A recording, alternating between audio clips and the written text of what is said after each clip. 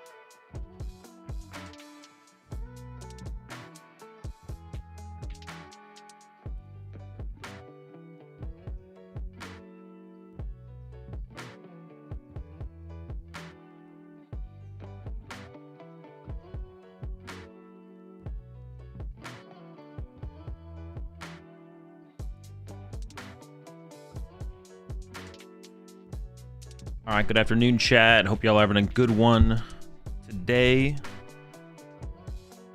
I need to go with some ibuprofen. I kind of got a little bit of a headache going on. We'll see though. I'm starting up the stream a little bit late.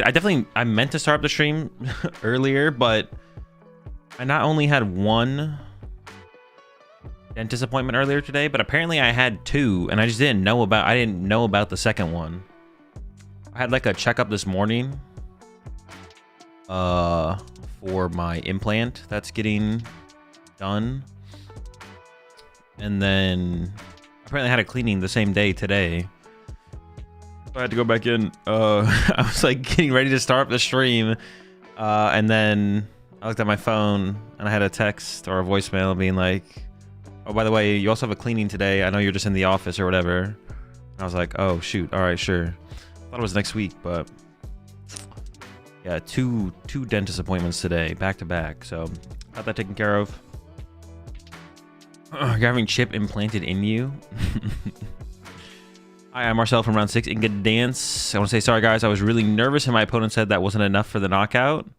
I didn't think twice about it. I had game in hand without Crispin, with Crispin from my prize cards. I mean, you don't have to apologize to us. You don't have to apologize to us, Marcel. It seemed like an honest mistake on the board state, and you guys packed it up before like anyone could get involved to be like, wait a second, the damage is wrong. So it was hard to tell for sure what was going on the field. But I mean, yeah, just try and be. I mean, for your own sake. Listen, if you mess up and we watch you mess up, we're just gonna be like, well, he messed up. But for your own sake, yeah, try and be a little bit more tentative to detail in the future for sure. Definitely. It was an interesting match though, watching you have to navigate against that deck, because that definitely seems like a pretty tough matchup against the tank Kangaskhan for sure. I appreciate the 12 months there, Pokemon Trainer Grass. Did you get the metal part in already for your implant? Yeah, I did bone grafting, and then they put the base in there. And then the next part is I have to go back in after it's like healed more. I have to go back in so they can like put I don't know, like a fake hole in there to then like do the scan and then send that scan to the people who make the teeth. And then I don't know how long after that.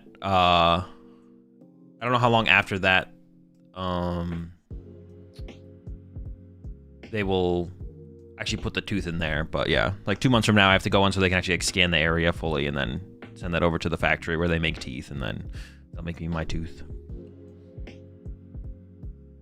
But like the worst parts are done for me. Yeah, I did the bone grafting. They weren't able to put the implant base in immediately when they did the bone grafting, so I had to go back in another time to get that put in. That was like the week before Milwaukee, and now I'm just healing and then waiting. Also, the case behind you is off too. What is? Dude, I'm pretty sure the power. Like I got into my room this morning and like all my lights were incorrect. I'm pretty sure we just like lost power in the middle of the night or something.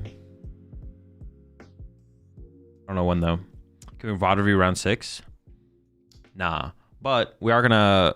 The plan for today is to recap the tournaments that happened, Brisbane and Gdansk. And then I kind of want to play with the Gholdengo builds. And then also wanted to play with the Flareon deck a little bit, I think. We'll see.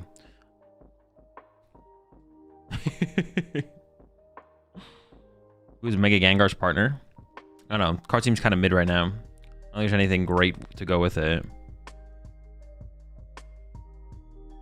If I use channel points, could we, is what I meant. Nah, we already watched it yesterday. That'd be too boring for me, to be honest. I'm not gonna lie. Who / what won Brisbane? Ryuki with Mega Absol. I've never seen Flareon be played. Why is it so powerful right now? I mean, it's just kind of like a fine deck. I don't think it's like overly powerful right now compared to previous formats. Appreciate 3 months there. Genstar.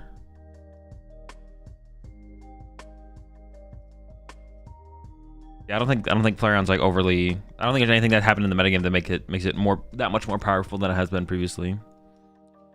Is Daniel's list the same as Drew's list? I think it was one card different. I think Daniel played Night Stretcher over Super Rod. I think that was it. Oh, Shaman game 1 was only to protect Monkey. I need him alive for the safe KOs.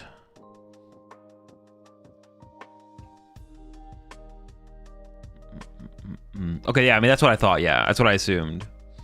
To protect the Monkey Dory. Hi, my brother wants to get into the physical game before the Houston Regionals. He says he's thinking of either playing Mega Lucario or Heracross. And recommendations for a deck post Phantasmal Flames. I mean, my recommendations would be any of the good decks right now would probably still be decent decks after Phantasmal Flames. So I guess like for someone new getting into the game, Gholdengo or Ledge. Is that those usually my recommendations? Is there another one that's on the list right now? I think there's those two. Gholdengo or Ledge, or like any good deck. But for like a newer player, those are usually what I recommend. But yeah, I don't have any predictions for like what the good decks for sure will be after Phantasmal Flames releases or anything like that.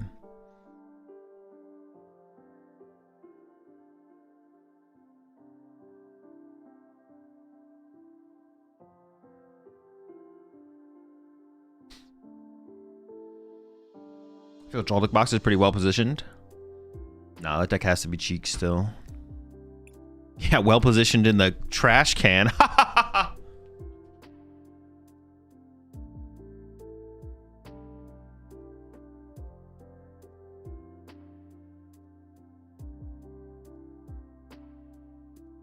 Alright, I'm back.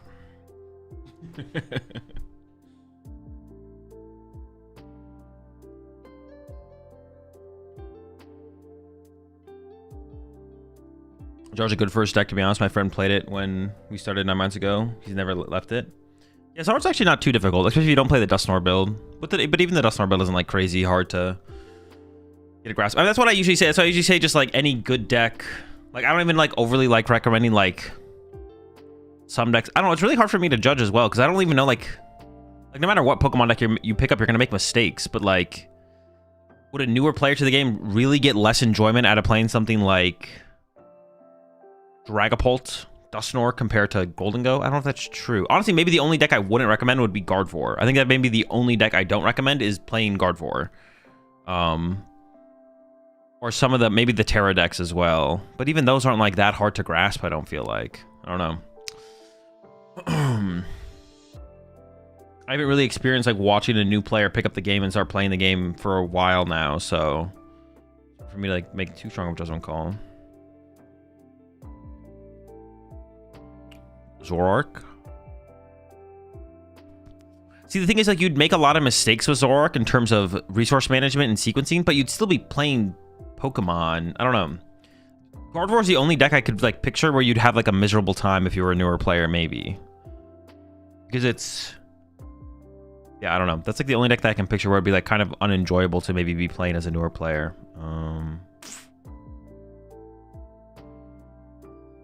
Yeah.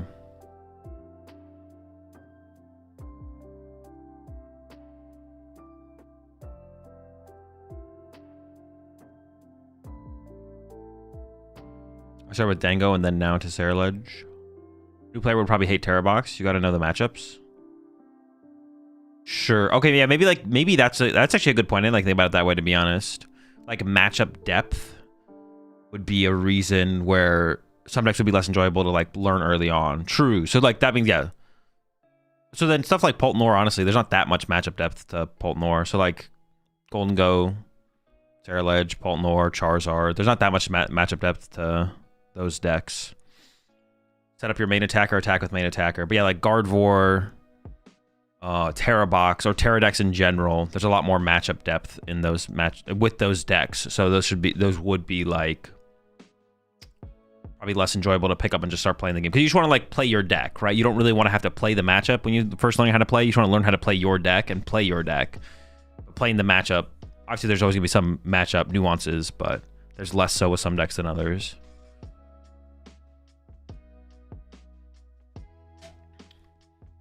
Large part of decks like Guardian Terrabox is understanding how matchups play out. Yeah, for sure, for sure.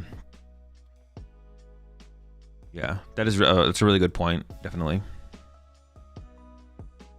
I like Dango still got it. No, it's just a Joltik deck still. Joltik decks in general, I just think are pretty mid right now. Well, I say a lot of decks are fine. They're just bad. I think Joltik decks are just bad right now. I just can't come up with a good reason. Like I can't come up with a good reason to play a Joltik deck. I don't think there's any great value of playing a Joltik deck over like any other good deck. So I'm kind of been bouncing around different decks. Recently stuck with Zoro the last 4 weeks, and I'm wondering if I should play something else. Any recommendations? I mean, well, you should first ask yourself if you want to play anything else, and then the recommendations would be any good deck. Yeah. You think Ceruledge is going to be better than Phantasmal? I don't know. I don't think about future formats. I had a displayer with a player at a tournament that we couldn't figure out. Can you tell me if Alakazam's attack that puts damage counters on Pokemon hits through Mist Energy? No, Mist Energy prevents Alakazam's attack from doing anything to the Pokemon that has Mist Energy.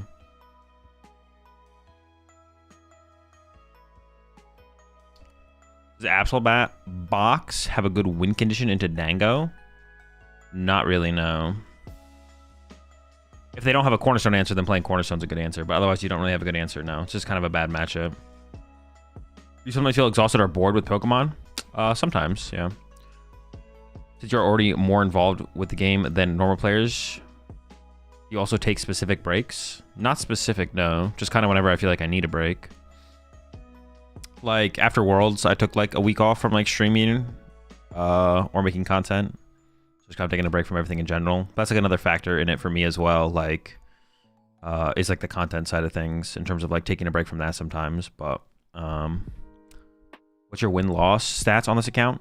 I don't know. Better than yours though. One of my only experiences with Joltik Box was when I was playing Cynthia's Garchomp, and I could only think how bad Joltik was. Well, that's different. You're playing Cynthia's Garchomp. You have like an auto win against. That's not fair. You're playing Cynthia's Garchomp up against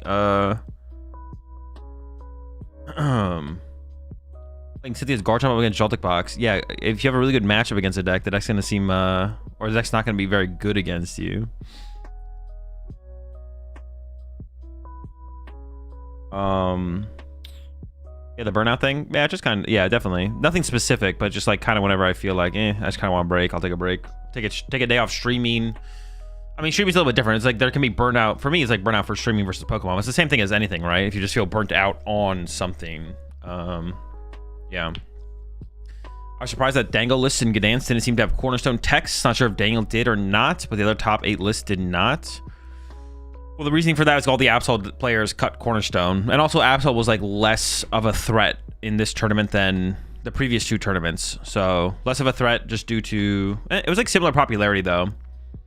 Less of a threat compared to Milwaukee for sure. Maybe similar threat as last weekend. But a lot of the Absol players cut their Cornerstones. So you could definitely predict that some of them would add them back, but not all of them. So there's not that much Cornerstone in the metagame. So not playing a tech for Cornerstone was honestly like a fine call from...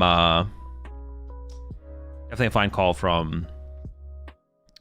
Christian.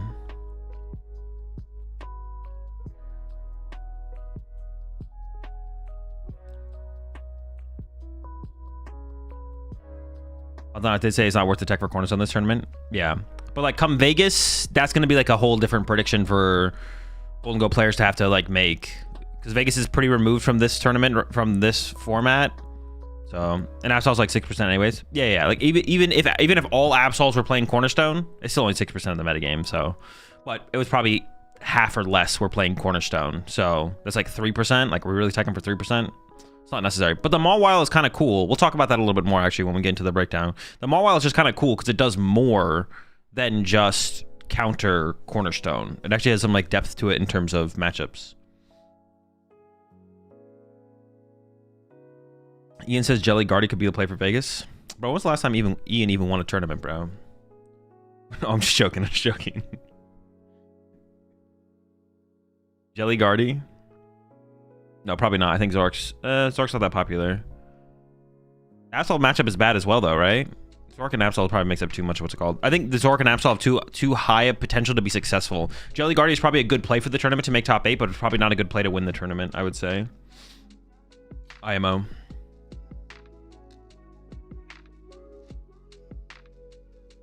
So do you read a lot? No, I don't read ever. I watched Ian's video and he said the opposite. Dude, that's what I'm talking about, bro. Wait, the opposite of Jelly being good or the opposite of Zork and Absol being good? I don't know, Zork and Absol seem pretty decent. Oh, about Jelly? What, so someone's just lying in chat, bro? Or you're lying? Well, someone's lying for sure because you both just said different things, right? So one of you is lying. So there's confirmed a liar. But do you think Toxtricity will be a better version of the current Absol box? I don't know. No clue. So what are your thoughts on Archaludon with Mega Mawile? I think that I don't know. I just have to play with the deck a lot more. The thing is, like, it's so hard to like track decks like that because they're just not played in the metagame, right? So it's like I played with the deck. The deck seems fine. Mega Mawile's pretty cool in the deck, but he said he had doubts about Jelly Guardy going to Vegas. Okay, that makes more sense. Yeah, because it doesn't seem that great. It seems like you could maybe make a meta prediction that'd be a good play to get to top 8, but it's probably a terrible play to win the tournament. You said Guardy should go the more aggressive builds. Yeah, that makes sense. Your goal is to win. Is it really unrealistic to make top 8 but not win? I feel like anything that makes top 8 can win the tournament. I mean, anyone who signs up for the tournament could win the tournament, right? But we base it off of just like what It's like playing Pult, right? It's like playing Pult back when Guardy was definitely just the best deck in the format, right? It's like you weren't like it's not even that. Obviously you could win the tournament, but like the way we would phrase it would just be like Pult could make top cut, but it would not win the tournament because you just hit a Guardy eventually and you lose.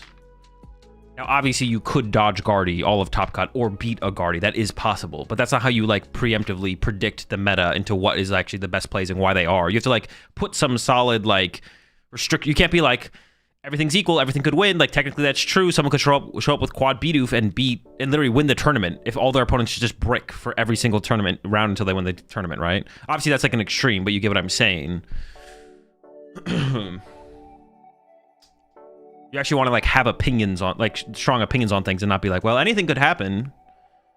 Otherwise you can't predict anything. And then it's like, well, if anything could happen, then why do you even like, who cares? Just take 60 random cards out of your binder and then roll up.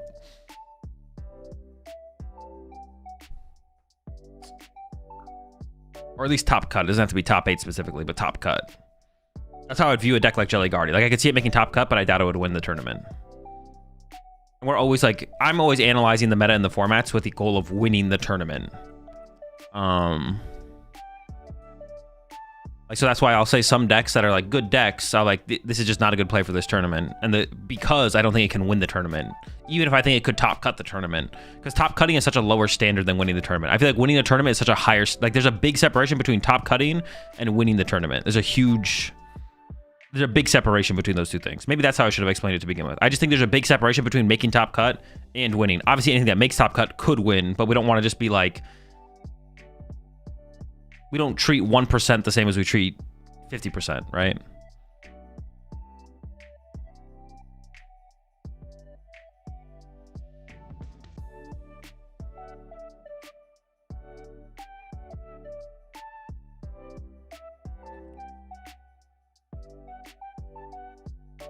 So would you play quad Bidoof for your next major?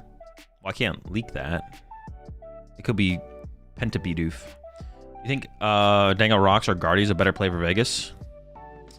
Probably Guardy. Like it's hard to say anything's better than a play than Guardy. I've been stressing out over it way too much. I can't decide. Just pick which deck you enjoy playing more between the two. Like 2 weeks out from the tournament, Guardy is always the better play. But it's like, but Gholdengo, honestly, Gholdengo Rocks. No, there could be a little bit of hate, a little bit more hate leaning on the deck after this weekend, to be honest. But yeah, Guardy's always the better play. Like predictively is always the better play. Well, actually that's not even true. You could definitely predict a metagame where it doesn't seem like Guardy's that good of a play, and it could seem like Gholdengo is actually a better play than Guardy. But for like 2 weeks out for where we are right now, yeah, Guardy's the better play. But like that's not like anything super special to that. But if we get like a week closer, or like a couple days leading up to the tournament, I could like see myself predicting Gholdengo to be the better of the two options. But it's there. I don't think that it ever would happen. Actually, it's like either Guardy's better or Guardy's equal to Gholdengo, to be honest. Guardy's probably never a worse play than Gholdengo.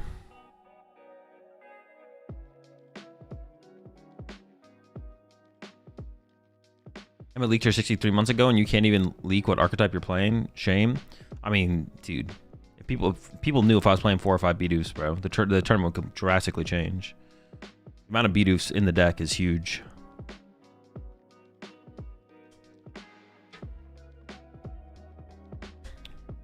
Yo, what's up, Chris?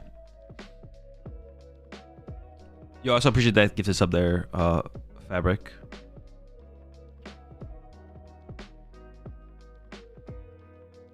Okay, let's do some tournament recapping. We got the Brisbane Regional Championships. We got the Gdansk Regional Championships. We're gonna start with the smaller of the two. We're gonna start with Brisbane here. And the top cuts are honestly quite a bit different. Unless I'm like completely forgetting what was in top cut. No, they're quite a bit different, I feel like. So, but as always, we're gonna start with the metagame here. So please get Grim out of Fraud Watch. I mean, I feel like the Grim players are doing that themselves, right? You don't need me. We got a top 4. We had 2 top cuts with it over the weekend. Arthur getting all the way to top 4. With it, Arthur's list was really cool too. I really liked Arthur's list. Like Arthur's list was pretty sick. There's that as well. Some cool innovations, for sure.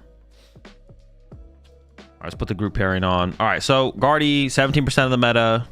Guardy is just the deck. I mean, until Guardy rotates, honestly, I expect Guardy to be the most popular deck. I don't see a reason why Guardy wouldn't be the most popular deck. Maybe the stadium we get in Phantasmal Flames would shake things up and like put too much pressure on. But Guardy could literally easily play like 4 to 5 stadiums in the deck and like be chill, right? Like, what is stopping Gardevoir from playing 5 stadiums, right? Like 2 Artisan and 3 of the Mystery Guarded. All right, 5's a lot. What about 4? 2 Mystery Guard and 2 Artisan. We could do that, right? Gustavo already played 3 in his list that he used to win Belo Horizonte, right? So he's only 1 stadium away. So I doubt the stadium will stop Guardy. I expect Guardy to be the most popular deck until rotation. We'll see though. Maybe I'm wrong. Yeah, Guardy was number 1, 16. Pult number 2 at 12. Gholdengo here at basically 10%. Charizard 9, Grim 7, Ceruledge 7, and then the Mega Absol deck at 5. I'm actually kind of surprised that Mega Absol hasn't gotten more. Maybe that makes sense though, because it was like, I don't know what, 3%, 2% at Milwaukee, went up to 6% at Lille. I'm surprised it wasn't a little bit more popular at Lille, to be honest. But I feel like maybe people's faith in the deck was shaken up a little bit because of all the people countering or playing Cornerstone to counter it. So you seem to avoid playing Guardian Majors even when it's good. Why so? I generally just don't like playing decks that'll have high mirror match count, especially against like top players. It just seems like there's a bit bigger advantage to be gained, unless I feel like I've come up with some kind of innovation for the mirror match. But I don't play enough Gardevoir to like innovate on the mirror, so that's basically it. It's the same reason why I wouldn't want to play Dragapult or one reason I would want to play Gardevoir or Dragapult is if I feel like that deck is being hated on specifically, but I come up with a cool innovation to counter the hate in some way or add more depth to the deck, then I would probably play a deck like that of like higher popularity. But otherwise, I generally just don't like playing the most popular decks because I just don't like playing mirror matches. Because I feel like there's a bigger edge to be gained by playing a deck that doesn't lead to a high count of mirror matches. Not all the time, but sometimes. Or if at least if it's equal, I would opt for the non-mirror match deck for sure. Is trying to get coaching / consistent tips other than locals? I mean, Medify, if you're looking for a coach on Medify. Where we at? Yeah, Absol Box is at 5. I was saying, yeah, I was a little surprised that this deck didn't push closer to like 8%, stuff like that. Although Mega Absol Box is one of those decks that is really unforgiving. If you make like a single mistake with the deck, and that's the way it is honestly a lot for like these big basic decks, I feel like these decks are like really unforgiving to mistakes. Same thing with like Noctowl Raging Bolt. I felt like I feel like if you made a misplay with Noctowl Raging Bolt, like sometimes you're just so far ahead of your opponent it doesn't matter. But if you're in like a close game with Noctowl Raging Bolt and you misplay, I feel like that deck, like you got punished harder than most decks. Decks like Gardevoir and Dragapult are really forgiving. Mega Absol Box is not very forgiving though. I feel like if you like misattach an energy or turbo energize with the wrong Pokemon, like you can just like lose a game instantly. Like it's actually, so I can understand like people picking it up and then like realizing it's harder to play than they thought, and then being like, all right, I don't want to, like, this is too much for me to get good with in the next 2 weeks to like play it at a major tournament, something like that. So that might explain like a little bit of its lack of popularity. Well, at least where I thought it'd be. Like I thought it'd be like closer to like 8-9%, stuff like that. So yeah, just 5. Terrabox 4. Same thing with Terrabox, right? A really unforgiving deck. Like misplaying with Terrabox is really, really bad, stuff like that. Raging Ball is completely fallen off where it should be, 3% of the metagame. It should be lower. Honestly, the fact that Zoroark is a lower meta percent than Raging Ball is kind of criminal. If I can understand a little bit, Zoroark is quite a bit harder of a deck to play than Raging Bolt. So there is that. And then under that, it's kind of irrelevant. But we'll take a look at the conversion rates as well, see if there's anything interesting that stands out. Oh, interesting. The highest conversion rates are actually some of the more popular decks. Absol, really good conversion. Charizard, good conversion. I mean, Raging Ball has a good conversion as well, but who cares? Cynthia's Garchomp as well. Bolt did okay. Gholdengo, Grimmsnarl. Zoroark's a pretty low count here. Besides Cynthia's Garchomp, obviously. Once it gets to a low enough point, it doesn't really matter what the conversion rate is. It's not a big enough sample size to like really make a big deal about it. Guardy's at 21. 21? Onion rings or pizza logs? Well, I've never had a pizza log, but I doubt it's better than onion rings, so I'm gonna go with onion rings on this one. Azul, is Rocket Box fraudulent or slept on? Nobody's playing it, not even my locals. Are those my only options? No, the deck is not fraudulent. The deck is not fraudulent. The deck is not good enough to be fraudulent, and nor is it being slept on. It's not, neither of those two things accurately describe Team Rocket Box. Okay, so I mean, that was the meta breakdown. Let's take a look at the standings, though, of course. Ryuki Okada, one of the best players of last season, already starting off really strong this season now with a win in Brisbane. I believe he lost his win in to cut at Milwaukee as well. We'll start with his build here of the Mega Absol. This is pretty similar to what Kato played over in Gdansk, I'm pretty sure, as well. So no Cornerstone, right? Still not putting the Cornerstone back in. We saw this adjustment from Milwaukee to Lille weekends of majors because everyone started attacking for Cornerstone. So why play a card that everyone's going to be prepared for? So we saw all the Absols, the successful Absols, the most successful Absols, which wasn't even that successful, to be honest. It was like Benjamin Pham was the highest placing Absol in top 32. And then James Cox, I think, was under him in top 64. So neither of them played the Cornerstone.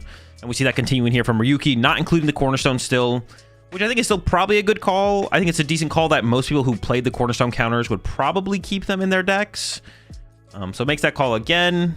I mean, obviously worked out about as good as it could have because he did win the tournament. So no Cornerstone. 3 Monkey Dory is like an adjustment we saw from, I think Tord and Milwaukee only played 2, but they had two Absol, 2 Kangaskhan. Is not playing the Tatsugiri. That's like another omission besides like the Cornerstones from like the Milwaukee build. Well, do you think Alakazam is more of a contender with Dawn and Battle Cave? No clue, because I haven't actually played the deck with Battle Cave. The deck Dawn is good in the deck though, so the deck got better with Dawn. We'll have to wait and see how it adjusts with Battle Cave, to be honest.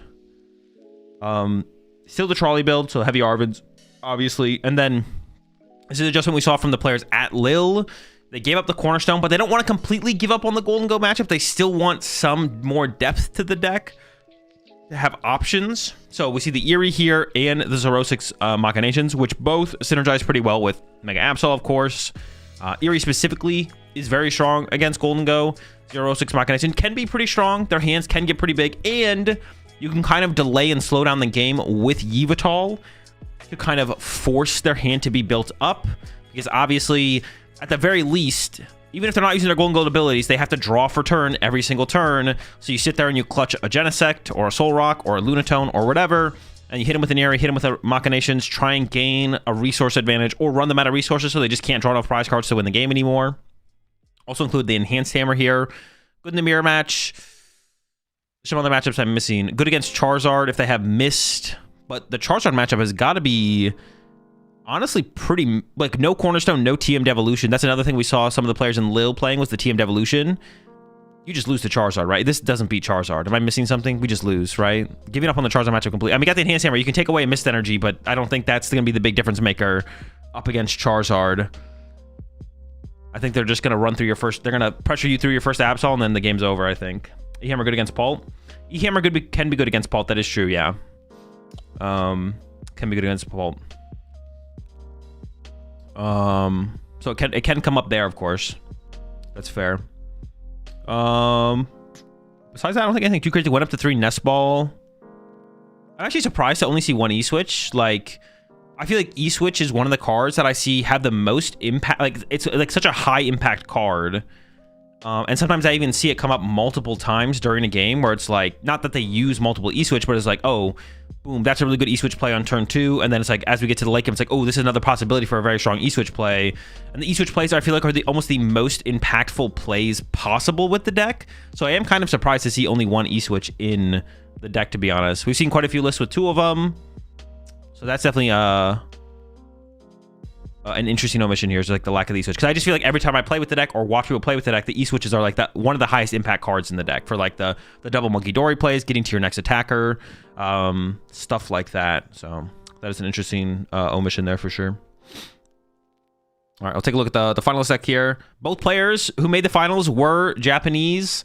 I think you could definitely say the Japanese players dominated this tournament. They had 4 in the top 9, and there's only 50 Japanese players at this tournament. They were like a 12th of the competition. Yeah, roughly a 12th of the competition. So that's a pretty impressive. 23 of the top 64 were from Japan. Yeah, that's pretty impressive. Now, I will say, the Japanese players who are making the trip over to Australia are better than the average Australian player for sure. So there is like a little bit of So it is still impressive from the Japanese players for sure. But you definitely want to keep that in mind a little bit, where it's like the Japanese players who are taking this trip. I mean, you have people like Ryuki.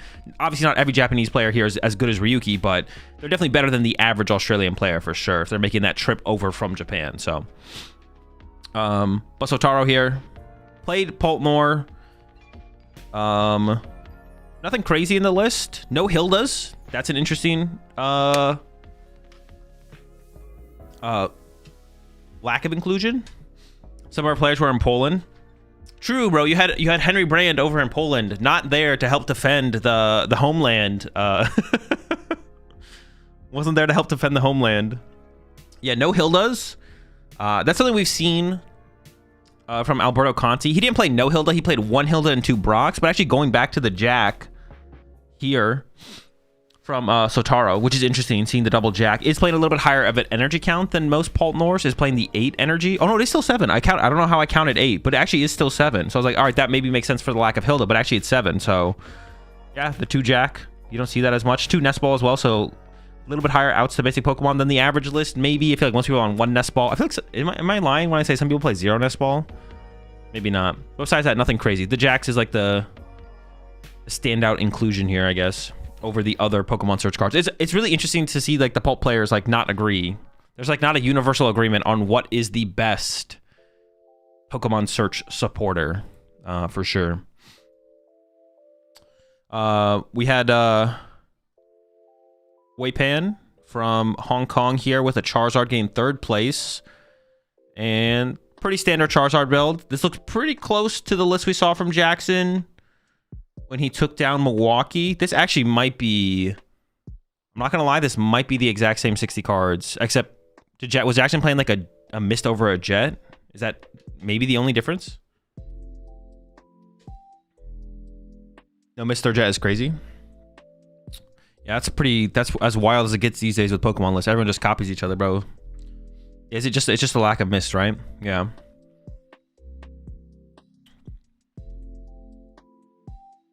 If I recall correctly, Weipan originally used this list in Yokohama. Weipan is the OG Tatsu Jet user.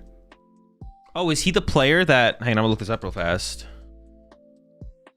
Or maybe I should take that back. Maybe Jackson, actually. Jackson is maybe the one who copied him. Yeah, it is. Yeah, Weipan, he got 9th place at Champions League Yokohama, and the list very similar. Very similar. Let me retract my statement real fast. Maybe a little copying back and forth, right? Jackson maybe initially copied him, took inspiration from, let's say inspiration, took inspiration from him, and then Weipan probably, I would assume Weipan took a look at Jackson's list as well, took some inspiration there. All right, up next we had Jordan Palmer, the OG Australian GOAT. Yeah, Jordan used to be the undisputed best Australian player, if I remember correctly. I think I played against him once. We played against each other in... when did we play against each other? At the 2nd OCIC, I think. We played against each other on stream. He was playing Zoroark, Golisopod. I was playing Buzzrock. I actually don't remember who won. We maybe tied. I don't remember who won. For some reason, I think we either tied or he beat me. I don't actually remember. But went with the Gholdengo Rocks build. Nothing crazy. It's a Prime Catcher build. We've seen that before. We've seen the Prime Catcher does have the premium power up, so you can get the slight edge in the mirror match. And you can also utilize this to KO Monkey Dory. So do you think the PPP or the Hops Cram sounds better in Gholdengo? I like the idea of the Premium Power Pro because it is a good mirror match card, but it's also good to KO Monkey Dory aggressively. Like turn 1, like if you go up against a Guardian, you get a turn 1. Like that's just kind of cool to be able to do.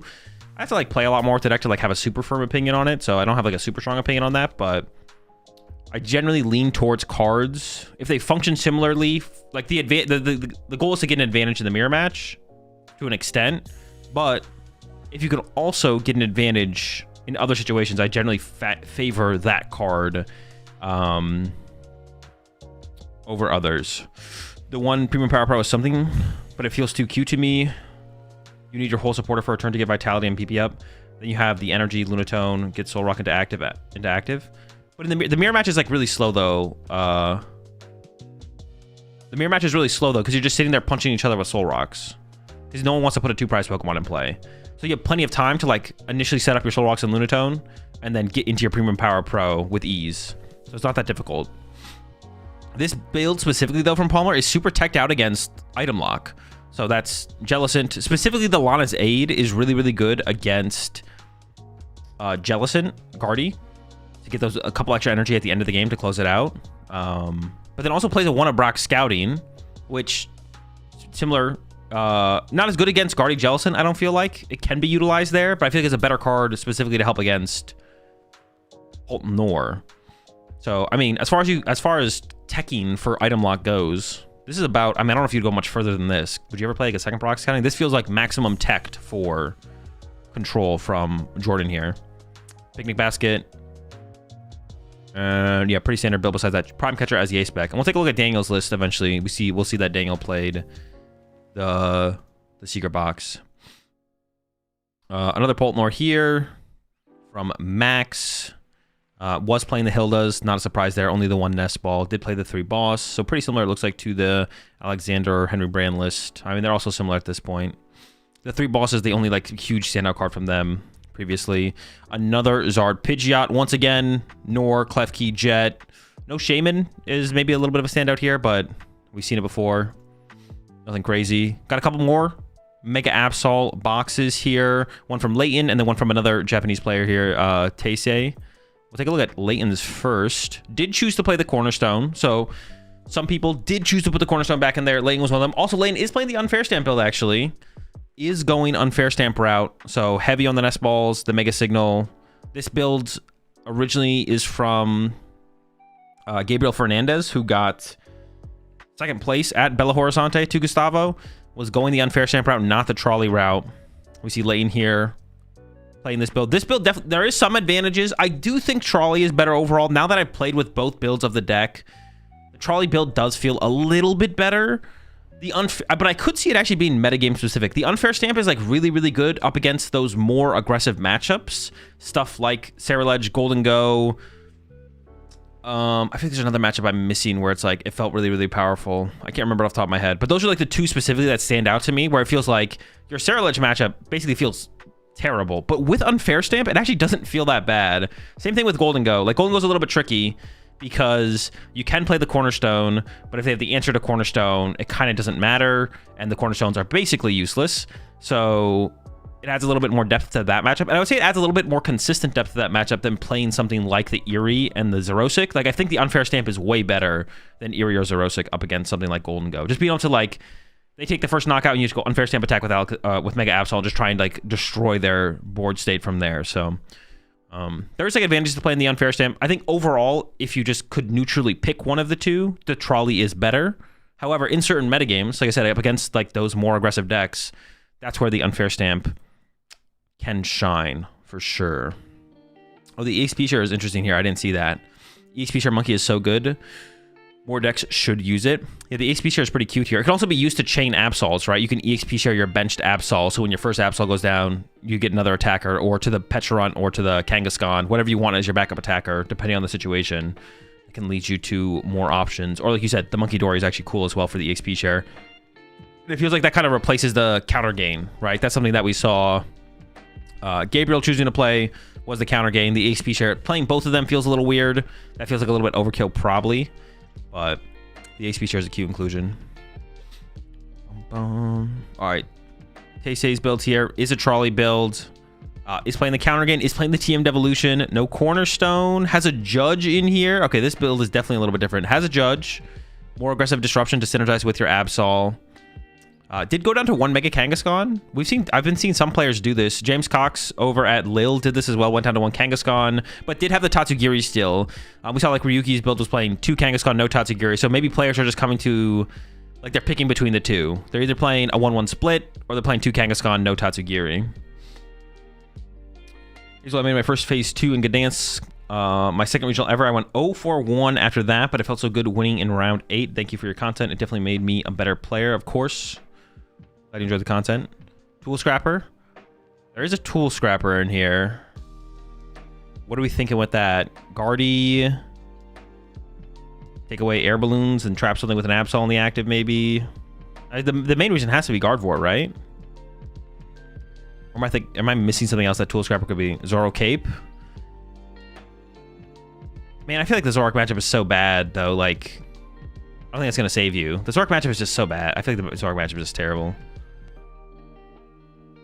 Generally, unless you misplay. Like I did on stream the other day.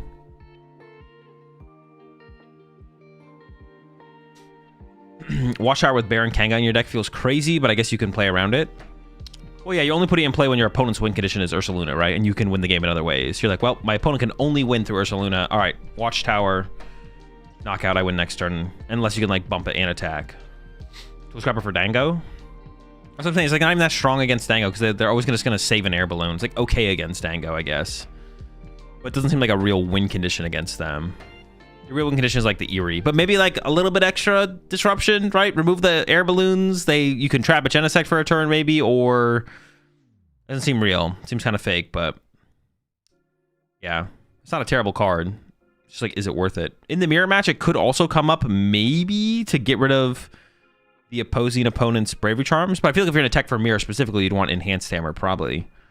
I mean, Tool Scrap's better than nothing, I guess, though. For Terror Box, the tool is useful, too. Yeah, that's true. You could utilize it against Terror Box. That's fair. Although I don't know how much that matters, because you're just going to be punching with Kangaskhan with a Bravery Charm, right? Isn't that, like, the line? You think Toadstool EX is a solid play in the meta at the moment? No, probably not. I guess the Watchtower helps against Eevee. So does the Tool Scrapper. Yeah, I'd be pretty good against them. Oh, I guess like the Watchtower, good against the Noctowl decks in general, right? The Watchtower is just kind of good against those. Yeah. So some interesting inclusions in this build as well. Has the TM Devolution, which feels like more so like a Charizard tech than anything. I don't even know what other matchup you'd ever use TM Devolution against. I don't think it ever lines up well into Dragapults. I don't think. Except for maybe early game to buy a turn, like set their Dracoloaks back to Dreepies for a turn, but that seems like kind of like a waste of a turn anyways, so it basically is just for the Charizard matchup. Dango? I don't think it ever comes... but it's not going to happen against Dango. You're not going to be able to like spread to each Gholdengo before you've lost the game, right? That's like not a... I don't think it's a realistic play. It's like only against Charizard is TM Devolution like a realistic line to take. Everything else is just kind of fake. So what's the best play for this ladder format? We got the new cards legal to play for our 380-person league challenge this weekend. 380-person league challenge. Wait, are you playing? Oh, you have a big tournament in literally the ladder format.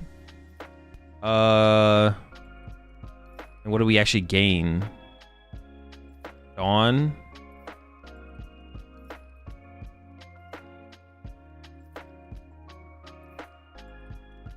Diancie, Dawn. Oh, probably Guardy with Diancie, right?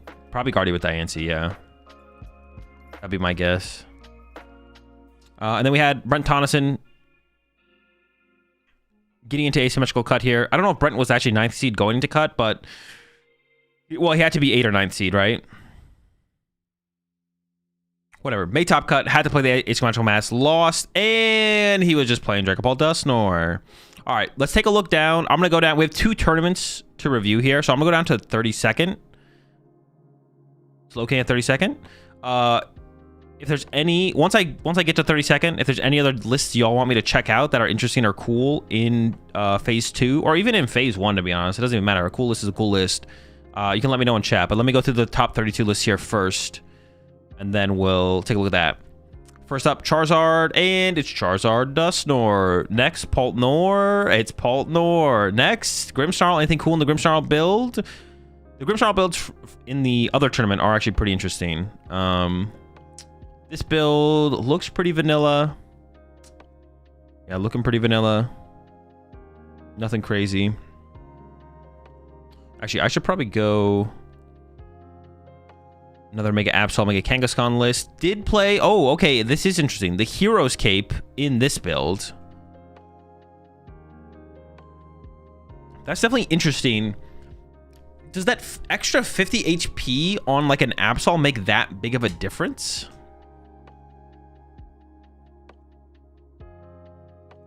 I feel like it doesn't make that... You appreciate the 13 months there, Sims. I feel like it doesn't make that big of a difference. Like 50 extra... Like... we could put a Bravery Charm on the Absol, or we could put... I guess like the alternative is like we also don't get access to our Ace spec, right? So we're choosing not to play a Trolley build to get 50 more HP on our Mega Absol instead of playing Unfair Stamp. I don't know. Cape with No Town Store too, weird. Well, that kind of makes sense, right? Because I feel like one of the combinations would be, well, let's just go higher. Let's go to, instead of 380, let's go to 410. Yeah, the Hero's Cape is interesting for sure. Definitely an interesting inclusion. I wonder like where it makes that big of a difference to have that much more HP. No Judge. Oh wait, no, I see what you're saying. Cape with No Town Store is weird. No, you are right, Gym Leader. Because, no wait.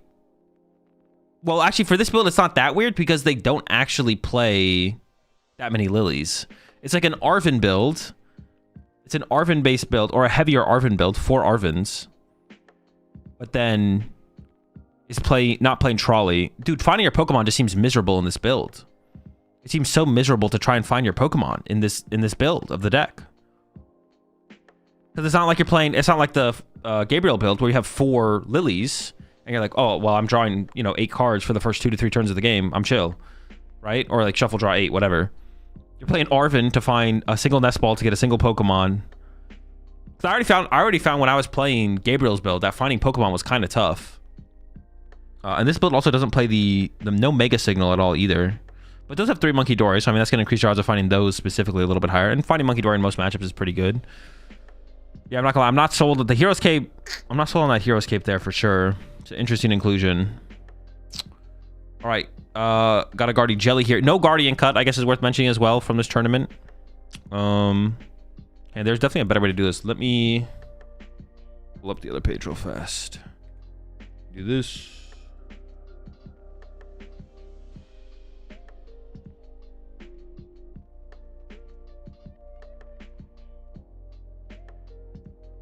And then we can go down to... Oh, wait, is it not here? Oh, Brisbane's just not here. Okay, so I guess we have to look at it over here then. Wait, unless it's like under... completed. Okay, it's not here. So we have to go through this method. Okay, sure. All right, Guardian Jelly. My guess would be probably a pretty vanilla build. There's Mega Guardy. 2-1 Jelly. Bro, it feels like all the Jelly Guardy players have given up on the aggressive Frillish. No Lati. Like, initially we were seeing like the Air Balloons, the Latiases. I don't know if like there's like a meta shift that caused that, where it's like, nah, we can just kind of chill.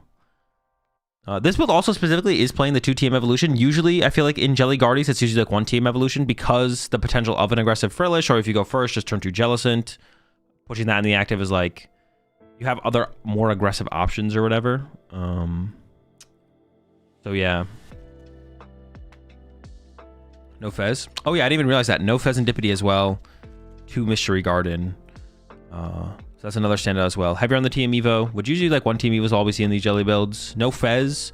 And Ace playing the double Mystery Garden. It still feels like it's hard to argue against Fezandipity though. Like I understand the synergy between not putting a dark Pokemon in play.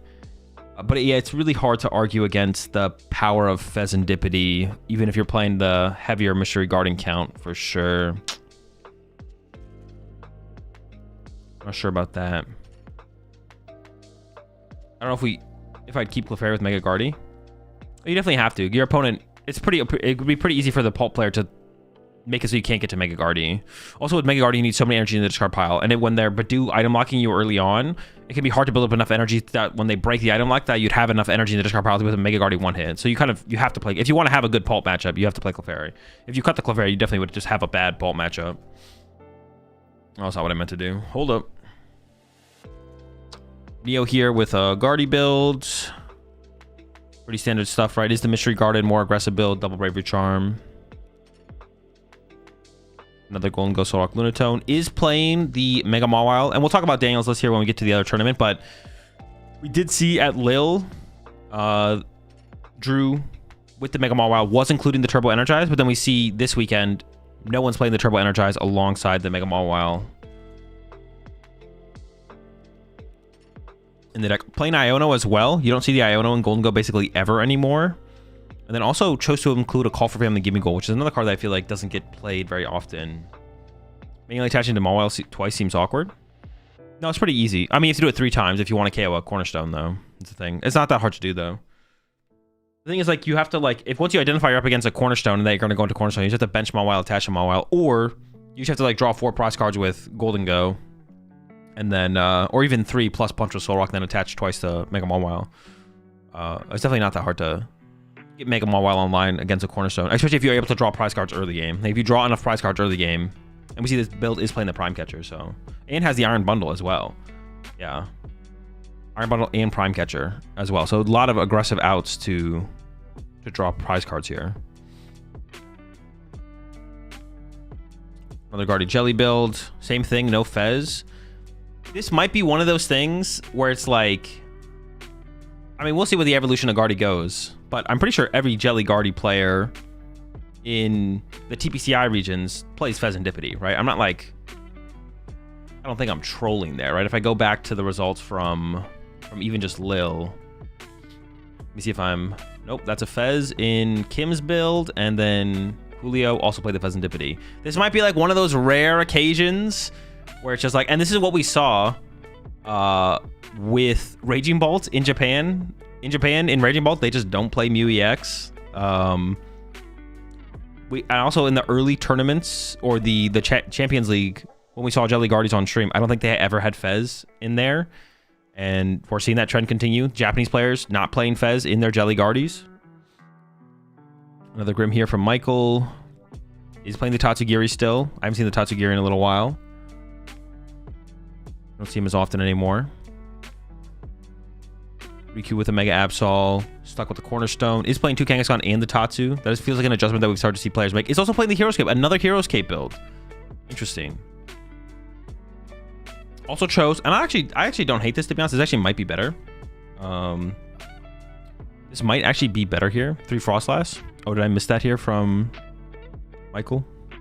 You're right, it is 3 Frost. I actually don't like the 3 Frostlass. I've thought about this a little bit more, and I think it always just makes more sense to play 3 Snowrun. Like, I think the 3 Frostlass is literally just actually bad. Like, unless you have 3, if you have 3 Snowrun, then there can be an argument for the 3rd Frostlass. But yeah, I'm pretty sure just 3 Frostlass is just bad. The only thing that I think it does for you is you can naturally draw into it a little bit more consistently. And then there's a higher chance that it's in your deck when you go to use TM Evolution. So if you like play Lily and draw a Frostlass, you'll have a higher chance of having one in your deck. But at that point, who cares? Just evolve it next turn. Yeah, I think 3 Snowrun. Like, yeah, I think 3. It's just like if you're gonna commit, if you're gonna dedicate another deck space to the Frostlass line, the 3rd Snowrun is just better than the 3rd Frostlass. Like, it's arguable. There could be situations where it's not just because it's the basic versus the stage 1. It's just like, if we're trying to get more out of our Frostlass line, the pricing of Snowrun and going up against matchups where you want to constantly keep a Frostlass in play is so much more valuable that just playing the 3rd Snowrun first always just makes more sense. There are arguments for playing more of a stage 1 than a basic situationally, but for this list specifically, or for Grimmsnarl specifically, I think the 3rd Snowrun, current format, current metagame, every format, every metagame so far with Grimmsnarl is just 3rd Snowrun, I'm pretty sure, is just always better. Yeah, another Cape, Hero's Cape Mega Absol build. I'm really curious to know like what the numbers line up where it's like the Cape is that much better than the Bravery Charm. I would be curious to know like what those situations are. I can't think of them off the top of my head. I struggle to come up with like wanting to include the Hero's Cape over something like the Unfair Stamp or just playing the Trolley build. Like I mentioned, did go back to the Cornerstone, but still also has an Eerie as well. So it has like a little bit of a diversity of options for the Gholdengo matchup. Has an Eerie, has the Cornerstone, and then has an Ultra Ball over the Mega Signal. And actually, this is what I was going to say. I actually don't hate this, like, because the Mega Signals obviously can only find you Absol and Kangaskhan. And I mean, Ultra Ball can hurt a little bit. It really depends on how big of a hand you have with this deck. But like the Ultra Ball doesn't hurt that much that often if you get a couple Kangaskhan uses off. And it is like a more versatile Pokemon search card than a Mega Signal, obviously. So there is that. And then once again, is still heavy on the Arven, though. It's like a heavy Arven build, not a heavy Lily build. So finding Pokemon, it does seem like finding Pokemon would you just struggle to find Pokemon with this deck. But like is playing against 2 Kangaskhan and the Tatsu for like more draw power outs, 3 Monkey Dory, so maybe you can find them often enough. Appreciate the Prime sub there. Caramel Apple. Hazel, love your Turbo Absol deck. Do you think it'll be play competitive when available? I have no clue, to be honest. Maybe. It is possible. Absol's good. Faster Absols and more consistent Absols is also pretty good as well. So I could see it for sure. Corner plus Cape survives Dusk plus Chi-Yu against Zard. Yeah, I guess like it helps your you could make just a big cornerstone. That'd be that's like pretty decent. But if they are a Dusk build, they have Klefki, right? They'll just attack you with Klefki and take away your Cape. I don't know. You just give them kind of like insane Klefki value. I don't know. I feel like Ultra Ball makes more sense in heavy Lily builds, to be honest. Opportunity to thin before you shuffle in. Well, it'd be less so opportunity to thin before you shuffle in. That's not really that big of a deal, to be honest, Gym Leader. But it's more so the fact that you see more cards, right? If you're just sitting there and playing Arvin for turn, you don't have as big of a hand. But when you play Lily to draw 8, your hand is more likely to be able to support playing an Ultra Ball. So I'd say that's like the better argument for the Lily versus non-Lily build. There's too much there, Ethan. Does Mist stop Klefki's attack? Oh, Mist does stop Klefki's attack. That is true. So I guess you could get a Mist energy. Sure, yeah. Mist energy on the cornerstone with the cape. Surviving. Survive everything. Where were we? I mean, I clicked on it, but yeah, there's not gonna be. Honestly, I might just skip all the Dragapult Dusknors. Anything cool with the Raging Ball build?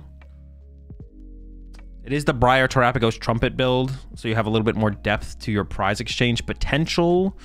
That's it, though. I mean, you can Briar with your Cornerstone as well. Ogerpon. Couple Charizards here. We'll take a look at the Charizards, see if there's anything interesting. Zard, Pidgey, Nor, Triple Jet, no Mist. Another one here. Same thing. Oh, this one is actually doing the K-Ho-Oh thing. So it is Zard, Nor, Pidgey, but has the Ho-Oh in here as a better answer to Cornerstone specifically, but then you have like a worse Gholdengo matchup because you don't have the Chi-Yu for the Gholdengo.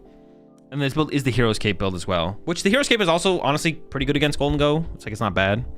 I mean, Cape, just having a big Charizard is kind of cool. As long as your opponent doesn't have a way to get rid of your tool card, obviously.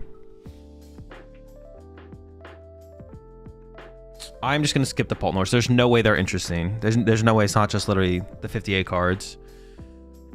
Keon here with a Jelly Guardy. Wait, am I trolling? The other Jelly Guardies were playing Secret Box, right? For some reason, I feel like I didn't see Secret Box. Let me just... Okay, yeah, I'm trolling. All right, Keon here.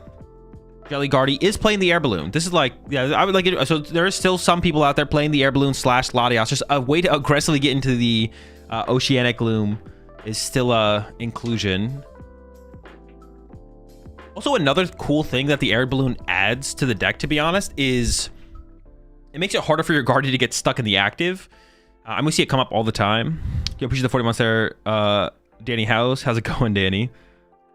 Almost day one of Gdansk, so bad. All right, we gotta lock in. Well, I don't know if you're going to Stuttgart, but if you're going to Stuttgart, you gotta lock in for the end of the month.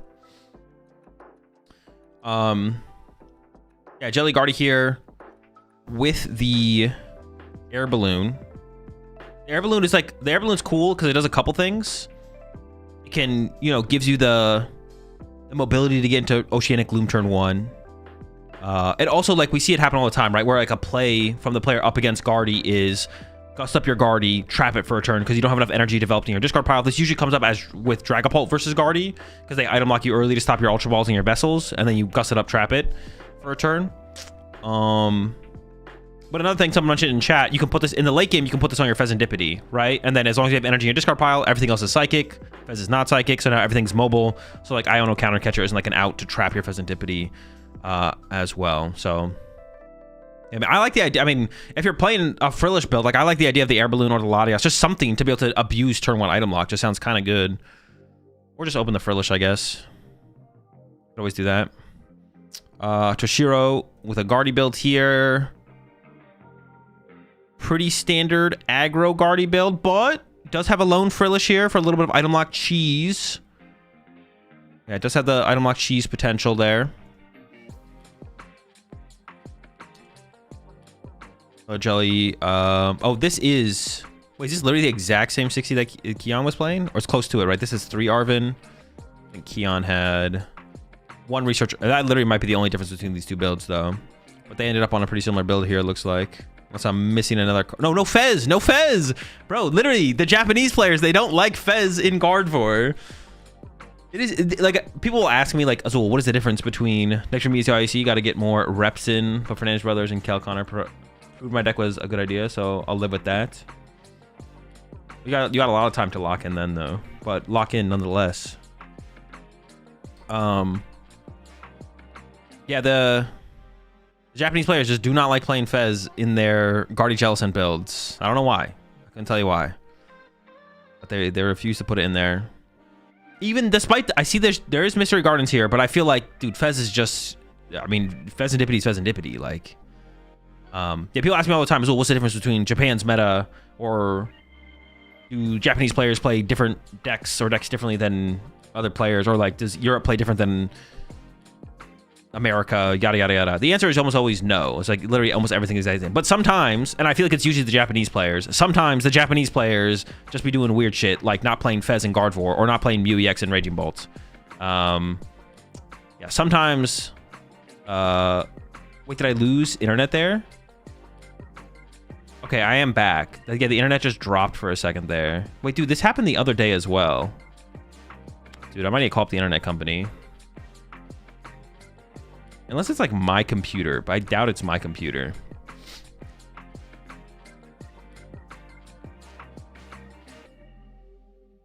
Okay, we're back. I mean, I was yapping the whole time. I didn't even notice that the stream went down, to be honest. AWS outage. Oh, is it a Twitch thing? Because it was YouTube fine the whole... Maybe it's a Twitch thing. It could be a Twitch thing, maybe. At the exact same time? I don't think it's you. That could be a Twitch thing then. Okay, interesting. No drop on YouTube? Oh, yeah, it never dropped on YouTube? Okay. Appreciate the 8 months there. It's the Friday. Also appreciate the 50 months there. Next. All right. Up next, we're almost down to the 32nd here. Another Charizard build here from Hayden. I'll take a look at the Charizard build. I mean, it's probably going to be... Oh, nope, I was wrong. Charizard, no, nor. Charizard, Pidgeot. As the Tatsu, played the Gouging Fire as well as a counter to Cornerstone. Split on the Lilies and Arvins here, 3-3. Did play One Town Store. Yeah, nothing crazy. As far as the supporter lineup goes, of course, the Turo, the Briar, got it all. I mean, I like to see the Briar in here. I feel like I often see Charizard Pidgeot lists without Briar. I'm just like, there's just no way, man. There's just no way. Like, Briar's still, like, it's just such a broken card. Played the Tool Scrapper, so was teching for Guardy here, which I kind of like, to be honest. I actually kind of like, I like this list a lot. This is something, like, if I went to a tournament this weekend, I would have played something similar. I would have played Shaman, but besides, like, the lack of Shaman, I would have played something pretty similar to this, I think. Like the Gouging Fire. I like the idea of the Tool Scrapper. And then from there, no Dusknoir as well. Wait, did I disconnect again? Okay, this one might just be you. Interesting. I just dropped internet again. Wait, was I fine on YouTube though? But YouTube was fine. It's only Twitch. YouTube is fine the whole time. Oh, so that has to be a Twitch thing then, right? If my YouTube stream is not dropping and my Twitch stream is dropping, then it has to be a Twitch thing. Doesn't make, oh yeah, because I'm not losing internet. I'm losing connection to Twitch. Interesting.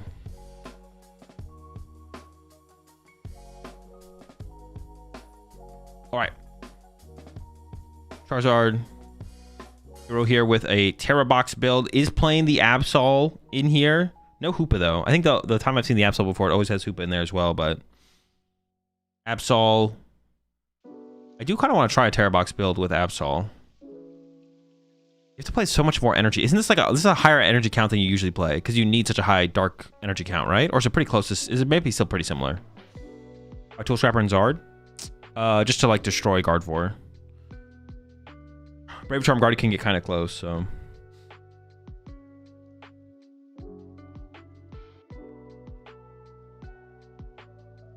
Treasure Pilot stream is fine. Well, it might be like where I'm located versus where Pilot's located, right? I feel like it just couldn't be... It just probably can't be my internet if I'm only disconnecting from one area, right? Doesn't make any sense. I don't think that makes any sense. I'm not, like, checking if the rest of my internet goes down or if it's just my connection to Twitch. All right, we're skipping this. Nicholas Fox here with a Gholdengo. played Lucario, played Baby Gholdengo, so was heavily equipped for the Cornerstone, and then played an Ethan Sudowoodo? Where are we getting value with this guy? In, I mean, are we winning with impound? Where are we getting like high value with that card? I guess like if we whiff for a turn, we could like impound trap something and then knock it out next turn, right? It's like if we reach for the one hit KO. Yeah, like literally like on Gardevoir. Like if you go up against Gardevoir, they have 2 prize cards left. You could be like, okay, dig for the one hit KO on Gardevoir, whiff. Okay, cool. Artisan for Sudowoodo, boss up your Gardevoir, trap it for a turn. And then next turn, knock it out with Gholdengo. Actually, that is kind of cool as like a late game. I mean, just drawing to the cards to knock it out is also pretty cool, but yeah. Second attack for Absol. I don't think we're trying to imitate. I don't think we're using the second attack from the Sudowoodo. It's got to be about the impound. Is it better than another vessel, though? I have no idea. I'd have to like know all the situations where it would come up where it'd be relevant. Also chose to play the Lana's 8 in here. When I saw the Lana's 8 in Gholdengo list, I assumed that people were playing it over Super Rod, but I've seen like multiple lists where it's Lana's 8 and Super Rod, which seems like a lot of recovery to me, but the little bit of extra push for energy against the Jelly Guardian, I guess, is worth it. Or I guess Lana's 8, like Lana's 8 plus Super Rod should just win you the mirror match as well, right? Because you can have so many Soul Rocks. You should be able to win the rock off. More Soul Rocks is better, right? Okay, then finally, Charlie Queen here with the Slow King. Let's take a look at the Slow King build. It is the Trolley build. Team Evo Trolley. I was expecting something different. I don't know why, but the new cards aren't legal. In my head, I was like expecting, I was like, okay, what is this Slow King build going to look like? But it's not a surprise that it looks like the build that's people had been playing with the trolley and stuff. I was expecting like something different with like the new cards, but I was like, wait, the new cards aren't legal. You can't play Gumshoes, you can't play Dawn or whatever else you would maybe play in here. Wondrous Patch. So pretty standard as far as Slow King decks for the current format go. Nothing crazy. Gumshoes is legal? Oh, is Gumshoes legal? Well, you can't play Gumshoes without Wonder Patch, so you still have to wait for Wonder Patch, right? Can you take out 47th? We can. Okay, yeah, now if there's... I looked at the top 32 lists. If there's any lists that you guys know of that are interesting in the rest of the tournament, we can go take a look at them.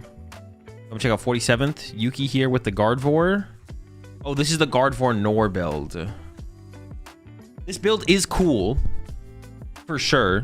The only thing I'll say about this build, though, is you have to get stomped by, like... Oh, there's not even a Clefairy in here. I mean, honestly, that maybe just makes sense, because I was like, this deck has to get stomped by Dragapult, right? No TM Evo, no Arven. I mean, no Arven to find the TM Evo. Like, you're definitely getting cooked by Dragapult. But that makes sense to not even include the Clefairy at that point, because you're like, all right, screw it. We're going to lose anyways. Let's just play better against everything else. So I definitely respect that choice. You can Dusknoir plus Mew against Pult. Yeah. No, that's not happening. You've already been board wiped by that point. No way you play Badoo with Frillish? Of course, why not? Badoo, Badoo with Frillish, excuse me. I thought you meant with Frillish in the format. I didn't see there was a Badoo and a Frillish. I saw the Badoo. I was like, yeah, aggressive item lock's pretty good. No, I can still see it. The Frillish is probably mostly there for the Gholdengo matchup, more so than anything.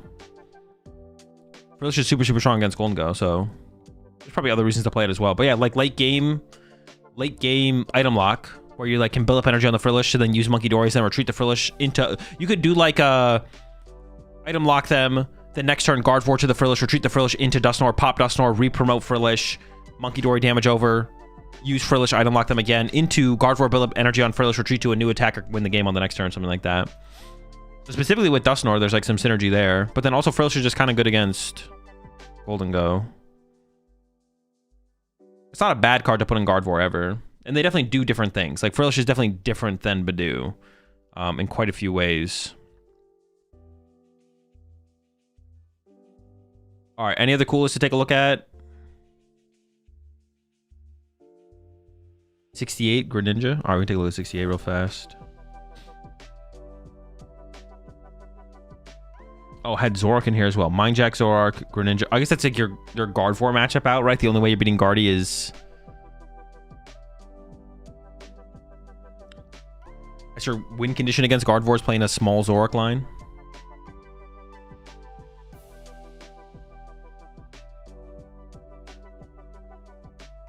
Have you looked at 67th? Ah. Haha. Terrible meme. 69 here, though. An Alakazam build. Alakazam. Paldean Student? What does this card do again? Search your deck for a Pokemon that doesn't have a rule box. Reveal it and put it in your hand. For each Paldean Student card, not including this card, in your discard pile, you may search your deck for an additional Pokemon this way, then shuffle your deck. Is this just bad? Is this like bad Dawn? It's like, well, Dawn's not legal, so Paldean Student. The third Paldean Student and the fourth Paldean Student are stronger than Dawn, but you have to like build up to that. Sure. Ooh, a Lively Stadium to protect against probably Dragapult in the late game. Yo, that's a big duck. Lively Stadium. Duck? I feel like there's got to be a better thing to play than Lively Stadium. You could play a Bravery Charm or something. I guess they have Jamming Tower though, right? Sure. Isn't Bill just better? Yep, probably. Yeah, Bill is probably just better, to be honest. Yeah. I guess Paldean Student is good for you to discard. I bet this deck doesn't discard cards, though. There's one Ultra Ball in this deck. We're never discarding cards. There's a Didunny X in here. That's the joke. Oh, good meme. Appreciate 2 months there. Feet. Paldean Student is Zerosic counter. Yeah, your opponent Zerosics you. Wait, they have the Zerosic. Wait, why would you play Zerosic in Alakazam without the memo? There's no memo here. Where's the memo? What is the point of just playing Zerosic? Like, literally, is it a mirror tech? Is it literally a mirror tech? For the mirror? Dude, no way, bro. Is it literally just like with the memo? All right, there's like with the memo, it's like, all right, there's something. But this feels like there's nothing, bro. There's no way they have 4 broken cards. Even if they have 4 broken cards in their hand, like that's unlikely to begin with. Off deck question: will Genesect be replacing Wo Chien in your Venusaur deck? No, I think you just play both. What is memo? They shuffle their hand to the bottom of their deck and then draw that many cards. So you Zerosic them to 3, and then you memo them, getting rid of their like good cards, the rest of their hand that was only good cards, and then they draw 3. So it's like being able to hand disrupt your opponent without actually disrupting your own hand, because you can't play Iono or Judge in this deck because you want to get a knockout for your turn. Yeah, I don't know about the lone Zerosic there. Maybe like against control or something that it's like a win condition. Oh, also is playing this Alakazam, which I actually think this Alakazam is kind of cool. Your opponent's active is now confused. You may move any number of damage counters from your opponent's Pokemon to their other Pokemon any way you like.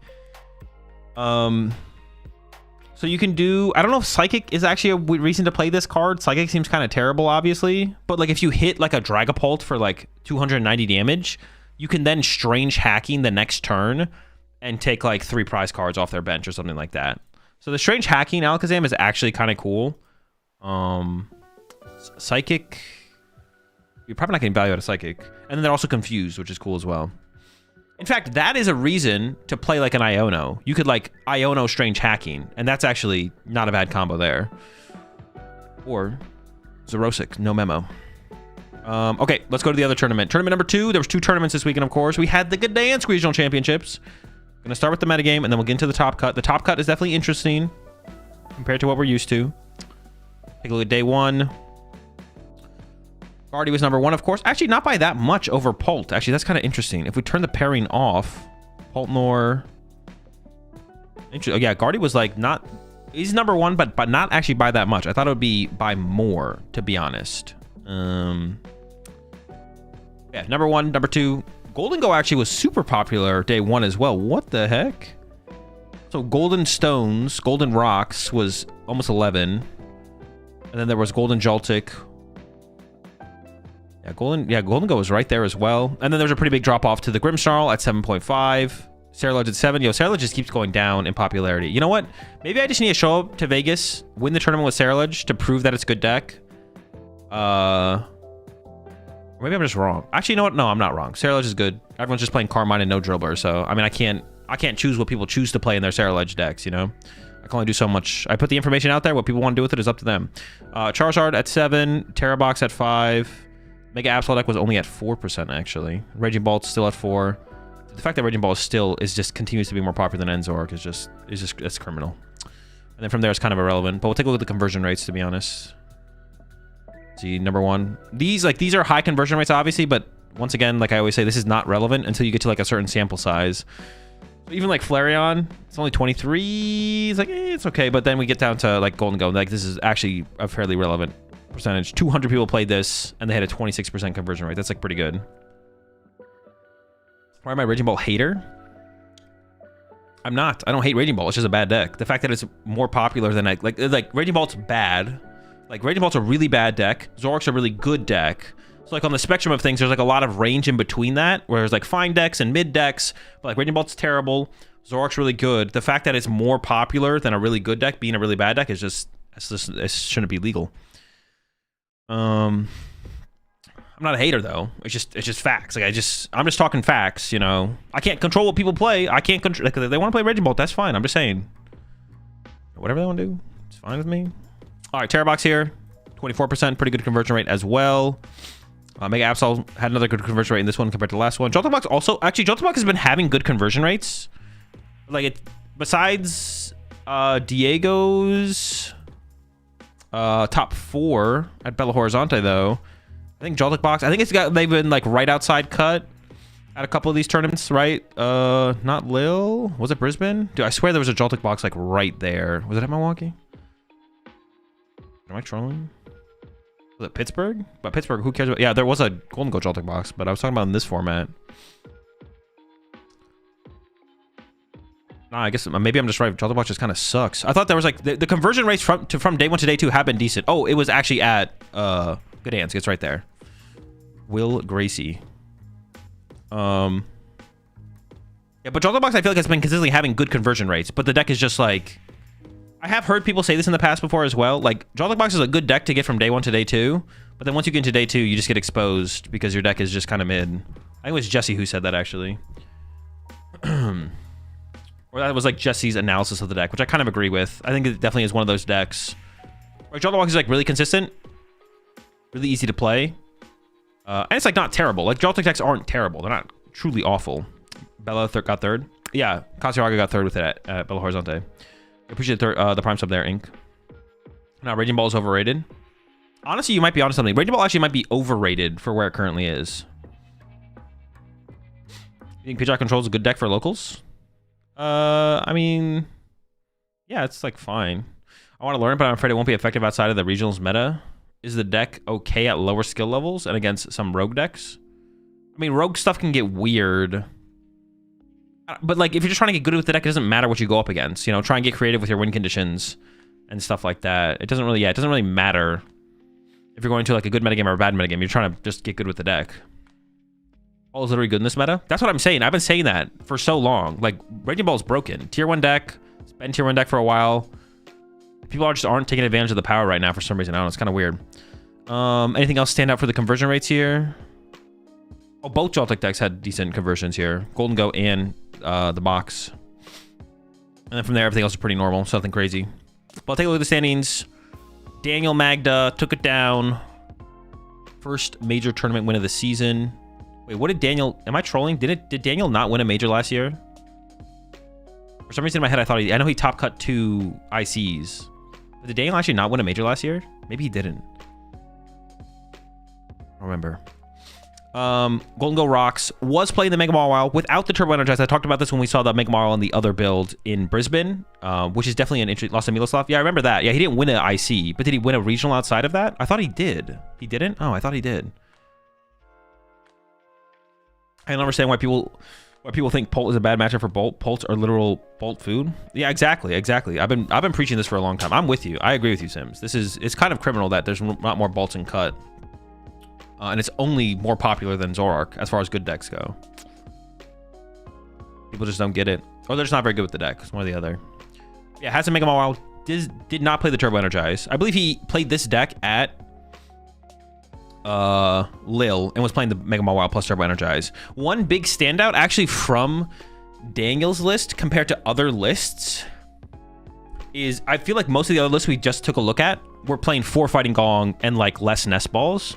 But we see Daniel here playing max Nest Ball count and even heavier Buddy Poffin count. Like I've seen some lists with like 1 Buddy Poffin. And then Fighting Gong is kind of getting the short end of the stick here. Less Fighting Gongs in favor of more Nests and Buddy Poffins. Obviously, Nest Ball is the most versatile Pokemon search card because it can find literally all your basics. Buddy Poffin's the most powerful. Well, it finds 2, so feels more impactful when you find it, right? To find the Gimme Ghouls. And then the Fighting Gongs only at the 2 Fighting Gongs, which is interesting. It's just interesting to see the spread difference. Like, I feel like this is like, it's like a little thing, but it's a pretty dramatic difference in terms of Pokemon search cards compared to the other builds that we've seen. So it's just interesting to point that out. Besides that, 4 Arven, of course, 4 Boss. Oh, I thought he was playing 3 Boss for some reason, but 4 Boss. That makes sense for how often he had Boss in his hand. 2 Turo, of course, and then did play the Team Rocket's Petrol. Team Rocket's Petrol. Recovery only played the Night Stretcher. No Super Rod, no Lana's Aid, so no heavy recovery card here. The Picnic Basket for the healing. Air Balloons, Vitality Band, nothing crazy there. Wasn't playing the Premium Power Pro. Only 1 Artisan, and then the... I was really heavy on the Pokemon search cards in general, though, so like only 1 Artisan there. But of course, you want to play an Artisan. You want to play a Stadium card because Daniel was playing the Secret Box. And this is the exact same build, like I said. Or no, he did not play this in Lil. He was playing Drew. He was... This list, I think he gave Drew credit for the list. Drew was playing a very similar list to this with the Turbo Energize. I think actually the only difference between Daniel's list and Drew's list, and we can actually look at Drew's list just to do a comparison because I'm curious. Actually, I think Drew is just down here in top 32, right? No, he got 33rd, right? Dude, rip Drew, man. He just can't catch a break. Yeah, Drew cut the Turbo Energize, played the Petrol still, played Super Rod over Night Stretcher, and I saw Daniel call him out on Twitter saying Super Rod was bad. Who knows? Maybe that's the difference maker. Stretcher over Super Rod. But I do highly... Listen, I know he won, but like, dude, where's the value from the Secret Box? I just don't get the Secret Box out. Is this just finds us our supporter? Like, it's just like... I mean, in Gardevoir, it's a little bit different because like, I feel there's a lot higher value from something like Secret Box in Gardevoir. Your follow-up supporter is like a bigger deal. Like, this deck has so much draw power. Finds the tool. Yeah, but so does Arven. Like, so does Arven. Arven also finds the tool. Like, the Secret Box just is so low value in this deck. It's not zero value. It's not zero value, but it's like compared to like a Gardevoir deck or something, it feels so much worse. You have so much draw power in this deck just off the rip. You got Lunatone, you got Gholdengo's on the following turn potentially. Play 4 Boss. Like, it does increase your odds of like finding Turo and Boss. And like if you open it turn 1, I guess it's kind of cool, right? Finds you your supporter for the turn, whatever. But it just feels hella low value. But I mean, it is like a computer search. It just finds you like less stuff. Yeah. Like in my head, we're gonna play some games with this deck today, and I'll see if I can see the value. But I like the idea of Prime definitely quite a bit more. But I'm gonna play some games with it. We're gonna see what happens. I mean, obviously, like if you just draw into it on your first turn of the game, like it can pull everything together. Or even on like turn 2, obviously you're not like super set up and have super thin out your deck at that point. So even on turn 2, it can pull things together. But like definitely your tool cards are super low value in the deck because it's so easy to find them with Arven, and so is your Stadium. Your Stadium's also like pretty low value. It's not like a high impact Stadium to find. Obviously, like sometimes it'll be nice if you open Secret Box turn 1, you're like, oh, I just need basic Pokemon. Boom, Artisan, there we go. But like obviously overall, Artisan's a pretty low value Stadium. Like once you set up past turn 1, it's just kind of like whatever. But Secret Box is +1 outs to everything on that first turn of the game to just get going. So I play 1 Petrol over a Palpad. Well, it's because you just want, like you want to increase your odds of like turn 1 or early on in the game finding cards that do things. Palpad doesn't do anything early game. When you draw, yeah, if you draw into Petrol is way higher value than drawing into Palpad turn 1, turn 2, even like turn 3, turn 4. It's only at like turn 4, 5, 6, like where it's like I wish I maybe had a Palpad. But it's trying to maximize just for like early game consistency. Just set up and play the game basically. But yeah, that's my thoughts on Secret Box. Not saying it's wrong, but I definitely need to play some games with it to be confident in it. Emma here playing the Flareon box. She's been playing this deck for forever. And did when she tweeted out her deck on Friday before the tournament, so everyone knew her exact 60 if they played up against her. And it's a really cool build. Like it's really cool how It's always like nice to look at decks and you can tell it's like a way more refined build than like most people's decks. Like it's just like the usually when decks just have more one-ups, you're like, all right, this is like a more refined list for sure. But yeah, super cool build of EV box. A lot of interesting inclusions in here. Like the cards that stand out to me the most are like the Jet Energies, the Energy Switch, and we saw like whenever everyone was on stream, the Jet Energy were like super impactful. Being able to get like your mobility card and your energy attachment in the single turn was like super high impact. So the Jet Energies were like specifically for me were like stood out as being like super impact cards. She cooked, is that what you're saying? Yeah, basically, yeah. I didn't even realize there was 3 Buddy Poffining here, but I mean, finding Phantom turn 1's pretty good, right? That's actually like a big difference from her list to most other lists. Is like she's playing just way less of your situational cards, but that's the power of Noctowl and Pidgeot, right? That you finding your one-ofs is a lot easier when you have these cards in your deck, and a lot of that space I feel like went to Buddy Poffins. Like only playing 2 EV gives us +1 Buddy Poffin, and if you find that Buddy Poffin on turn 1, you actually get to set up and play the game, which is like a big deal, obviously. What happens if both EVs are prized? Well, depending on the matchup, you could win, but like we saw in the finals, pack it up and go next. Was the outcome of that, I believe, if I remember correctly. Watching the run, I'm convinced Flareon only loses to itself. Well, I don't know how you could come to that conclusion after watching some of the Gholdengo games. The Gholdengo matchup is like super close. Like if Gholdengo can get that first KO with a Soul Rock and there's not a two prize response, the Gholdengo player can just literally win the prize trade pretty easily. Especially when you're playing a list like Mag does with like 4 boss. Like you're not gonna whiff the boss. So is Jet Energy better than a Switch ever? I mean, it just kind of depends. Not always. Like, there's going to be situations where you wish you had Switch over a Jet Energy, but because you're not always going to be able to attach a colorless energy for turn and pull off what you want to pull off, right? Like, sometimes you want to attach a fire or something, but the reason she plays Jet is because she thinks it's more often that you're going to want Jet than a Switch, so play the Jet Energy instead. But it's definitely possible. Like, you could pick up this list in the first game you play with it and be like, man, I wish there was a Switch in this deck, but the reason she plays Jets and doesn't play a Switch is because she thinks more often you're going to want the Jets than the Switches. It's like a deck Grant shouldn't pick up because he's unlucky. Exactly, yeah. Yeah, really cool build of Flareon here. This might be another deck I play with today. Is the Flareon deck here. Another cool list. Actually, I really like this list from Arthur, the Grimmsnarl list. All the only thing I don't like is no energy switch, but I could see it being correct. I could see it. I've given it a little bit more thought. I'm like, okay, I could see no energy switch being correct in here overall. But I mean, the big standouts here, of course, are no Ursaluna. But there's a trade-off for no Ursaluna, and that is the Petron EX here. And the Petron EX acts as your late game closer because Arthur does play the energy switch here. So you can set up you can effectively set the Petron up in a single turn to be your closer in the late game. And the Petron in general is just kind of cool as an inclusion in the deck to like. It synergizes well with Yveltal. When you lose Frostlass, it actually even synergizes well with just your Grimmsnarl to generate damage on your side of the field to use with Monkey Dory. Because that's something decks can do against you. Can we now say I was unlucky at Lil? Is this the exact 60 you played at Lil? No Iron Bundle? That is one card that when I look at this list that I personally miss is the lack of the Iron Bundle. I definitely miss the Iron Bundle. Also, no Artisan. It definitely stands out to me as like a... There's like so little Pokemon search for your non-Grimmsnarl line. There's the 2 Spikemuths, so that finds your Grimmsnarl line, obviously. Only 1 Buddy Poffin. We actually saw the same thing from No Shaman. Oh, there's no Shaman as well. That's a good point. There's no Shaman. So Terra Box is kind of scary, for sure.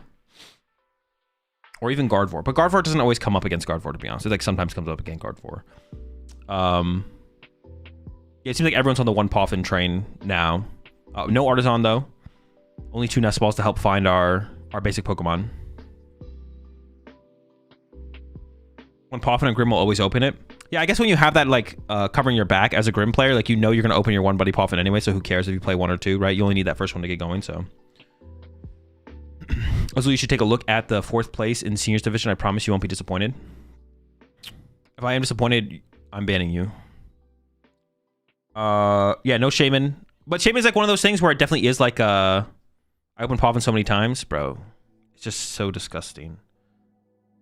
Shaman is definitely a thing where it's like, it is like meta specific. Also with no Artisan, Shaman is way worse without Artisan. I will say that. Like if you're not going to play Artisan, at that point, I don't even know if you should play the Shaman. It's like so hard to find the Shaman and like set up and have a good board without Artisan. Because the combo can be Secret Box for, like usually the combo is like Secret Box for Artisan plus Poffin plus TM Evo. And then you get Shaman down and you Evo your dudes into play. But you just, like it's hard to find the nest ball in that line. But the Artisan was like usually a route. Like the Artisan is like your out to get the Shaman in like the early turn one. So I don't know. If you're not going to play Artisan, maybe the Shaman's just not worth playing, to be honest. Because things are it's so much more awkward to get the Shaman into play early on anyways, where it's going to save you. Artisan's so good to find your monkeys though. Yeah, it is for sure. A list like this, I will say, a list like this, except for the fact that there is the Psyduck, a list like this I think would definitely struggle more up against Poltnor. Like Artisan's really good against Poltnor. Well, actually, that's just the main thing. It's just that Artisan against really good against Poltnor. But Arthur did play the Psyduck, so Arthur came prepared, not just to help deal with that matchup, but also the Psyduck's really good against Charizard. So honestly, the Psyduck inclusion is like pretty cool, because usually Charizard's a pretty good matchup, but if they do establish Dusknoirs, the thing is like, the reason the Charizard matchup is so good as Grimmsnarl is because you get to choose when Charizard does damage. Like, I mean, they can always punch you for 180, but you get to choose if they ever get to hit you hard. And if they don't play Dusknoir, you have like full control over that. But if they play Dusknoir, you lose some of that control as Grimmsnarl. That's why the Charizard matchup is so good, because you have so much control over what they get to do. Because you're always setting up for two. If you're going back and forth, two hitting each other, you have Frostlass and Monkey Dories and the threat of TMD evolution. So they never win that trade-off. They always lose that trade-off. But if they have Dusknoir, they get to like accelerate the game to the point where they can win the game. But the Psyduck completely takes that away. Not completely. They can do like the Klefki stuff. But I imagine it's pretty hard for them to set up like a super optimal board state to deal with Psyduck while you like are threatening them with Grimmsnarls and stuff. So no energy search is scary. The no energy search definitely stands out to me as well. I did critique that when we were watching Arthur play on stream, but I could see it. Honestly, 9 Dark Energy does feel really, really good. I've played 9 Dark Energy in Grimmsnarl before. That's what I played at NAIC. I played 9 Dark, and like not running out of Dark Energy in your deck is just really nice. Because that's once you get down to like 8. I also tried 7 at one point. 7 definitely was not it. But even at 8, energy, you definitely feel it. You feel the difference between 8 and 9 energy in Grimmsnarl. 9 feels like a lot more just like safe. Like you just can flow a lot better.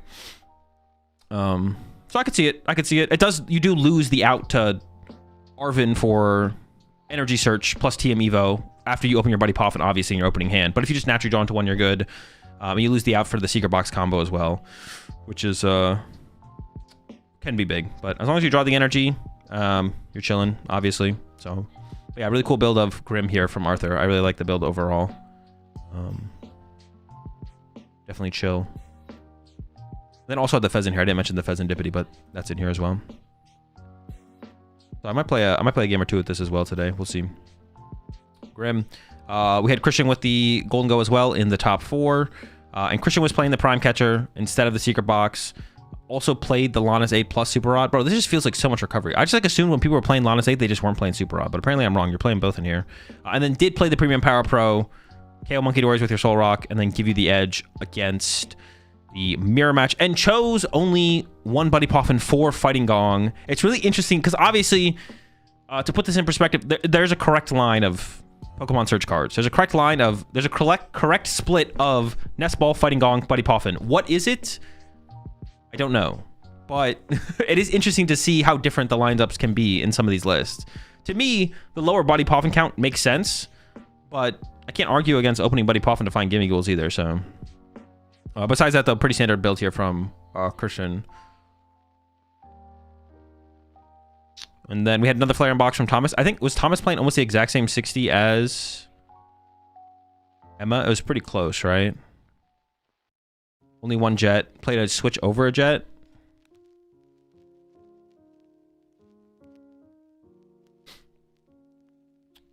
Thomas was on Emma's Lil list. Okay, so slightly different. Second counter catcher. I think Emma was playing 2 counter catcher. Or maybe I'm wrong, though.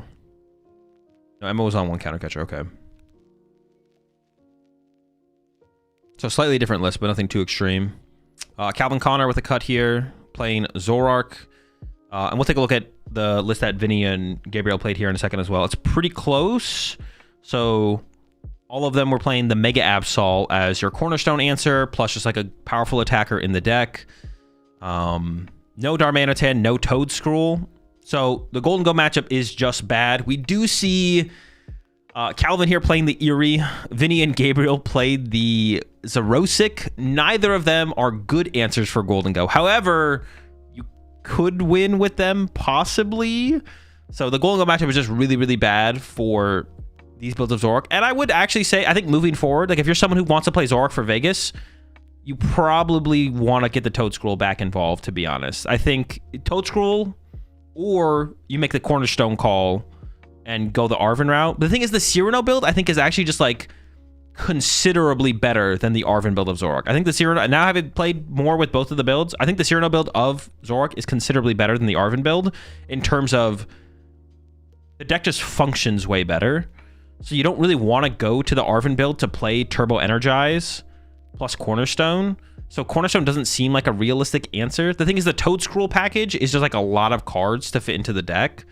So I don't know. That's something that's something the Zoroark players are gonna have to figure out as we get closer to Vegas. Because I think you probably want a tech for, which is better, Okidogi or Absol for Cornerstone? Okidogi's better for Cornerstone. Absol's the better card. You think this is good? Yeah, I think Zoroark's good. Mawile makes it basically impossible for Zoro to counter Dango.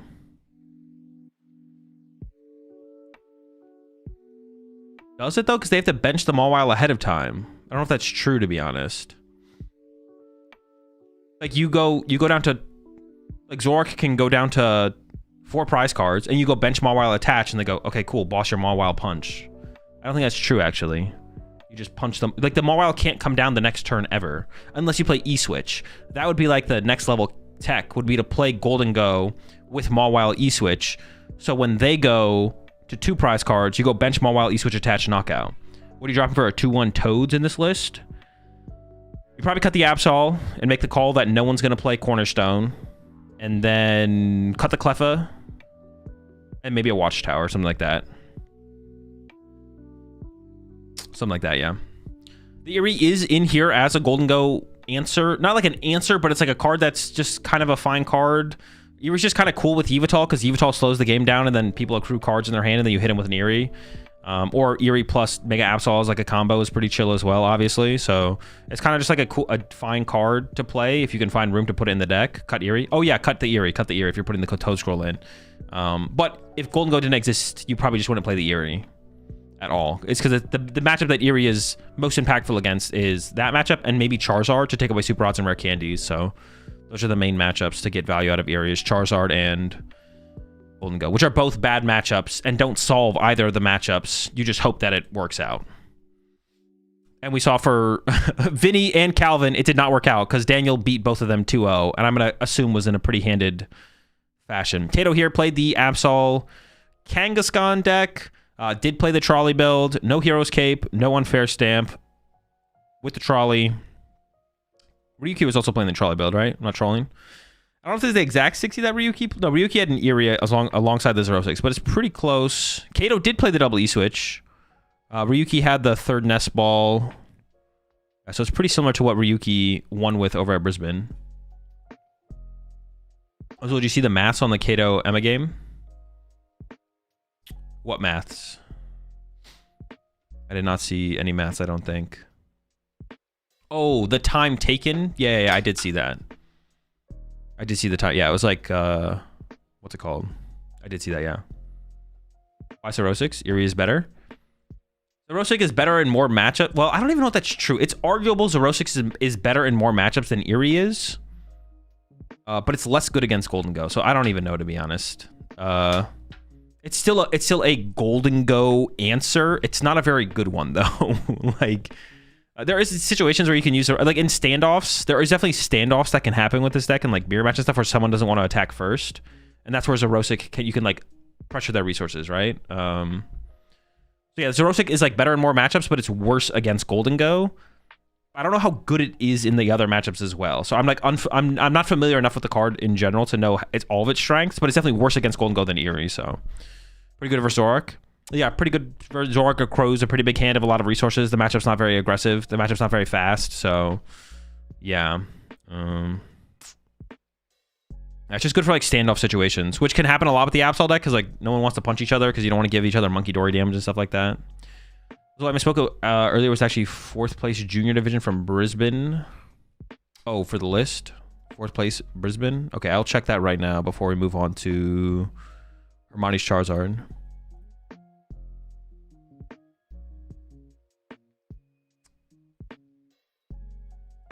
Was it, you say juniors or seniors?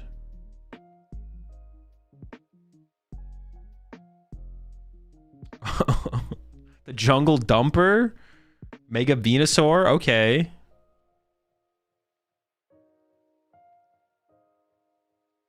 Only 2 Iono played Pokegears. Had the Wochi NEX. Has Will come down towards Trolley Guardy yet? I have not, no. We'll get to that eventually. Hey man, I'm rooting for Mega Venusaur. I hope it gets there. It's cool to see the Wochien EX being played as well. That's a cool inclusion. I mean, I think this card is just like, you should just play this card in the deck. The card's like too good. Wochien carries your late game. Wait, was that, am I trolling? Was that like a top 4? Asymmetrical top 4? How many players were there? 41?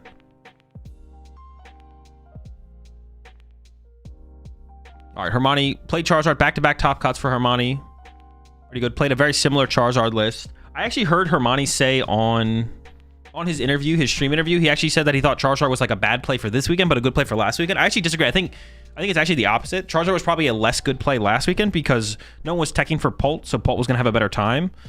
And he is like not tech for Pult, no Psyduck, more item heavy, only 1 TM Evo, no Town Store, only 2 Arven. So I feel like this build of Zard struggles against Pult quite a bit.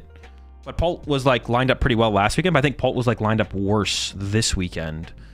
I think Charizard was actually a better play this weekend than last weekend because you'd make the assumption that people are going to be a little bit more prepared for Pult after it dominated Lil. But pretty similar list. I don't even know what he changed. There's not that much different. He still played the Mew, Klefki, this like, yeah, aggressive style build, the 4-bar candy, like I mentioned, only 1 TM Evo, no Town Store, Mezagozas, stuff like that, Secret Box. So really aggressive build of Charizard here. He does it again, back-to-back cuts. Pretty impressive. We had Vinny getting cut with a Zoroark here, and it's pretty similar to what Calvin played. Not exactly the same 60. They're both playing the Hero's Cape, which is a cool inclusion. You still think Pulsar sucks? Of course, yeah. I'd get him on board versus Hermione and through. Bro, what the heck? Wait, what did you play, Soda? You gotta lock in, my dude. Surely Gardevoir's not unfavored into Guardy, you are right.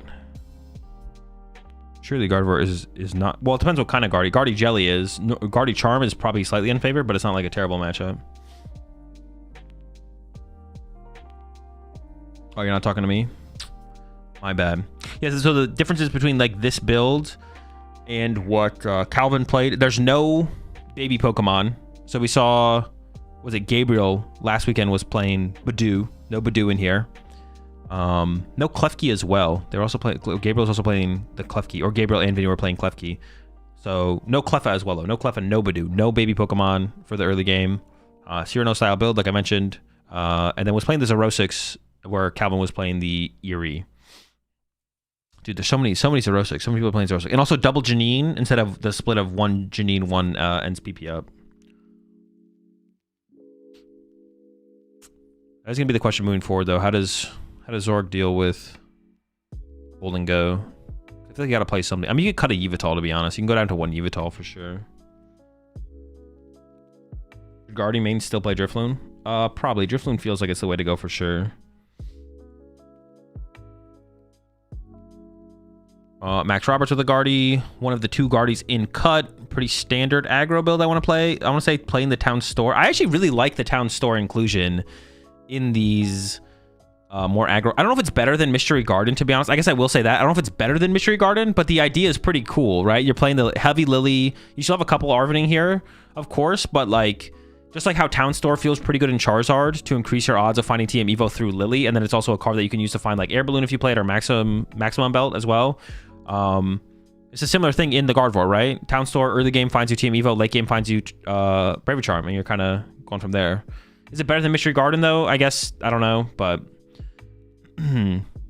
it's possible more Guardy builds should have, like, picked up on playing the town store. It's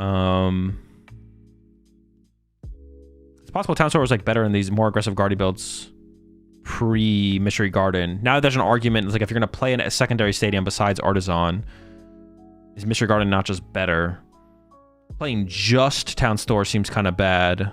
Playing just Mystery Garden seems okay. Playing just Artisan also seems okay. It feels like town store should only be alongside Mystery Garden or Artisan. Maybe a 1-1-1 split. Why don't we just, like, one of each, you know? Right? Yeah. Yeah, exactly. I'm down. 1-1-1. One Garden, one town store, one Artisan. Broken. Optimal stadium count. Options. Another Zardin cut here. Alexi... Charizard Dusknoir was an unfair stamp build, but we haven't seen the unfair stamp in Charizard in a while, I feel like.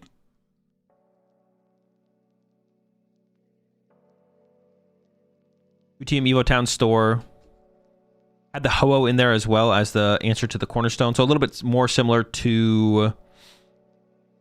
I feel like a little bit more of a standard, but a little bit different than what Hermione was playing, obviously. Yeah, definitely a little bit more standard of a build. Yeah, I haven't seen the unfair stamp in a while.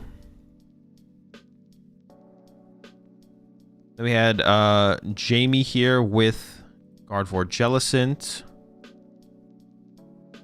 Standard, pretty standard build, right? Air Balloon, TM Devo. Yeah, nothing crazy. Also played the Turo in there. I said I was going to skip all the Paltnors. We're going to keep doing that. Skipping Palt. Take a look at the other two Gholdengos in cut here. Nicoline. Playing the Mega Mawile. Still played the Turbo Energize. And was playing the Secret Box. So this looks like the exact 60 that Drew played the week previous in Lille, I want to say. Close enough to it. And then another one hill from Pascal. Prime Catcher was teching for Cornerstone, but with the Erica's Invitation plus Palpad combo. Only played one Turo, but if you're playing the Palpad, you know, that becomes your potential second Turo. Of course, finding your first Turo is harder because you only play one, obviously. And then did play the Cram, so didn't have the Premium Power Pro, but had some other, honestly, and that's another thing about Erica's Invitation, actually, as well, is it's not going to happen that often, especially because your opponents can be drawing less cards because they don't have Gholdengos in play. But in the mirror match, you can Erica's Invitation, and you can catch a Pheasantipity or a Genesect in their hand to then attack with Gholdengo and knock out a 2-prize Pokemon. So Erica's Invitation, not only is it a Cornerstone tech, but it can be kind of cool in the mirror, I guess, but the Cram's there to kind of carry your mirror match overall. The Cram is... Dude, the Cram's actually kind of disgusting in the mirror, isn't it? Like, this guy's just kind of annoying. Like, annoyingly good, right? Like, how you can't over... Like, Cram is better for the mirror than Premium Power Pro. But if no one's playing Premium Power Pro, then the Cram becomes kind of overkill. So you should just play the Premium Power Pro. But then if they play the Cram... But the Cram isn't, like, that good outside of the mirror match, right? So what do you think of the third place list of juniors from Gdansk? I don't know. I haven't looked at it. Yeah, I generally don't check the lower divisions results. Yeah, like, you can't overcome... Like, if you don't have your own Cram, the Cram just bodies you in the mirror match, right? Like, you just get cooked. Honestly, the Cram might be the inclusion moving forward, because I expect Gholdengo to get a little bit more popular after this weekend going into Vegas. I am on Labs. Yeah, the lists are on Labs here. We did actually have a 17-player cut, and... Marcin here was the unfortunate victim to the 17-player asymmetrical cut here and did not make top cut with the Greninja. But let's take a look at Mike's list first. The Grimmsnarl did play the Shaman, didn't play the Psyduck. We're comparing this like to Arthur's list here. Played a Pokegear over the 4th Iono, which is interesting. I guess Lily and Arven are your way stronger supporters in the early game specifically. And a play that does come up sometimes is...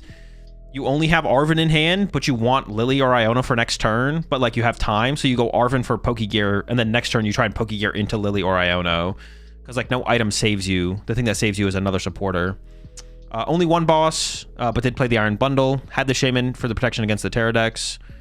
We did see that actually come up on stream. Mike played against the Terrabox on stream, and actually beat the Terrabox in the game where Shaman was prized, but then the next game where Shaman wasn't prized was a lot more one-sided. Anything else? Also included, actually, did play the 9 Dark, no Energy Search like Arthur did, and then also played the Energy Switch. I didn't actually see that. Played the Energy Switch. Didn't play the Petront. Still had the Ursaluna in there, but did play the energy switch in the deck. Anything else? Chose to play the Artisan in comparison. Oh, his dad actually had the air balloon. Did Arthur play air balloon? I feel like the answer is yes, right? No, Arthur did, right? We saw it on stream, yeah. All right, we're gonna go down to the top 32, and then after I'm done with the 32nd place list, if anyone knows of any cool lists that made day 2, or actually just in general in the tournament, you can scroll down and take a look at them. You guys have been mentioning towards Guardy build, which I haven't actually seen yet. I didn't know he played Trolley Guardy, but we'll take a look at that as well. We'll start with, there was a bubble, right? I'm not trolling. Marcin did bubble here. With Greninja, Dusknoir, Pidgeot. I mean, this is pretty similar. Like, the last time we saw success, this much success, well, more success than this, of Greninja was... it was top cut at some... It was another European tournament, right? It made top cut at a European tournament. And this is pretty similar to that build. The Grand Tree, the Hildas, stuff like that. Frankfurt? Yeah, it was Frankfurt, yeah. Thank God this bubble, because this would have cooked me alive. Yeah, you got lucky this time. Yeah, the Greninja EX deck is interesting. We haven't seen it, like, for how little it's played. Obviously, like, no one's playing this deck. Yeah, no one plays Greninja, right? It's like, no one plays this deck. But it is interesting. It has been having, like, decent success, like, in terms of its, like, compared to its play rate. It's actually been doing okay. So it would definitely be interesting to see, like, more people pick this up and see how far this deck could maybe go. Obviously, it has some weaknesses, like being weak to Psychic, which is one of the worst weaknesses to have of any deck in the current format. But yeah, the deck is definitely cool. Definitely a deck I want to revisit at some point. And now I got a good starting point to go off of. Just copy Marcin 60. We had Juan here with the Guardy, just Turbo Guardy, right? Nothing crazy, nothing too wild. The Gholdengo here. I feel like we're not going to see anything too crazy. Had the Premium Power Pro, played the Baby Gholdengo, had the Erica's Invitation plus the Pal Pad. Yep. Another actually, I guess this makes sense for Daniel's, but Daniel did play 4 basic metal, but I guess that makes a little bit more sense. We have Mega Mawile. But also, just for like the pulp matchup, having the 4th metal is just kind of nice to naturally draw into the metal, so you can actually start attacking and KOing Badoos. I guess that matters less because you have Soul Rock as an early game attacker, though, maybe. That doesn't matter as much as it used to have the 4th metal for that. The 4th metal, I guess, is just good now if you play the Mega Mawile. That's like the main reason to include it. All right, where's that down here? Skipped. We took a look at that. Joltik Box is playing the Magneton. And also is playing 2 Brock Scouting. Interesting. Scouting. No Air Balloon. He's playing the Switch, though. Extra mobility. No, wait. No Air Balloon is kind of crazy, right? Am I trolling? I feel like no Air Balloon is kind of crazy. I feel like that always made, like, a lot of your turn 1s a lot smoother to, like, set up for, like, more powerful follow-ups. I guess they are playing 2 Brock Scouting, though, so you can just, like, Scouting for Latios plus another card. So you have, like, more outs turn 1 where you wouldn't need the Air Balloon. But I feel like Arvin for Nest Ball Air Balloon came up all the time with this deck. Or like getting a Pokegear for next turn. So like now having to commit your Arvin to get Nest Ball for Latios or getting the Switch is like annoying. That is interesting. The lack of Air Balloon is definitely interesting for sure.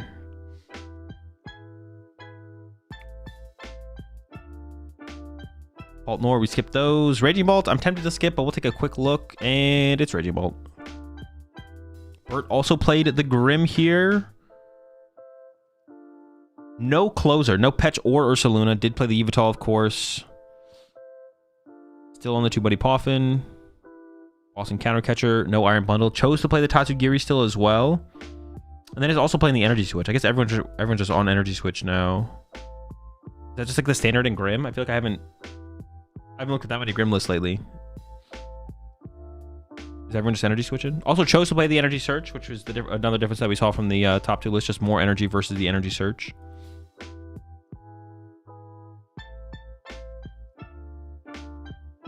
Tatsugiri is like actually my goat. Yeah, true.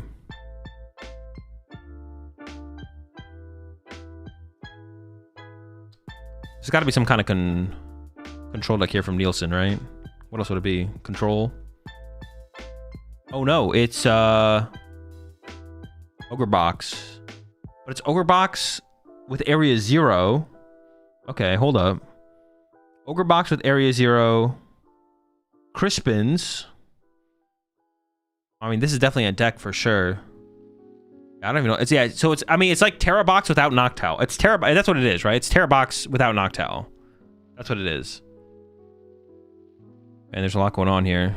It's just Squad. This deck is kind of cool. Petch just for the Dark Finisher. Well, no, there's no Dark Energy. This is here for to stop Clutch in corner. Yeah, this deck is actually pretty sick. Pessimian. What does this guy do again? Usually your base, but what is this? What is this counter?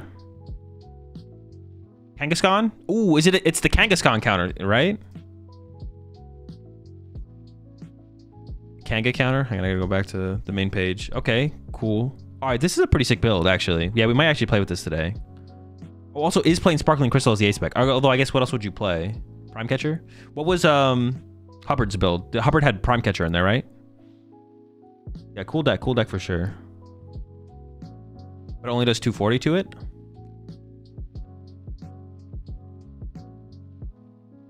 No, because you have a full...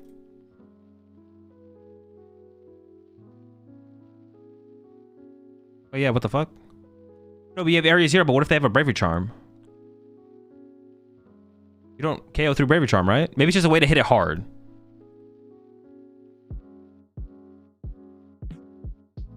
Yeah, 160 times 320. Oh, it counts itself. Okay, so 360. Okay. They could have Lively Stadium, but we have 3 Area 0. Oh, we have to have an Area 0 to hit anyway, so yeah. Okay, cool. I just reading it, I assumed it was only bench Pokemon. Yeah, pretty sick deck for sure. Definitely gonna give this one a try. Very sick, very sick. No Ends Plan. Well, when I first looked at the list, I was like, no Ends Plan seems a little scary, but it has Crispin, so who cares? Got Galaz here, played some Gholdengo, Lunatone, had the Cram for the mirror, and then Prime Catcher build. Pretty standard stuff, right? Also, on the low Poffin count. That is like the, I guess like honestly, is it just kind of the... Is it really just like the Drew list is the list that is playing the higher Poffin count? I actually just want to go back to Lil and see. Drew was playing the higher Poffin count here as well, right? Yeah, 3 Poffin. So it really is just the Drew build. But then some player like Daniel played it to Gdansk, are playing the higher Poffin count. Everyone else is like on the low Poffin count. Interesting.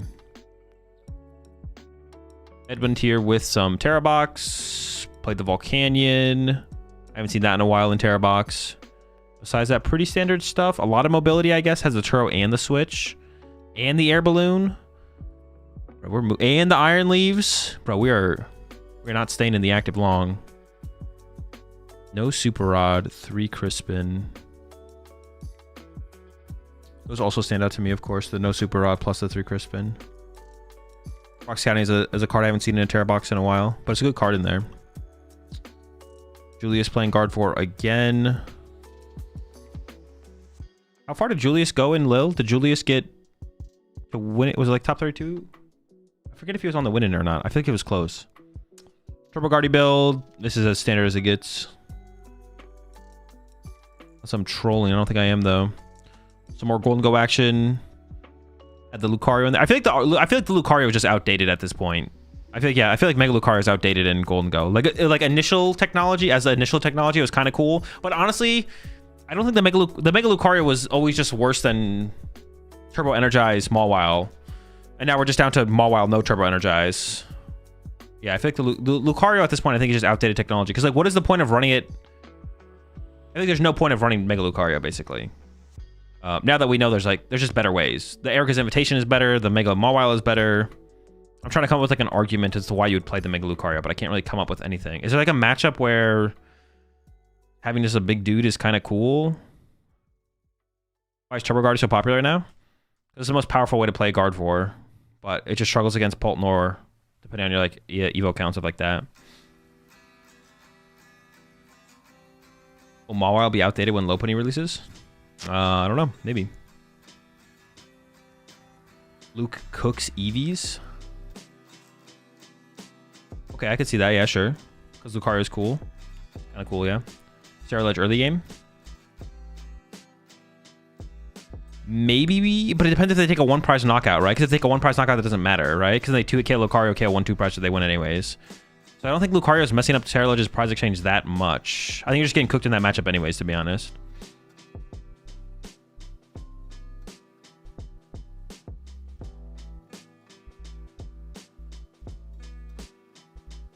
Also, oh, okay, another thing though as well. Dude, how are we playing Mega Lucario without an Ultra Ball? There's one site. How are we, like, we're just not finding the guy. If we're gonna play him, put an Ultra Ball in the deck, bro. We're gonna bench our Riolu with an energy. He's just gonna die because the next turn we just can't find our Mega Lucario. Also, there's an argument that actually the Mawile with an energy is safer than Fighting Gong can find. No, Fighting Gong can only find basic. Cypher. Did you not just hear what I just said? All right, you know what? No, you are right. Actually, I just naturally draw into my Mega Lucario, personally, so it's pretty easy stuff. You're right. You're right. It's easy to find it. Yep, I'm just wrong. You guys are right. Is this the one we just looked at? Luke is here with another Terror Box. I give up, man. I give up. You guys are right. I also get turn 1 Poffin too. Play Grimmsnarl. Terror Box, Mega Mawile, but besides that, nothing crazy. We've seen it before. Not everyone plays Mega Mawile, but so for LAIC, you think I lock in Turbo Guardi or Guardi Jelly? I think Turbo Guardi as of right now is the safer choice. If you're locking in right now, I'd lock in Turbo Guardi, yeah. Fighting Gong? Yep, Fighting the Shoot. Fighting Gong can find the Mega Lucario. I forgot about that. You're right. My bad. Listen, I'm sorry. I apologize.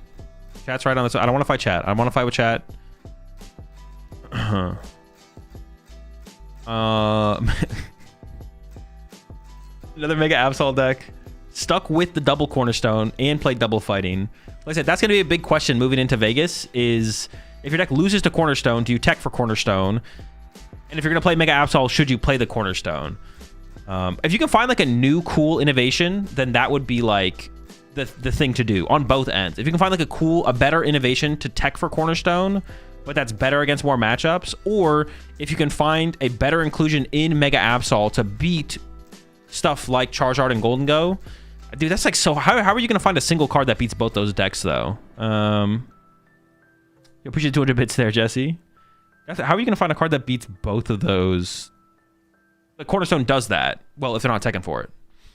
It's gonna be tough. That's gonna be a big question though moving forward for those two decks, Mega Absol and decks that lose to Cornerstone. What call do you make, and what do you play specifically?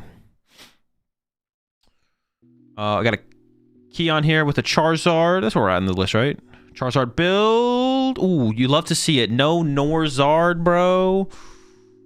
Oh yeah, I saw Keon tweet his list out on Twitter. 4 Lily and 4 Arven. Yo, chill. I don't know if we need that much consistency. Honestly, the one card that I dislike that is not in this build is this Town Store, to be honest. Yeah, that's an insane amount of like early game consistency with the 4 Arven and the 4 Lily. And also 4 Charmander as well. Like literally just 4s of everything. Yeah, the only card that I don't like that's not in here is the lack of Town Store. Or just, honestly, well, the Town Store is always just better than a 3rd TM Evo though, right? Probably, right? Counter Stadium. Plus you can find your max belt as like a combo piece. Like 2 outs to maximum belt. That's pretty good. That's double your outs. 1+1. You do the math. So yeah, I mean, I love Zard, no Nor, but I would like to see a little, like this list, I feel like it's just like lacking in terms of like power potential, but overall big fan. Guardi Jellison here. Anything crazy? Nope. Not playing a pivot card. Not playing Air Balloon or Latios for the turn 1 Frillish. But he's playing the Fez.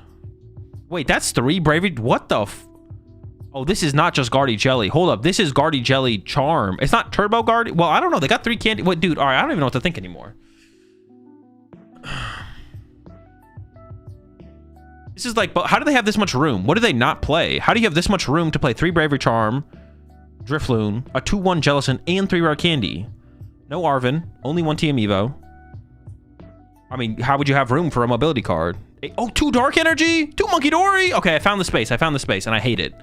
I found it, and I hate it. Oh, Monkey Dory's too good, right? Yeah. Yeah, I'm not gonna lie, I'm not a fan. All right, chat. If you always know any lists outside of the top 32, or if you want me to look at the seniors or juniors division, I will take a look over there if you want me to. If you know of any cool decks, we can take a look at those. Yeah, post them in chat right now. If not, that's going to conclude our, what's it called? Third place juniors. Okay, I saw a couple of you mentioning that.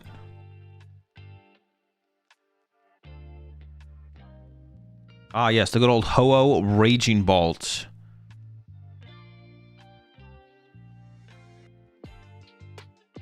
So the one thing about this build of Raging Bolt is you can be a lot more Iono proof because you can accelerate so much more energy into play so much more aggressively. You can be more Iono proof to deal with Iono at the end of the game. Is it better than Ogerpon? I'm not sure. You're also not playing Terra Pokemon at that point, so you don't have Area Zero, but you're not playing Noctowl either. So it's like a I don't know, pseudo turbo Raging Bolt. It doesn't feel super turbo, but it feels like kind of turbo or more turbo-y. And then, yeah, you can get a lot of fire energy and play really, really fast, which means Iono is like a lot less effective against you. Because sometimes like Raging Bolt would like lose to getting Iono'd, and then they would like draw enough to attack with, but not enough to actually take a knockout. Because they would expend all their energy on the previous turn getting the last big KO, and they have to get another one this turn. But the Ho-Ohs accelerate a lot of energy into play really quickly, potentially, so can make up for that. I think Zoroark is better with Okidogi, Absol, or Hoopa. It's better with Absol, but for the current, like, I'm not making like metagame predictions right now, so like I don't know. I haven't thought that hard about like what one would I play at like Vegas or something like that. But Absol is the best of the three, but the other ones are better. I don't know exactly all of Hoopa's situationals, so I don't have that much opinion on that one. But Okidogi's a better. I think Okidogi's a better cornerstone counter. Absol is the better card. Annabelle won 13-0. Actually, I assume that's probably happened in juniors and seniors before, right? Where someone goes undefeated. This is not like the first undefeated ever, right? I did notice that as we just like switched off that. Absol Crustle at 47th. Oh, Absol Crustle. Oh, we saw a list similar like this at Lille. This actually might have been... I think it maybe was Patrick, to be honest. I think maybe Patrick played this literally at Lille. 87th, highest Golduck. Yo, shout out to the duck. Double duck. Cremasoli. 2 ducks. Honestly, it kind of makes sense, right? Just go one step further. Like, the duck is already good against Poltnor, but they could KO your duck, so a bigger duck. The correct answer to the arms race against Poltnor is a bigger duck. Klefki tech? Oh, true. It also gets around Klefki. Very good point. Very good point. Lux Cape, big duck for Zard. Oh, that's a huge duck, dude. 220 HP duck. How does Zard deal? They can't win, right? They just lose. If you get the big duck online, it's over. It's cooked.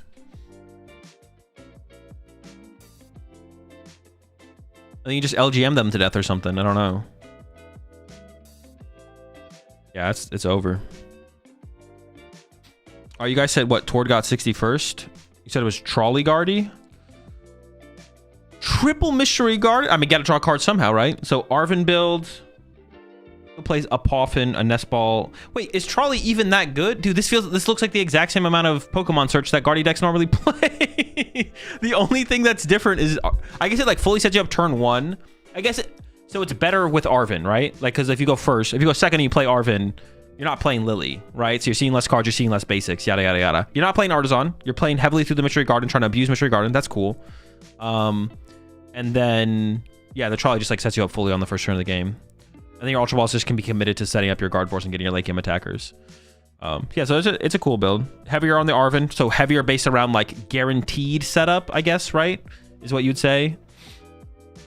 Because when you play the Lily, who knows what you're going to get. But when you play the Arven, you get Trolley, you get Team Evo, boom, your Curlies are online, you're ready to cook. Yeah, so it's a cool build. Definitely a cool build for sure. And then you get to like really lean into the Mystery Garden. It is funny to look at though. Besides the Artisans, it's like +1 Pokemon search card compared to other Guardy lists. Because every other Guardy list is what, like 4 Ultra Ball, 2 Nest Ball, 2 Artisan, right? I mean, it's like that's +3 Pokemon search cards, I guess. But you get what I'm saying. I guess you lose access to Secret Box, right? The deck isn't playing Secret Box, so that's like another thing you don't have. But you kind of have, if you're gonna play it this route, you kind of have to play. I don't know, could you get a? No, you kind of have to play the trolley probably, right? I'm trying to think, could you just like not play trolley in here and still kind of build it the same? Maybe not, right? Obviously, like how Guardy decks are built in the past, right? The heavy Arven stuff, but you probably need the aggressive Pokemon search to play the game consistently. Makes sense. I don't hate it. It's a cool build. We might give that build a try as well, to be honest. Actually, you know what I should be doing? I should be starring the players' names of the decks that I want to play with, so I can go steal their lists later. Ooh, dude, once again, sick feature for that as well. Shout out Robin. Was there any other list that I mentioned? Oh, the Terra Box deck. Was it this one from Nielsen? Nielsen's Broken Passimian deck. Boom, starred. All right. Check Owen at 61st. Owen Dalgard. Y'all said, dude, if this is not spicy, I'm not even looking at the deck yet. If this is not spicy, you're all banned. I'm banning everyone. Okay, I like the Shaman tech. Terra Box is pretty good right now. Played a Frillish as well. I have no idea where the Frillish lines up. I have no idea how this guy is helping you. I'm sure it does in some way. And then... yeah, those are the cool inclusions, right? Shaman to protect the bench from the Terra Box stuff. That seems decent for sure. Honestly, that almost feels like you just kind of need it at this point. Like... yeah, I feel like if I was playing Poltnor at Vegas, I think I'd play Shaman, bro. I just don't want to deal with... I don't want to deal with Terra Boxes and Flareon decks with Water Ponds, bro. Screw that, bro. Just put the Shaman on the bench, body them, and move on. It turns like an unfavored matchup to a favored matchup. Like, this is a pretty dramatic percentage shift, to be honest, from like unfavored to favored. And it can come up against Guardy. Not really. That's kind of a fake. Shaman being good against Guardy is kind of fake in Pult, but like it technically could help, I guess. You don't need Charm Badooz with Frillish. I mean, we weren't Charm Badooz in it in general anyways, right? I guess you can also, with Latias, you could like turn one Frillish as opposed to turn one Badoo. I guess it's just like a tankier Badoo, right? I've seen the Terra Box Absol from Carter. I have, yeah. We took a look at that. We took a look at that before, yeah. What about just play Candy and Pult? There's an argument for that. There's an argument for that, but I don't. But that doesn't make your Shaman, I think, gives you a better Terra Box matchup than Candy does. Like with Candy, I think you're still unfavored against Terra Box, but it's closer. 164. Is it just Soda? Soda played, dude. If this is just a normie Poltnor list, oh my gosh, bro. Mount 96th, Fabrizio, Celtic Box with the Mega Mawile and the Pseudo Wudo. Wait, for try to no way, is the Pseudo Wudo in here for try to imitate? Is that really why we're... for what? 4 Candy? Oh, do you have 4 Candy in your build, Soda? Okay, my bad, my bad. The Mega Mawile is super cool. I actually want to try Joltik Box with the Mega Mawile. Kills Kangaskhan? Yeah, kills Kangaskhan on a flip. We're all in on a flip. That's it? That's what we've come to? That's our only out? KO's Kanga? Okay, it does not KO Kangaskhan. You have to hit heads. Yeah, we gotta lock back in here a little, but I honestly, hold up. If that's your only out, I don't hate it. Like if the matchup is that bad, you just want to put it on a 50-50, then I'm kind of down. I am down. If the matchup truly is that bad without it, then all right, sure, whatever. One of tech card gives us turns a terrible matchup into a 50-50. Sure, let's do it. 50% dubbies. 50% of the time. You have Iron Leaves. How's unfavored? They attack with Kangaskhan. Like Mega Absol, Mega Kangaskhan only attacks with Kangaskhan in the matchup. You could also just like set up 2 Pikachus and punch them twice with Pikachu, right? Oh, but they could Gust KO your bench Pikachu after you... no, well, it depends who's ahead on the prize exchange. I mean, auto loses Kanga's stall, I guess. I mean, yeah, that's not like a real deck, so... like, it's not a deck like you... it's not a... yeah, it's not a meta deck.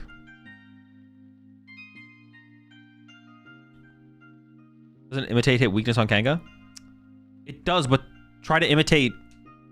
there's try in the name for a reason. Sudowoodo does not simply imitate. Sudowoodo tries to imitate. You have to flip a coin to actually copy the attack. You don't just get to copy the attack. Sudowoodo would actually probably be a pretty good card if it just straight up copied the attacks. But it's a good card for impound, not a good card for trying to imitate. How do you feel about Turbo Guardy versus TM Evo Guardy? You got to go some. You have to lean decently heavily into TM Evo. Maybe not like full on 4 Arvin, but you need a decent amount of TM Evo right now to keep up with Paul. All right, chat. That's gonna do it. Let's go play some games. Done with just looking at decks. But that's a recap for Gdansk and Brisbane.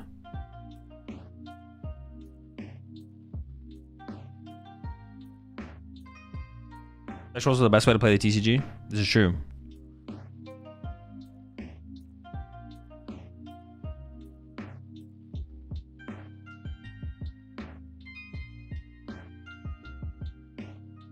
Do we check third place juniors? The Raging Ball? Yeah. We did check, we did.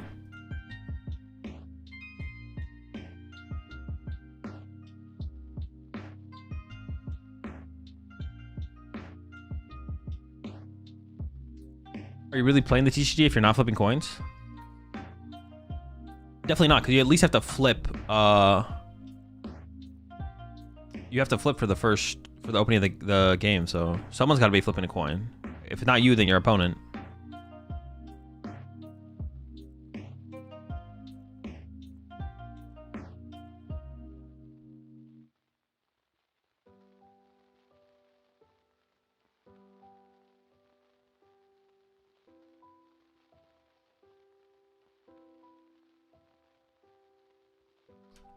So what do you think Blastoise EX might work with Lily now?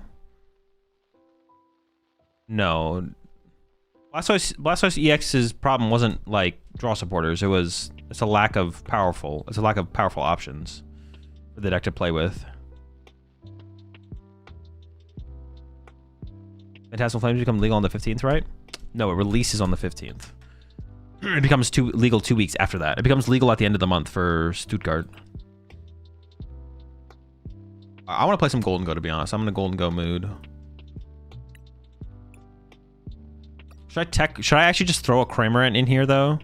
How many people are going to be playing the Mirror on ladder right now? It's going to be a pretty high percentage. I kind of want to cram a Cram in here. I don't want to just lose the... I just don't want to lose the Mirror match. I feel like I'm going to run into a lot of Gholdengos right now in the Mirror. Hold up. We're cutting a Poffin for a Cram. The Cram is the ultimate mirror attack, right? Is there anything better than Cram? Like, this is it. This is him, right? Like the Premium Power Pro is like fine, but if they play Premium Power Pro or they play Cram, we're at a loss, right? Why Cram again? Because you don't put in the mirror match, you don't put 2 prizes in play because then you can lose the prize trade. So you just attack with Soul Rock exclusively as long as you possibly can, and then the Cram gives you the edge in the trade. Baby Dango can be good too. It can be okay, but if they go Soul Rock, Gust, KO a Gimmighoul, and then you evolve a Gimmighoul to Baby Gholdengo, that's like you lose so many Gimmighouls that you're just gonna lose the game because you don't have enough Gholdengos at that point. You'll just lose on Gholdengos. Just add the E-Switch from Mawile. I mean, that's not gonna help me. That's not gonna help me.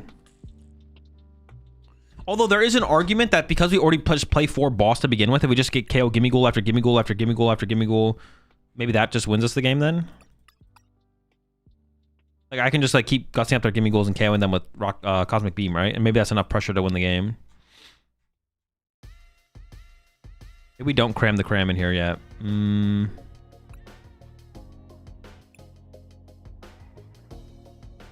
Is there a way to beat Cerulege with this deck? Or the Dango player is always cooked? I think you're always cooked. Actually, the one way to beat it would be to play, like, your own Legacy energy, to be honest. I think that would maybe be an out, would be... putting your Legacy in there. Third Rock Angle? No, I think it would just be playing like a Super Rod, to be honest. More recovery cards. Actually, that would be an edge in the mirror. Would be playing recovery cards, right? More recovery, so you just have more Soul Rocks than your opponent. All right, I'm cramming Cram, though. Throw him in. And then honestly, I'm thinking like we might even, like, is Nitrate enough? If it's 5 Gimmighouls enough? It might be enough. It's a lot of Gimmighouls. That is a lot of Gimmighouls.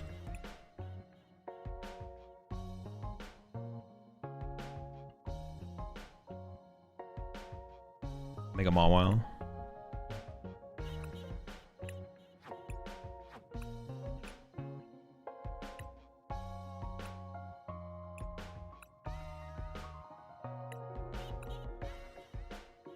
I'm just scared of Mirror. I'm terrified, man. Xerosic or Eerie from here? I feel like Xerosic wouldn't be good enough. Eerie could be good enough, but the thing is, like, the early game attackers are just so efficient, right? It's like they're too efficient. Why did Call for Family, Gimme Gold get retired? Because you're like attacking with turn 1 with Soul Rock instead now. That's basically it.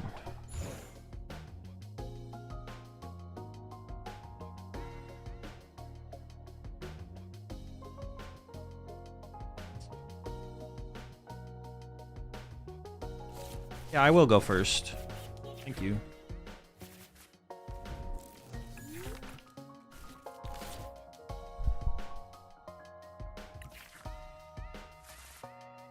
Ooh, it's fine. It's fine. It's fine. It's fine. Could have been what did I cut? Oh, 2 Buddy Poffins is overkill. What the heck? Never mind. I was like, could have been a Buddy Poffin. It's not even that good. Wow, very cool card there. Okay, not terrible. What's it called? Would have been nice though. I'm not gonna lie. Another Buddy Poffin would have been pretty cool, man. So what is their win condition? They got Eerie or they got the big guy, right? They all... Artisan. This only plays 1 Artisan. 2 Air Balloon, Vitality, 2 Gong. This only plays 2 Gong though. The Night Treasure's here, the Secret Box is here, Buddy Poffin. I caught one for the Cram because I'm teching for Mirror. Oh my. 3 Superior Energy Retrieval. Okay. Well, honestly, well, I don't know. That's like interesting. If they can't aggressively Eerie me because they won't get anything. There will be nothing for them to get. Sure. Do I retreat now ever so I can go, like, use Gholdengo, retreat to Gholdengo? Because I'm never Cosmic Beaming, right? That just gives them damage for... This box good seems so low value. I mean, I don't know. I agree with you. The box does seem very low value. But I'm going to give it a shot. For sure. I'm definitely going to give it a shot here. But I'm with you. It seems hella low value. The Prime Catcher seems like way... The Prime Catcher seems better, but... I gotta give it a chance at least. I gotta give it a chance. Naturally, drawing into the Secret Box seems really good, but the chance of, like, the thing is, like, when you're playing Gholdengo, if you have a huge hand, you already have everything. So naturally drawing to the Secret Box doesn't matter. And if you have a very small hand, if you get Iono, the chance that you draw into the box isn't even that high. And it's a card it's when you use box before you play a supporter, it's really good, right? If you Secret Box for everything, it's like, all right, sick. But if you Arven for Secret Box, it's like really bad, right? And then it's like really mid. So I don't know. Not sure. Let's play box and prime.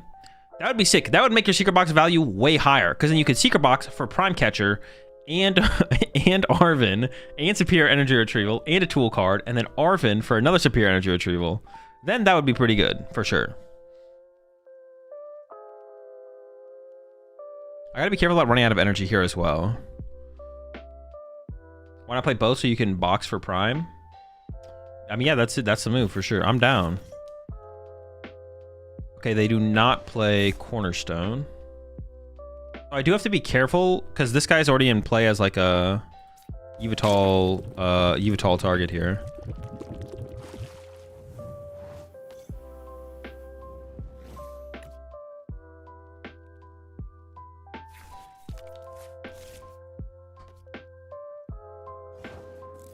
No Turbo Energize? Yikes. That's pretty bad, I'm not gonna lie. Alright, so that means they probably play Eerie or Xerosic. So, like, do I even draw cards here? Like, how are you supposed to play this? So I'm gonna get a Superior off my prize cards. Like, they get Xerosic me next turn, right? I go like Counter Catcher, Soul Rock, Attach Energy. Like, I don't even want to play anything here. You draw? I don't think I do. I don't have like a reason to draw. Because they're not even threatening me next turn. I could just like chill. I don't know, do this. Do some BS. Get another Gimme Ghoul down. Like, Gimme Ghoul's a pretty chill fella.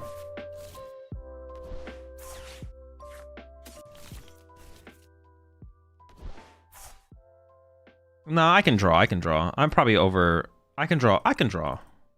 Let me draw one and let's see what we get. Yeah, I was probably playing a little too scared. I'm only getting one prize card as well, so as long as I don't draw into Superior here.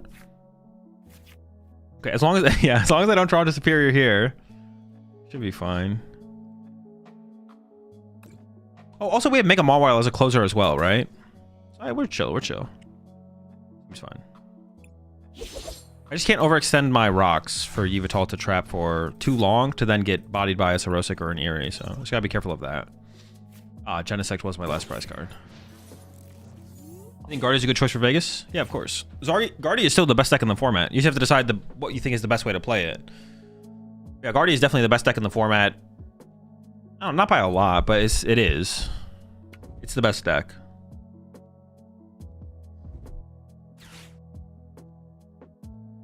What do you think the best way is? You need to be decently heavy into Arven and TM Evo. Consider playing some researches over Lilies. Oh, not Jelly. Definitely not Jelly. I'm pretty convinced that it's not going to be Jelly, but. And then you have to like have a decent shot against the other deck as well, whatever it's called.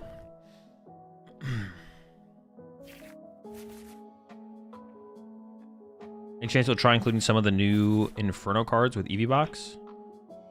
I mean the Phantasmal... What's it called? I mean, maybe. I play Arvin instead of just 2 to 3 Evos with Lilies. Well, because I think you want more than 2 Evos, but playing like 3 or 4 Evos is bad because then you just don't have enough supporters. Like Arvin's still a good card outside of that. Yeah, basically that's the reason. I can do this, right? I mean, who's gonna stop me, right?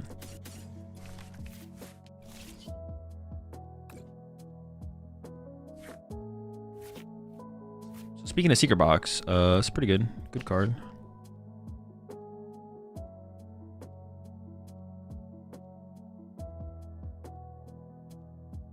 What do I need? 6 here? 4, 5, 6, sure.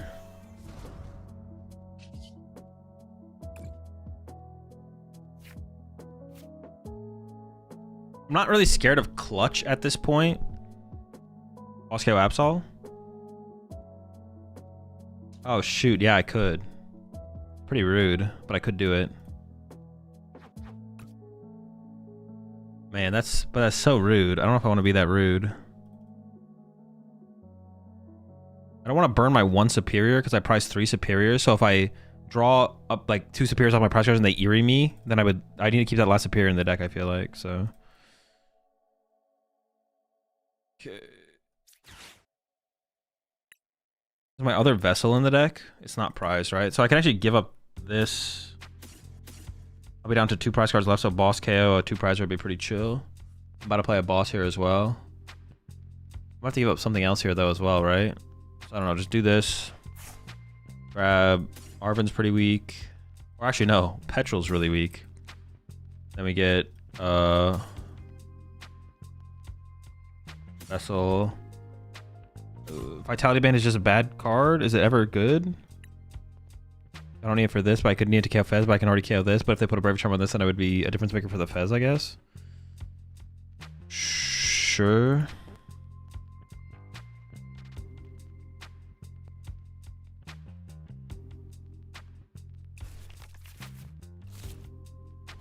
Four, 5, 6, 7.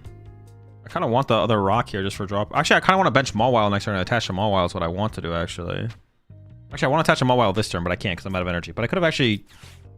Oh, wait, do I even have 4 energy in my deck? Nope. Hold on. Ooh, but I really didn't want to use my... Ooh. All right, so I can't KO the Absol anyways.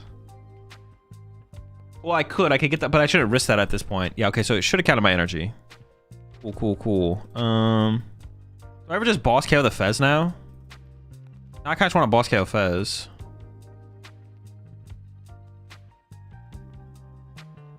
Actually, no. I can pivot to boss KO Fez, but I can actually use Lunatone first and see what we get.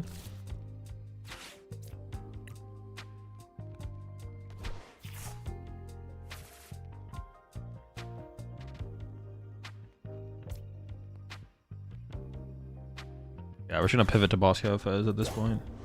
I mean, it's fine. It's fine. Actually, I kind of want to leave the metal in the deck so I could attach them all while next turn if I want. Or like 1, 2, 3, 4 or something like that. Okay, not exactly what we wanted to do, but I really did not want to burn my Superior. So I think this is still the best play, to be honest. I think this is still correct. Because I don't want to burn my Superior in my deck. Oh my gosh. Yeah, see, okay, that is also another thing that could happen as well. I could just not draw a Superior off this. I didn't really think about that. I kind of just assumed I was going to draw Superior Energy Retrieval here. It is possible I still don't draw a Superior here. What I was thinking is if I draw 2 Superiors, they could Eerie them both away. That's not the reality. I guess my Mawil's not even hitting that hard right now, to be honest. Oh, we could hit him with like 2-hit KO or something with that with the Gobble Down. Yeah, I was thinking about it a little bit differently, but this is interesting for sure. Yeah, I don't know. That's also interesting. Well, this just seems bad. I'm not gonna lie. Oh, maybe not. Maybe it's not that. I don't. Oh shoot, dude! Don't. I'm gonna do it. I'm gonna draw into my Superior. Nope. Okay, cool.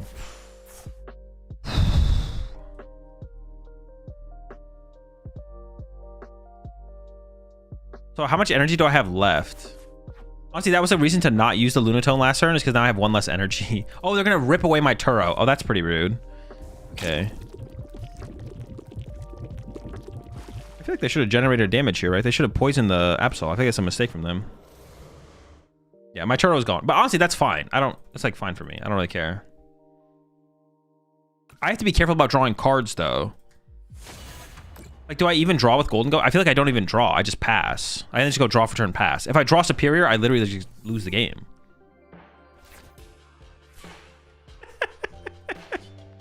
Okay, let me think for a second. So I have a Superior, 2 metals, and a thing left, and a Night Stretcher. When they Iono'd, the Vessel went to the bottom, but the Superior and the Superior... Oh, the 2 metals are on the bottom, but the Vessel gets there. That's 7 on the bottom. 13 card deck. I want to draw into... I don't think I play the Nest Ball. I think it's correct to wait. I think I just pass. Watch them Eerie. 1 fighting left in deck. No, I drew into that off of the Lunatone draw. Yeah, there's no fighting in the deck. Yeah, there's no fighting in the deck. So I can KO the active currently. You can't play Nest Ball? No, I was thinking about using Metallic Signal. Like, sure, I shuffle the deck now to increase my odds of top decking a good card next turn. They won't Eerie after seeing that hand? Oh, yeah, true. Why would they Eerie here? Yeah, I can't Artisan here. I can't Nest Ball, but I could have used Genesect. YouTube chat, you can Artisan with a full bench? No, you can't. Unless you want to say you can't.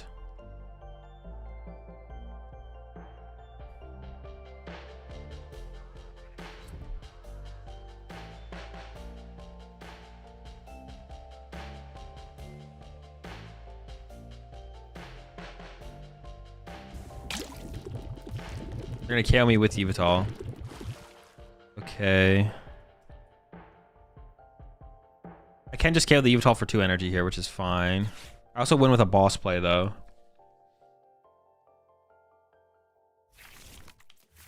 The thing is, like, can they find... I'm not even... See, this is what I was talking about. Like, I'm not scared. I've never been scared of... Like, this whole game, I have not been scared of Zerosic.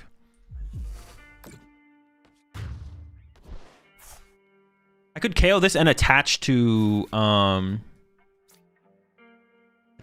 and then boss KO Petron with Mawile could be the play, right? That means I can't bench Fez this turn, but I think I'm okay with that. Okay, we got boss. Draw 2. That does nothing. That does nothing.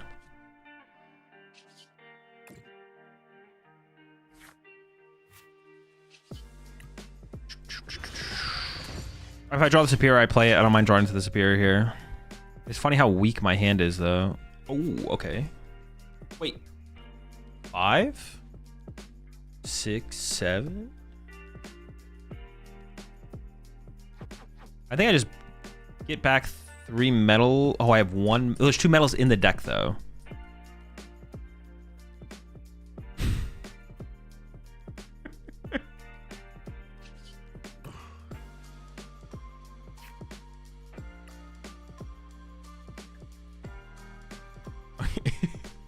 Okay. So I think I just KO the active, and then the Petch becomes my target to win the game, right? And they have to have Irritate take away the superior that I'm about to draw from my prize cards. So I think I go... Okay, sure. So I'm gonna go... Cover Fighting. Because I also want to use the Nitro because that's their best target, right? I have plenty of boss left, so I should just play this immediately for a fighting. Play this for metal +2 fighting. So I'm gonna get rid of... Fighting Gong and Soul Rock. Play 1 S-Ball. So I can burn an S-Ball here, I'm pretty sure.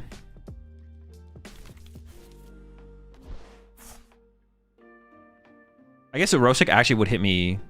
Not super hard, but it would hit me. KO Kanga? No, I don't have enough. I'm sure on the Kanga. I could dig for it, actually. I could get Fez to go try and KO the Kanga. Actually, what are my odds of getting there? Hold up. Fez. If I grab Fez, a 13-card deck with 3 outs. I don't know. It's not even that high, though. I'm just going to go for the Mega Mawile, I think. Yeah, I'm just going to go for the Mega Mawile. They can't kill this, right? I'm not trolling? Okay, I don't think I am.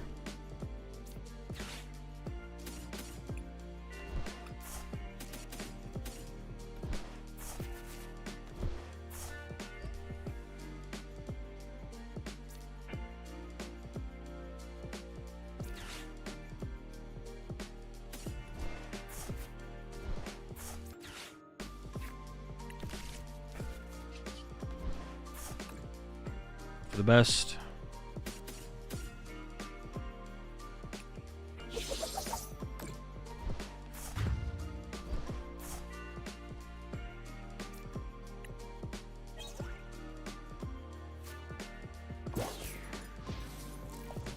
I can't Eerie and Boss. I guess they could counter catcher.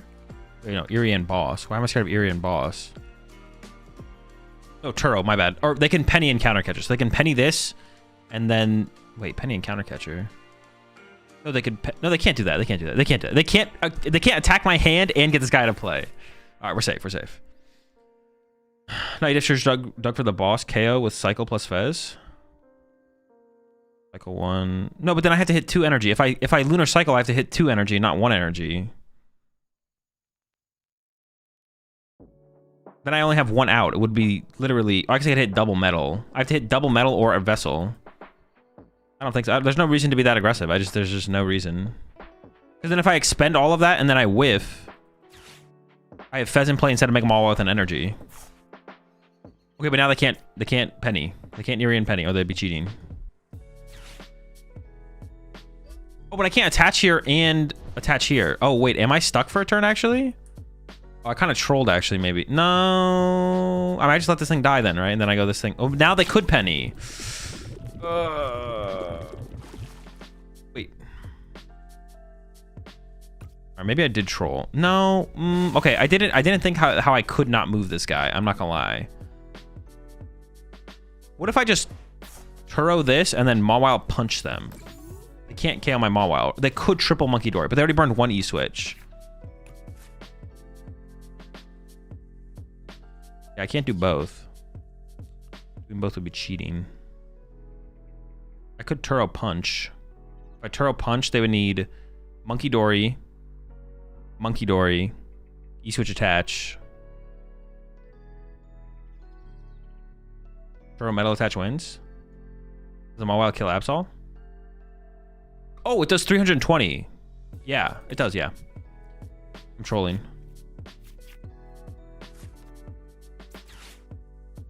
I thought it did, I don't know, less. I thought it did less. I didn't think it could KO Absol. I was like, we're doing just enough to KO that. I thought we were doing 240. I don't know why I thought we were doing 240. I can Lunar Cycle if I whiff. I mean, we definitely go for it at this point, right? It's my only attacker I can use. Okay. That would have been an unfortunate whiff, right? Wait, this guy's just goated, dude. I didn't realize he could KO the Megas. What the heck? I don't know. I didn't think he could do that. It's pretty cool. Shout out Mawile. Yep, my last 2 superiors. Let's go.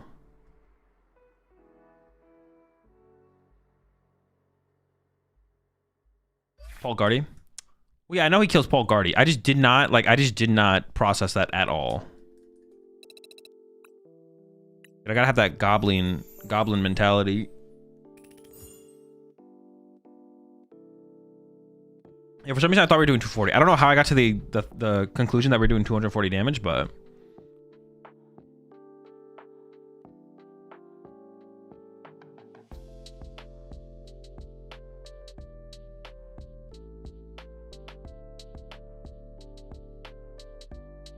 they have not poisoned their... They have not poisoned their Absol there, though? Was that a mistake from them that they could have avoided? I actually wonder. I'd have to go back and look at the board state. Is it ever worth Terrorbox running Mega Mawile as a closer?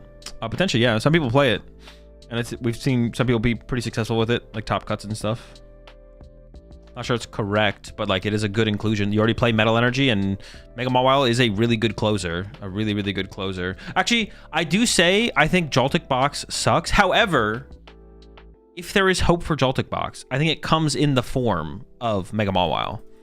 If there's a card that would save Joltik Box, it is Mega Mawile.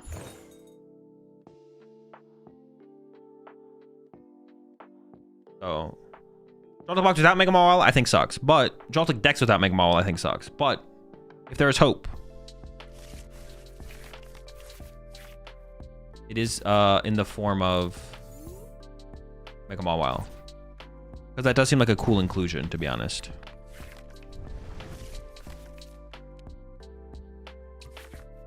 Alex Dow's list from Lily played Mega Mawile. I played it for UBL on Saturday. Mawile is good. I like the idea. Did I go first or second? They chose for me to go first. Okay, cool. Charizard. What's the correct way to play this? Just one prize board state, then go into two prizers, right? I should still play this just in case I get Iono. It's just we want to establish our squad still, right? If I get Iono, I want to be able to knock out this guy. So I go Arvin for Vessel, knockout, and play from there.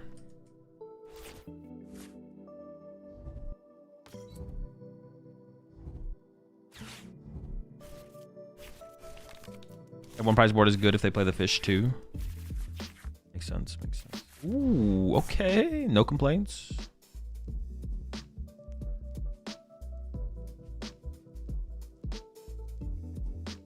I honestly didn't expect that KO. Yeah, I didn't either. I didn't think I could KO you. I'm not gonna lie. I didn't think I was doing enough damage. All right, Dusknoir. It's pretty cringe. I'm not gonna lie. Got our fighting energy now, though. Dude, Lunatone and Solrock, as long as you draw fighting energy, it feels like any game is winnable. It's such a broken card. Broken ability. Wait, they should run to Ho-Oh, though, right? Oh, shit. I wasn't trying to give them any ideas, though. What the fuck? Alright, was there a boss on the bottom of my deck? You don't have to do what I say. You could not do that.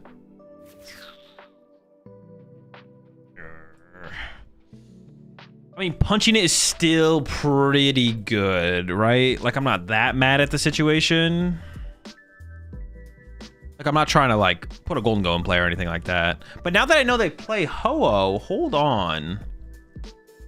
Oh, am I? Oh, I only do 50? Oh, no, it ignores resistance. I was like, oh, shoot. Yeah, I think we can still play this slow unless no, I prize my second. Bubby Poffin. Boss KO Dusk? It's a Turo. Well, no, if I had boss here, yeah, I'd boss KO. Well, I'd probably go after the Tatsu, dude. No, the Dusk, I think you're right. I think I would go Iron Bundle. This list does not play Iron Bundle. No bundle. Yeah, they don't have, that is true. They don't have Chi-Yu. We like know they don't have Chi-Yu, so. Which is pretty cool for us. Chi-Yu's a pretty good card, so in the matchup. Is your second buddy popping a cram? No, my third is. Got one nest ball for a bundle. I am a big bundle fan, but this is where Arm for Prime is goated. Also true, yeah. Secret box does not do me any favors.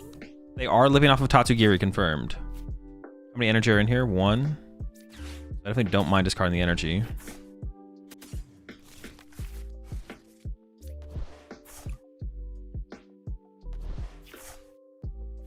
I mean, we boss Tatsu every time, right? Like, that's not even a question.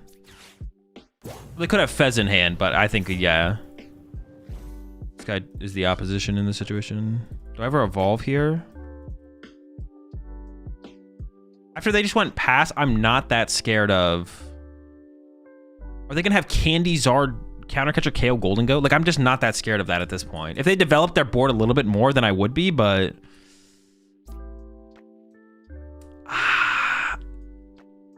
Not sure. And even then, their only way to... They'd have to have maximum belt, or they have to commit everything to Ho-Oh, and then that's not even that good for them. All right. I'm just going to say they don't got it like that. After their last turn, I just don't believe... I don't believe in them. I don't have faith in them.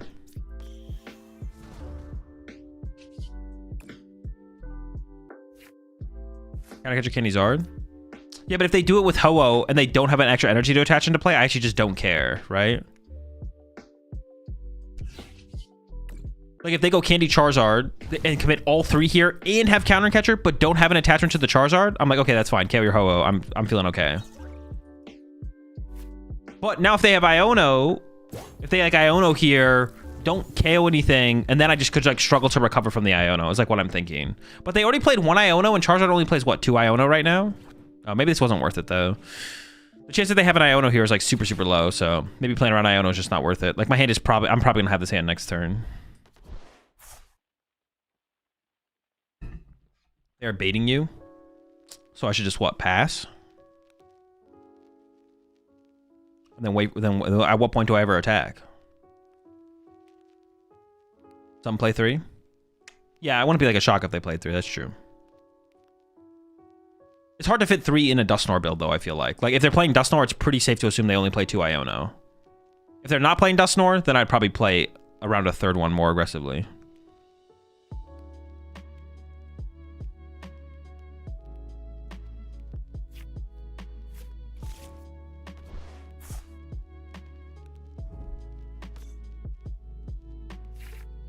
This is Magda's list, yeah.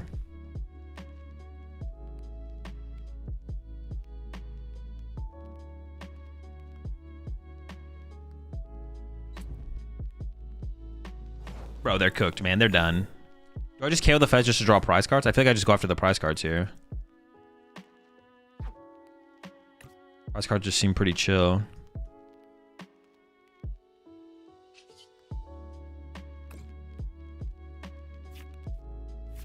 Or I could go boss KO Duskull. No, but KO in the Fez. Like, KO in the Fez, even with a Gholdengo, seems like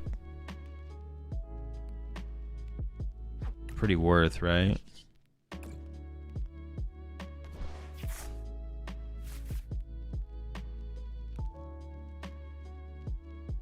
I would have to commit the secret box, but that's fine, I feel like. Do I really want to go after the Fez that aggressively? They're down 2 fires in play as well. If they commit 3 energy to the Ho-Oh, who cares? They KO the Ho-Oh, then KO another 2 prizes to win. They would go draw 2. I'd draw 1. They would draw... No, I think I am just going to get aggressive here. Yeah, sure, why not? I don't whiff. I could whiff, but I'm not going to whiff.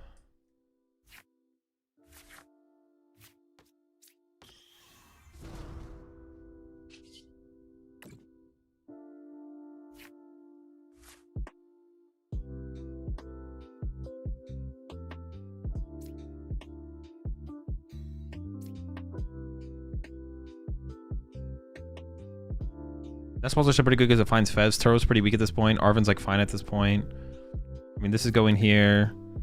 I don't need... This could get me another fighting energy, and then I would just need a Vessel for 2 more energy, but this has 5, 6, 7, 8. Well, I don't know how many energy I left in the deck, though. I didn't check my prize cards very thoroughly in this in this thing, but I have to do this anyway, so I might have to play Sabir, I might not. Wait, so we'll find out. Eventually give me goal for the 4th Gholdengo, sure, why not? And then Secret Box. Turo, Cram. I don't need that many Nestballs. How many Nestballs have I already played? 1. Get rid of 1 of the Nestballs, sure. Because we still have the Vessel here if we're going to go for the Vessel. So it's like Boss, Vessel, Artisan. 3 energy left, 4 energy. Okay, so I don't have to play a single superior as well. I did prize at least one boss though. So there's only one boss on the deck. I guess that's kind of annoying, but it's in the bottom of my deck, so that's kind of cool. I don't want to give them Artisan. I don't need Artisan the rest of the game myself, so I can just play this, get a fighting. Oh, was it 3 metal left? 2 metal left. I guess I like could lose to Badoo here, but I don't think I'm ever playing around Badoo here, right? I just give up this. That would be pretty funny though if they had Badoo. That would be pretty funny. Air balloon. I could probably just aggressively play this, to be honest. Like, what are they gonna do if I? What are they gonna do to me? Nothing. That's the answer. Nothing. They've got nothing. I'll put it there. Yeah, I like this. Honestly, I maybe should have just discarded the Turo over. I don't even know what else I would have discarded, to be honest. Keeping one, I don't know. You never know when a Turo could be good, right? You never know, man. You never know. Oh, sick. The more you use box, the more I like it in the list. I don't know, the more I use box, the more I find myself only using it for boss, which means it's just better as a prime catcher. The more I use the secret box, I'm like, imagine if this was a prime catcher.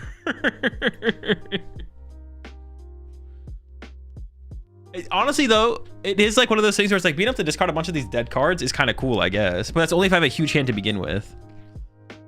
But yeah, I'm definitely, yeah, so far not sold, but I can see like the turn 1 potential with the card though for the turn 1 Soul Rock attack. Like I can see that where it's like, okay, secret box, boom, boom, boom, boom. Like it gets you the Artisan, plus gets you, like it gives you like a cleaner turn 1 to get the turn 1 Soul Rock attack. But at that, but I feel like at that point we should go further and play like the Iron Bundle then, because then I feel like the value of secret box goes up if we play something like Iron Bundle. Help. Where'd the cram come from? I just added that in because I thought I was gonna hit a lot of mirrors on ladder, but so far we've hit 0.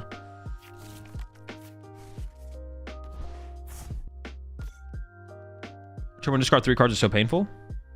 I disagree. Not that difficult to pull off.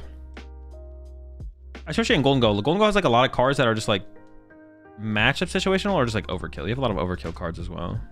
I don't think it's that painful. Dawn and Zard, yay or nay?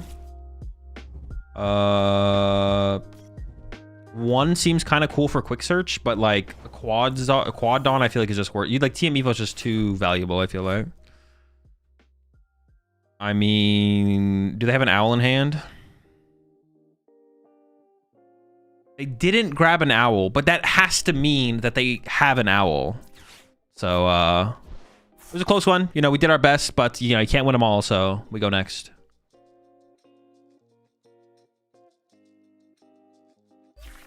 Does he look good in Gholdengo? No, not very good. I appreciate the gift of sub there, gamer. Over to Hunter. Yeah, we tried, but you know, you can only try so much. Sometimes your opponent gets the better of you, and they got so lucky too. I mean, like opening raw fan rotom going first is kind of crazy. So, you know, can't win them all. Do you feel like cutting Cornerstone from Mega Absol is the play going forward? I actually don't know. I haven't really thought about it, especially with Mega Lopunny coming out. Oh sure, well with Phantasmal Flames, but I don't really think about future formats when there's still format to be played in the current format. I'm not trying to predict Phantasmal Flame stuff. Moving forward for Vegas and LAIC, I'm not sure though. Wait, did we go first or second with this deck? I haven't thought about that very hard. First? We probably go second though, right? Because if we play up against Poltnor, we want to just make sure we play the game, right? Second, right? Yeah, my bad. Actually, for the current hand, I kind of want to open Gimme Goal if I'm going first, right? Yeah.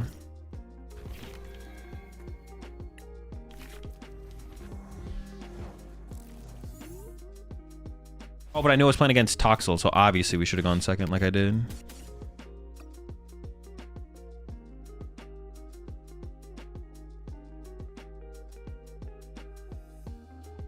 Honestly, it maybe was correct for me to have done this because now I'll have Gholdengo set up before I get Absol attacked potentially.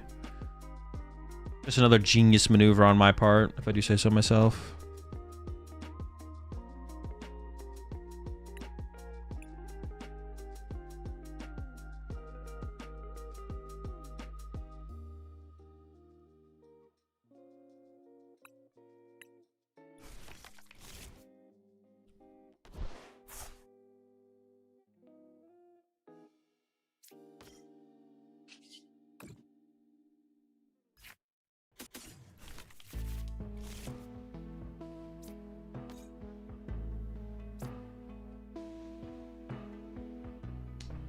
This guy can hit for 80.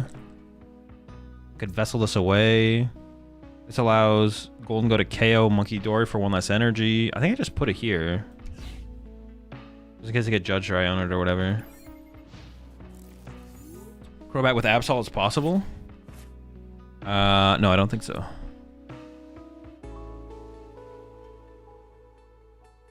Touch Bantha Genesect, so it's a threat.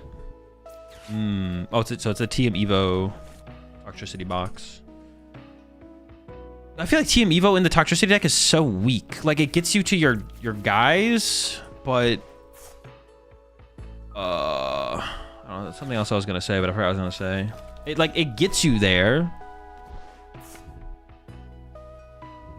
But once you're there, was it really worth it in the end? When you look back on everything you accomplished to achieve what you set out to achieve, was it really worth it? You know? Oh, it's Turbo Energized. Okay, that makes more sense. Alright. So I just need 2 energy to KO the active. I'm not playing around Eerie against him, so I already have a bad card in my hand here, so it doesn't really matter.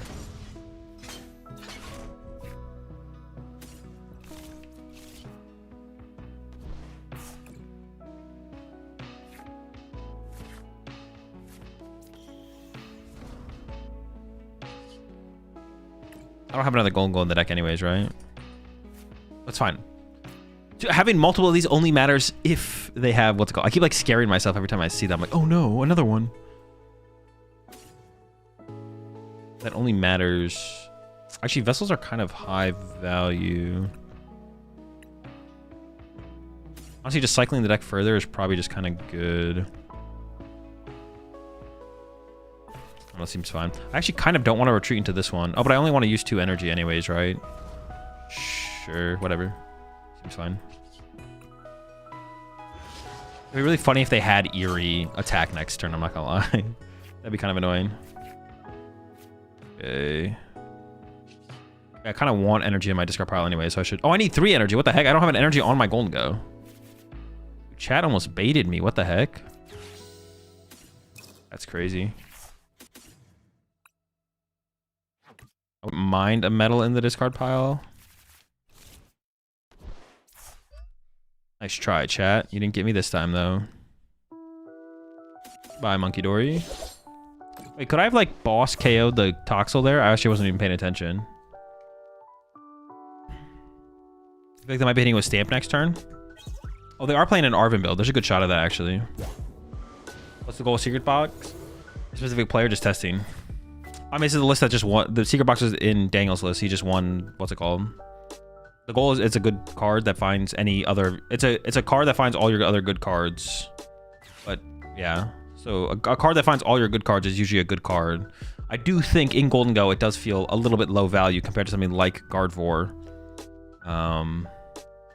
or lower value compared to something like it feels way stronger in Gardevoir, and like compared to Prime Catcher, it doesn't feel that much more powerful.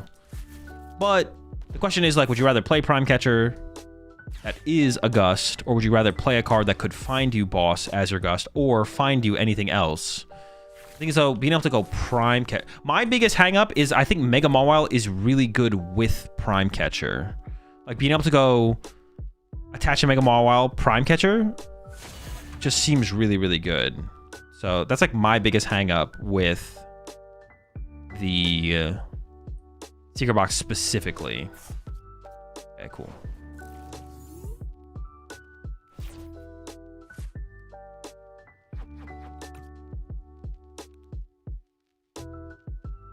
So I need... I mean, I'm basically there, right? Yeah, this is just... It's over, buddy. You're done. Oh, nice. Oh, sick.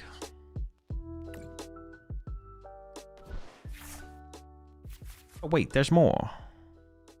Oh, can I Turo knockout? Oh, that would be so gross. Should I just go all in for it and just go draw two, draw two? I mean, I have it guaranteed, but it would cost me double superior right now. But honestly, kind of down.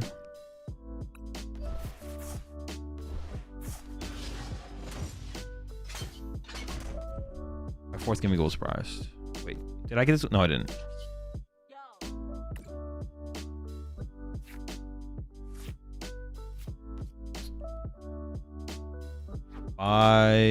Four, five, 6, 7, 8. So we just got it. We got it. Let's go.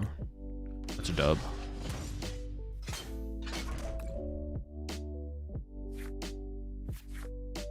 Okay, I don't know why or how for sure. Wait, actually, maybe I do want to hold this because I have to like play this as well to discard a card. And I have to play this for 2. So I guess I'm just gonna do this. Actually, did I prize it? Okay, no, we're chilling. Actually, I maybe misplayed here. I should probably leave a funny in the deck.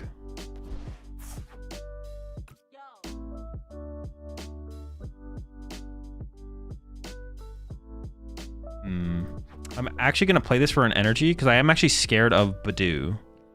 I could play Badoo. I should have taken the metal out of the deck and saved a fighting is what I should have done so I don't have to do that. 6, 7. Yeah, whatever. It feels bad to use this ahead of time, but I should. Yeah, I'm a little bit scared of like the potential of a Badoo, so. Make it rain. Yikes. I mean, that's cooked, right? It's over. Get rid of Cram for bundle. It might be cooking. What was the most fun deck you've ever played? This deck. I don't really have one, to be honest. The most fun decks are the ones with new PokemonTCG cards. So, a deck that comes out in Phantasmal Flames. And then, once we get the Phantasmal Flames cards, a deck that comes out with the next set. The most fun Pokemon is the Pokemon I haven't played yet. Or if you want me to literally pick something I could physically play right now, it'd be like it'd just be a deck with the newest cards. Or something I haven't played with that I know contains new cards. Or like just an archetype I haven't messed around with yet.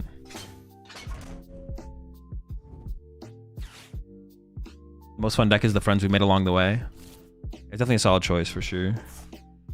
Dude, we just absolutely destroyed them. It's over. It's cooked. Toxel never stood a chance. Is this literally just Mega Absol, Mega Kangaskhan with a 1/1 Toxtricity? So what do they play? Like 1 Ultra Ball and 1 Toxtricity? Or like, I wonder how they're finding the Toxtricity. If they have to play, it's got to be at least 1 Ultra Ball. If you were to play with Prime Catcher and Mawile, would it be this list just replacing Box? Yeah, I think you can just pretty straight up just cut Box for Prime Catcher, to be honest.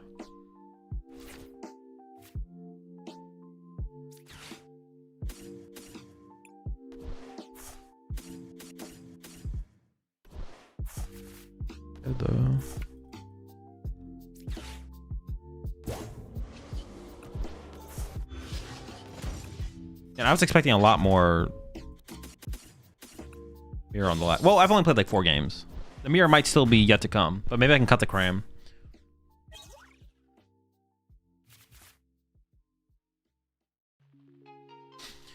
If we cut Box for Prime, shouldn't we cut Petrol too? I don't think so, no. I don't think Petrol has anything to do with Secret Box, to be honest. Well, it doesn't have nothing to do with it, but it's like another... It's just like another supporter turn 1 to help us find good cards, I think. I don't think, like Petrol for Secret Box, turn 1 going second, doesn't even seem that good. It seems like fine, but like Petrol to get your Buddy Poffin or to get your Vessel is like just as good. I mean, maybe you can make an argument Petrol could just be a Pokegear. Like, I guess there's like more value... I guess there's a little bit more. There's more value to play the Petrol if you play Secret Box. But I don't know if it's enough to the point where you'd cut the card. But maybe you would. Maybe you just cut it for Pokegear. And then Secret Box becomes Prime Catcher. I mean, Petrol's a lot weaker than Arven. Well, it's not even that much weaker than Arven, is it? Like, you just don't get the tool, but sometimes the tool doesn't matter anyways. Like, Petrol can get Prime Catcher. True, Petrol for Prime Catcher. Because it's, like, better to have the Petrol than to play a Pokegear and with the Arven, right? It's, like, better to, like, just guarantee something to help set up. There's obviously a little bit more value involved, but... Oh, sick. Honestly, this hand's not bad, though. This would have been a Buddy Poffin if it wasn't the Cram, so... I mean, I don't really want Cram up against this matchup, though. Oh my gosh, this is... That is something, huh?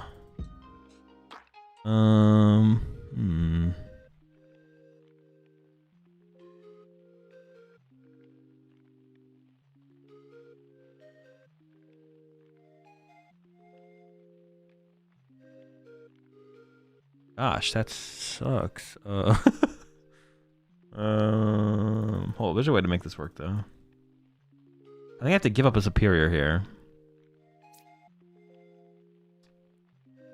I mean, I'm not gonna lie, it's better than Prime Catcher, right? It has to be like this, unless I'm missing something.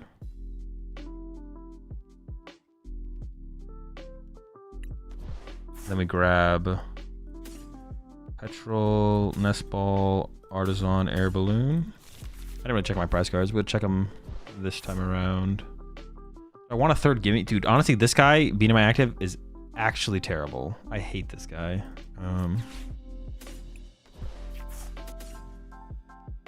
Yeah, I'm not gonna lie. Opening that guy kind of sucks.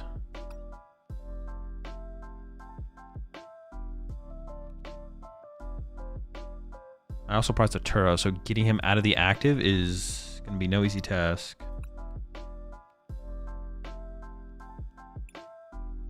Homie is just eating up my bench space. Vitality Band is last prize card? Okay. Giving them Artisan obviously doesn't feel great either, but it's not that big of a deal. I guess I could have vesseled. I could have vesseled away. I could have put more energy in the discard pile, right? Yeah, maybe I messed that up, actually. Yeah, I actually don't think I even want... I don't even think I want a Gimme Goal off this draw. I kind of want Genesect. I'm not even going to, like, prioritize maximizing odds for another Gimme Goal. If the Artisan 6 as well, I can get a Gimme Goal if I really want to anyway, so... Ooh, next turn that actually is kind of cool.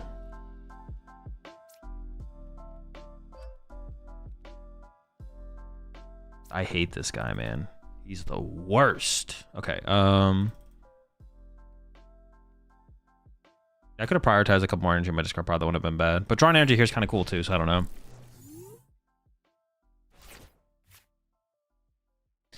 Probably just feels so good since you run 4 Arven, little greedy on top of 4 boss when it works, but when it works, it feels so good. I mean, I think there's definitely a good argument to cut a boss's orders if you're going to play the Prime Catcher, right? So there's also an argument for me to put the Air Balloon on the active here and retreat it into the Soul Rock right now, because if they go Iono Jamming Tower, then I actually get kind of stuck, but I think it's whatever. We'll see.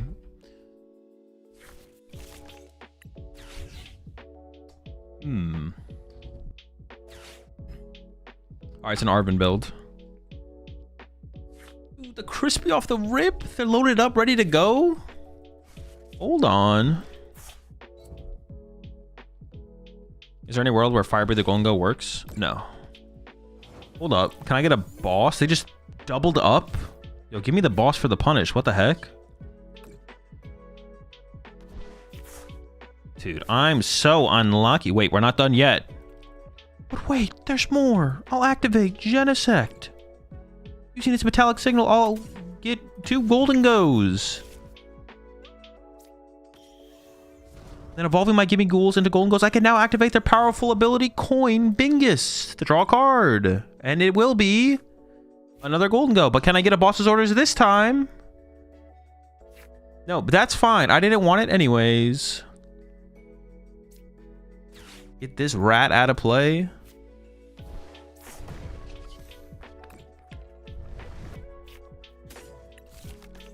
I should attach a metal to one. So it should be like what? Like metal here. I don't want to put the air balloon down though. Actually, I have second air balloon in the deck, so maybe I could just commit the air balloon here. But then if they just counter catch this, that'd be like really annoying. Because then I can't like boss. Oh, it's kind of like the same situation. Ooh, using this early game is really, really bad as well because that's really bad actually. Ooh, yikes. I'm just gonna... Okay, I don't have a counter to jamming tower now. Yikes. All right, swing.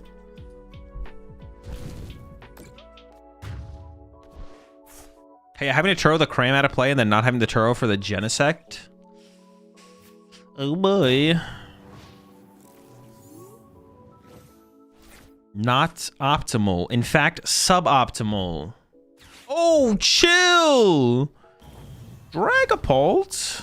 Oh my gosh, bro. Do they just have the nuts? They have an Iono to go with this? If you have Iono here, you're cheating. Think about that. Think about that. Just give it a consideration before you potentially have Iono here. Oh. Why would they all in double energy on this Dragapult if they have a double vessel in their hand? That's so... I mean, that is greedy. It's not greedy. It's not just greedy. That's a throw. Why are you inting, brother?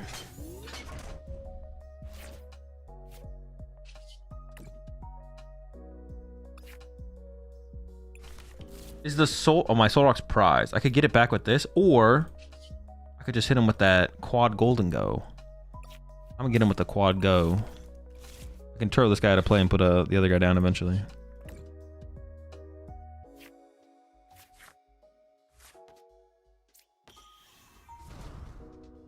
Quad and go. We definitely have enough, right? Like...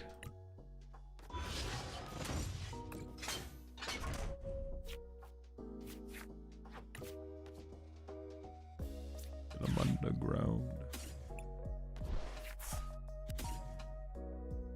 Keep it fighting in a metal? Sure. Don't want to think about it too hard. I don't want to think, man. I don't want to think. I want.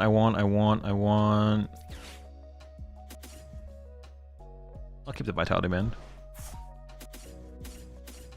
I do have to like play around Badu still a little bit, right? But I have a fighting in the deck. Oh, the question is, can I get... I don't have a Soul Rock to actually KO the Badu. Okay, I've maybe made a grave error here. Okay, we'll see how it goes. Badu is scary. Badu is scary. I have an air balloon left, but I have no stadium to bump a jamming tower. If they even play jamming tower, though, they're playing like Rescue Board, which means they probably play Crystal. Nah, we should be good. Okay, that's pretty good. That's a pretty good draw. Yeah, we'll probably be fine. Cram looks too situational. The Cram is specifically for the mirror match. That is literally it. If you haven't seen me use Cram up to this point, it's for good reason. I have not played against a mirror match yet.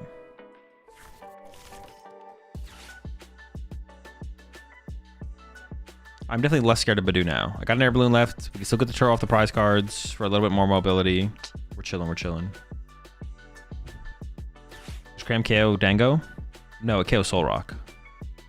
What's it do in the mirror? The mirror match is basically both people just punching with Soul Rocks. So then you, after they KO 2 Soul Rocks of yours, you go Cram knockout and then you win the trade because they can't keep up with the Cramorant.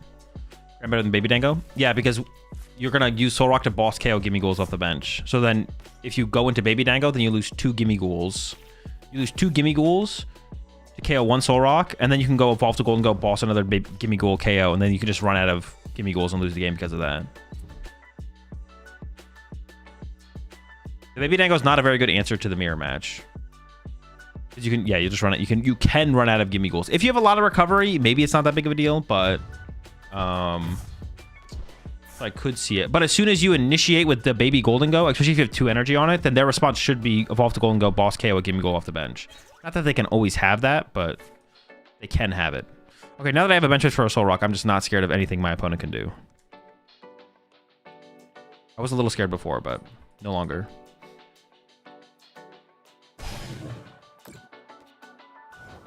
Hang on, Mirror must be a 1 prize race, right?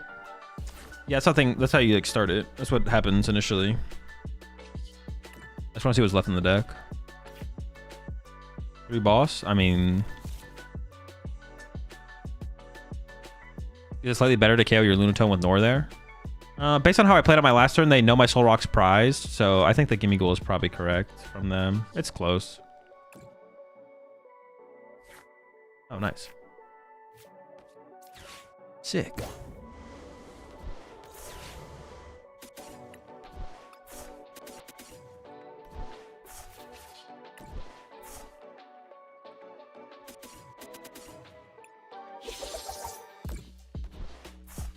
Yeah, I probably would have if we exhausted all Gholdengos and didn't draw a boss, I probably would have benched the Lunatone and drawn 3. Because the Fez, I'm still seeing 3 cards no matter what, and the Fez just seems, I don't know, Fez just seems worse there. I don't know. Yeah. All right, I'll be right back, chat. Give me like 5 minutes. I'm gonna go heat up some chicken. Hold up, I'm almost unstun locked. All right, we're in. Yeah, I'll be right back.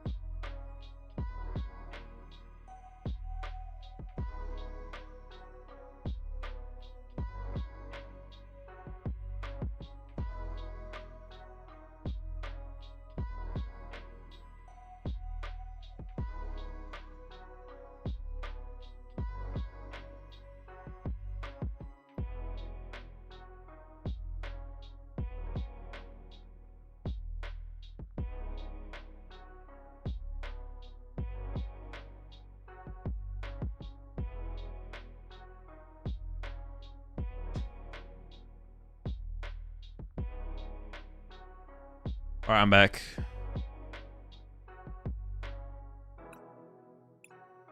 Oh, I forgot my food. What the heck?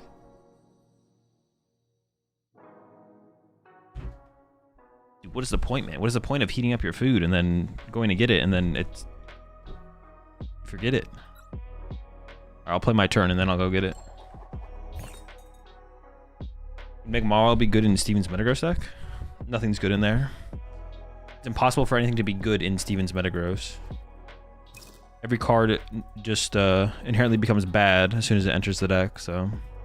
No, the answer is no. Sad but true. Nothing can be done. You think Gholdengo Ceruledge will work with the new Phantasmal Flames cards? No. That's some Garbungus for sure.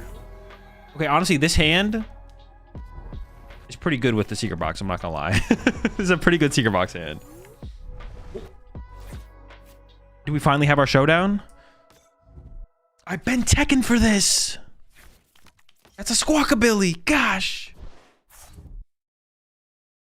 It's just Ceruledge. The Kraven is not gonna get any scream time. Ooh, these energy are kind of nice looking though. It's pretty cool. It's pretty sick.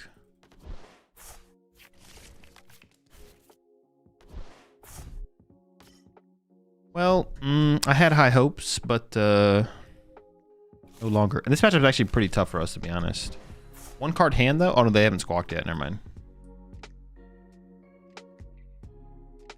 They're never considering not squawking though, right? That'd be silly. Okay. To save their fire energy. It's like, do I really get rid of this? Shoot. Pretty good card.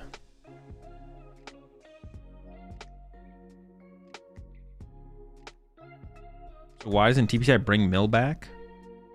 What makes you think I have the answer to that question? Before I answer your question, I've got a question for you. What makes you think I have the answer as to why TPCI doesn't bring Mill back?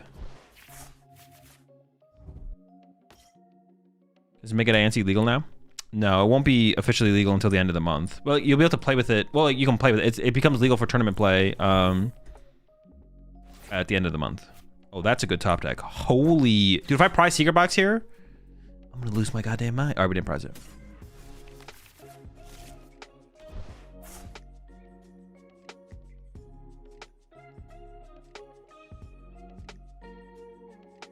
Huh, interesting. Do I get rid of the boss? Like this? I could have also like discarded the energy and then like played the Superior this turn, but I didn't check my prize card, so I wasn't that confident that I had like everything I wanted. Boss is pretty good as a follow-up, but so is Arvin, right? I'm actually not sure how to approach this.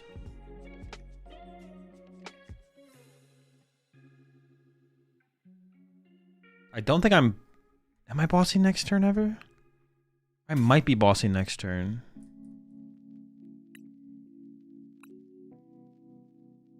Also, there's a higher chance. Yeah, I get the boss now because I have 3 Arvins in the deck, so it's a higher chance I can find the Arvin, right? So.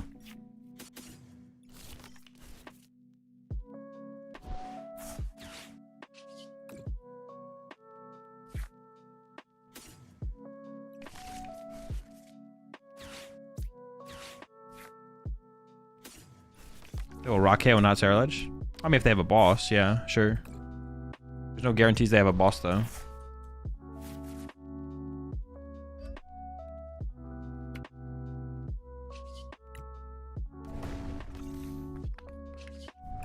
Unless you're saying they're cheating and they always have it like that. Your thoughts on being able to use new cards for weekly league nights before technically legal? Doesn't really matter. Whatever the league wants to do seems fine. Will you be going to Vegas? Unsure as of right now. I think if I do go to Vegas, I will be flying in Saturday morning. Yeah, I think that'll be my route. Maybe I'll go in Friday, but I'm definitely gonna stream the new set on Thursday, so... Dude, I am so bodied, man. How do I win? This is unwinnable, right? Is Triff going to Vegas? No. I would have gone if Triff was gonna go, but Triff is not going, so...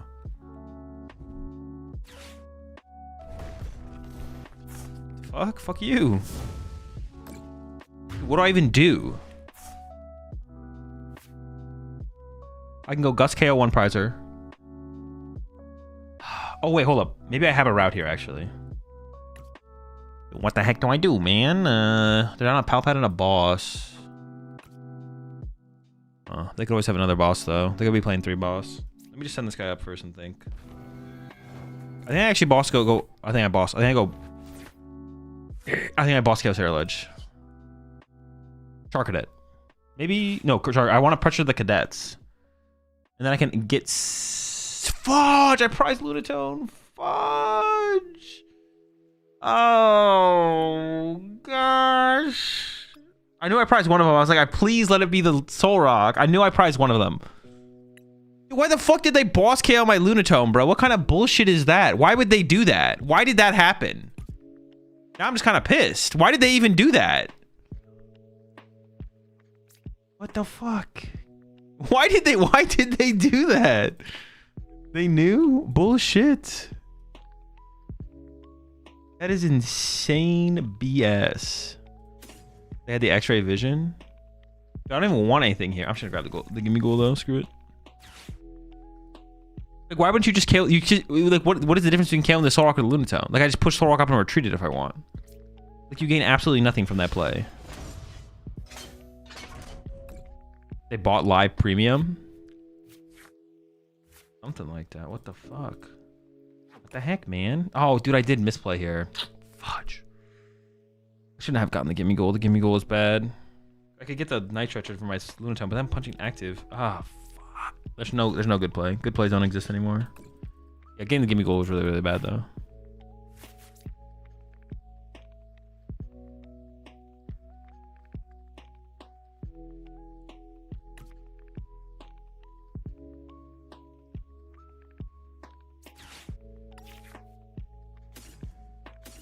For a lot of good plays, folks.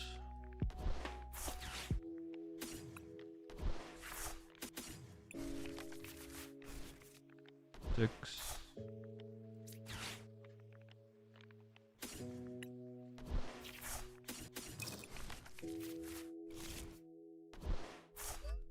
For a measly 1 prize card. Let's go.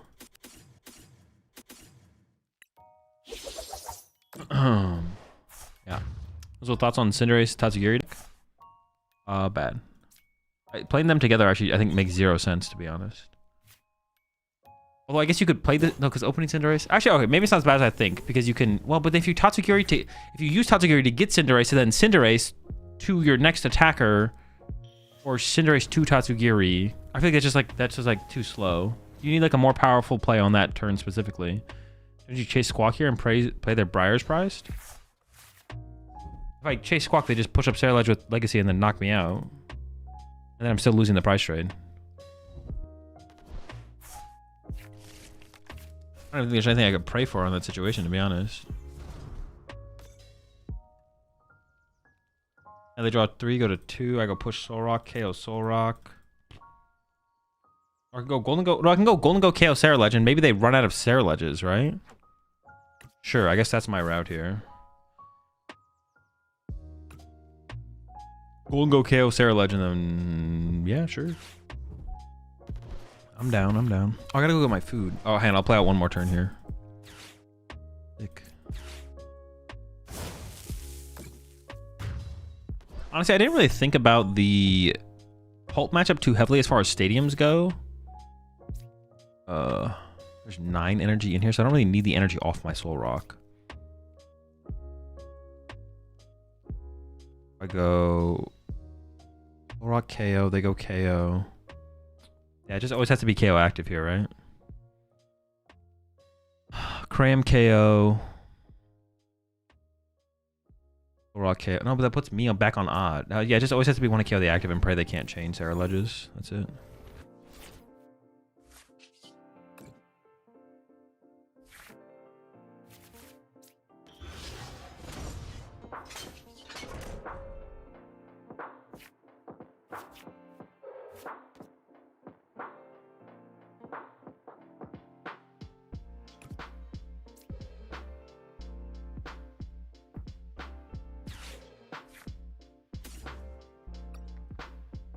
I'm out of energy? Holy. Wait, can I even like knock out 2 Sarah Ledges in a row here? What the heck? I don't even know if I can. Oh boy. Wait, I can thin out the deck with this. I did prize Superior. So I have to get the Superior off the prize cards as well. Or like if I prize a lot of energy, I guess I have to just get the energy. I do get to keep one of these energy as well though, so there's that.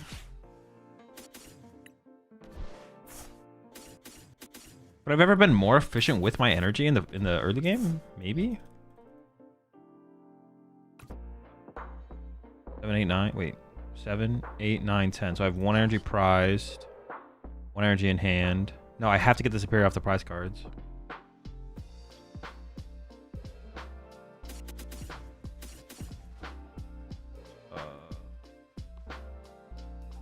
Yeah, it's kind of cooked. Yeah, I'll be right back.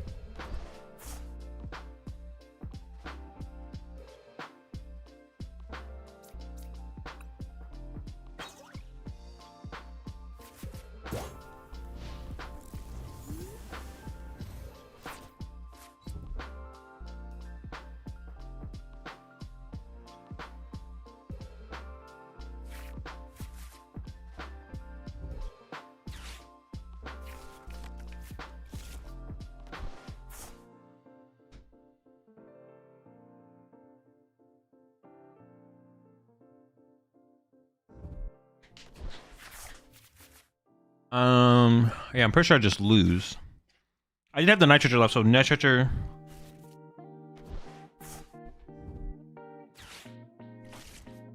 I don't know. Let's see the Briar.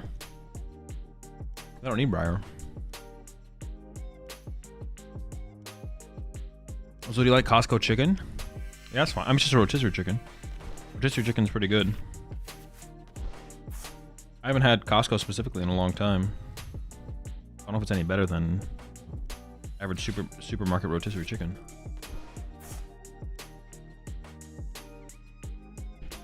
They get a Charcadettes? I mean, it doesn't matter though. They might be out of Charcadettes, but I'm out of 1-hit KO. Dude, there's no way. Oh, are we actually gonna win this game if I could just KO this?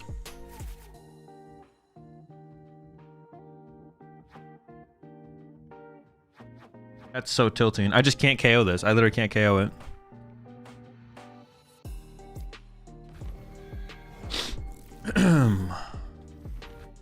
Tilting. The most amount of energy I have is 4, 5, 6. I'm literally 1 energy short.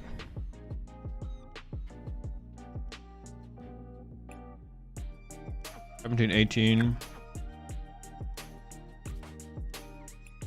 No Turogon.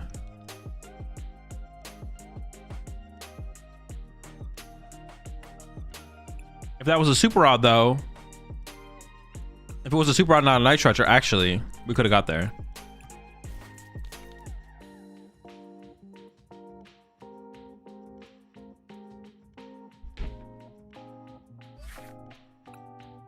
You need to attach as well though. Yeah, that's 7 energy. Night stretcher superior +1 in hand is 6. 7 is KO. Dude, why the fuck did they chase my Lunatone there? Dude, you know what the Lunatone chase was like? The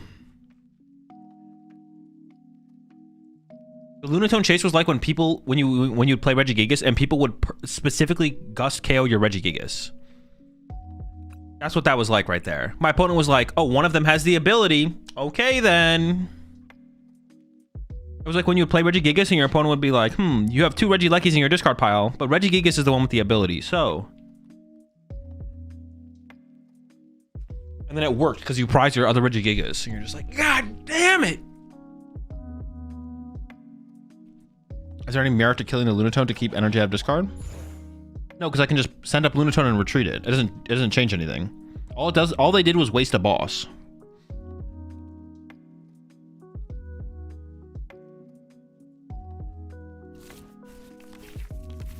Okay. That's not 100, dude. It's not 100% true because, they did give me -1 card because if they KO the Soul Rock, I can't send up Soul Rock, retreat it, and send up Gholdengo Air Balloon, retreat it. But they maybe put Jamming Tower in play that turn anyways. I don't remember. But there's no way that's worth a boss. I refuse to believe it's worth a boss.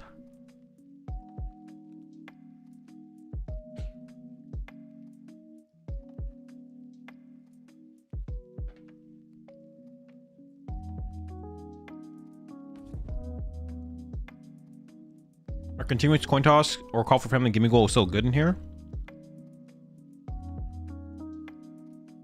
Call for family, no. I don't think so. Coin toss. Yeah, you could play a coin toss, to be honest. Get him involved. Put a Vitality Man on him. 1 heads, knock out Badoo. Pretty sick.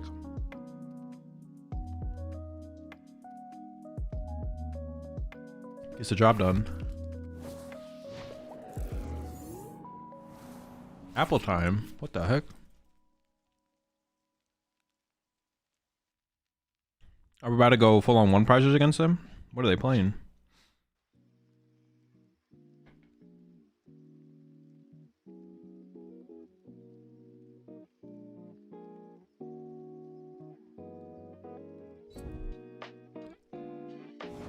Okay. Well, if we didn't prize Secret Box.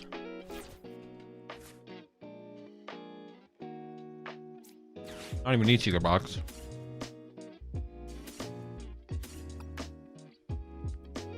I would have needed Secret Box if I wanted to play the game past turn 1, but I don't care about playing the game past turn 1, so. Can Festival Lead actually kill a Dango? Yeah, they can. Right, Bango plus Kieran, I think, gets there.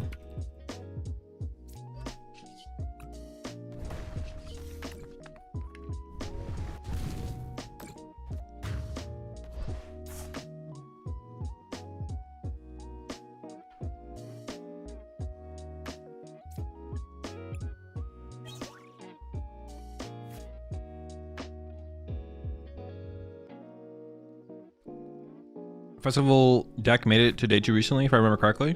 It did, yeah.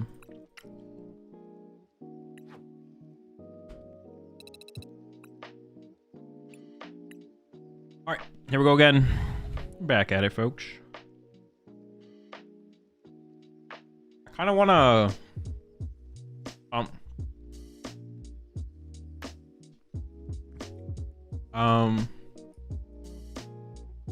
I don't want to cut the cram again, to be honest. I thought I was going to hit way more mirror matches on ladder, but that's just not true, I guess. I kind of want to cut the cram because it's like basically only good in mirror match. Very mediocre in any other matchup. So you still doing Silk Song streams anytime soon? Probably for like the final boss. Yeah.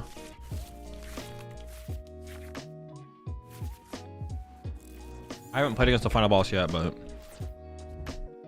a cram for bundle? Maybe. Or maybe just another Poffin. Ever thought of Void Moon without poison? Not really. But I haven't thought about it with poison either, so. I just don't really think about... I just don't really think about it. How far are you into Act 2 yet? I'm at the part where I need to go fight. I beat... Spoiler alert. I beat the... the child of the silk or whatever. So now I need to go up and actually fight...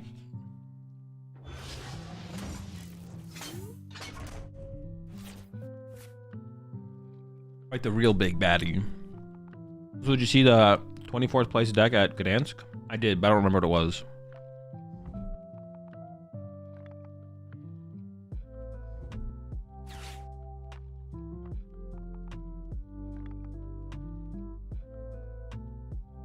I did.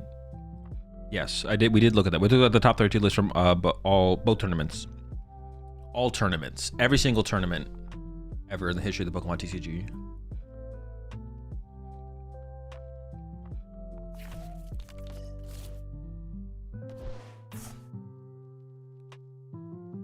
They can do 120 with this thing, right? Like, this thing is gonna die.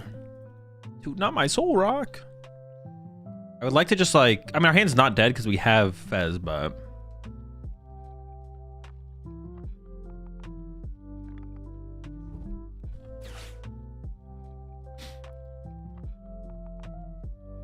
Also, list for the last tournament only updated recently, so people might not have gotten the memo to play Dango. True. Why is the winner of regional Gdansk list not available? It is on labs. Just go to labs. Robin, maybe labs might update automatically, but the main website maybe needs to be like manually updated. So Robin just probably hasn't manually updated the. He hasn't manually input them, but he might have to like manually trigger the what's it called to populate the site. But labs is already updated, so I assume one's automatic and one's not.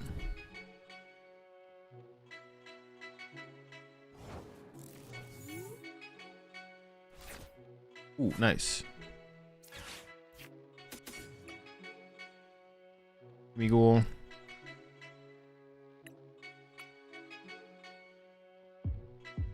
Prize Soul Rock. Do I even punch them with Soul Rock here if I can? I don't even think it's that like big of a deal if I do or I don't, right? I'd maybe rather boss their Snorlax for turn and just well, it has nothing to do with punching, I guess. I could punch a Snorlax too, but I don't think I'm punching the Snorlax because I'm bossing.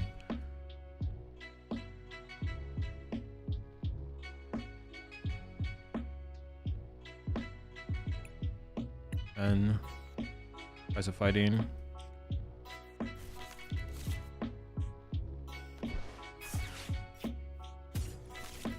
Probably something else, but I'm not sure what it is. Brisbane is so fraudulent, he refuses to upload it. Probably.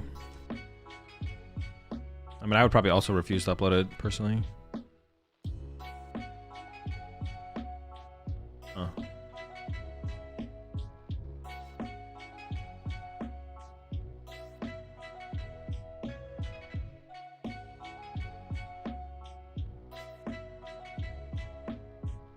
I don't want to lose my only soul. Oh man, how do I do this?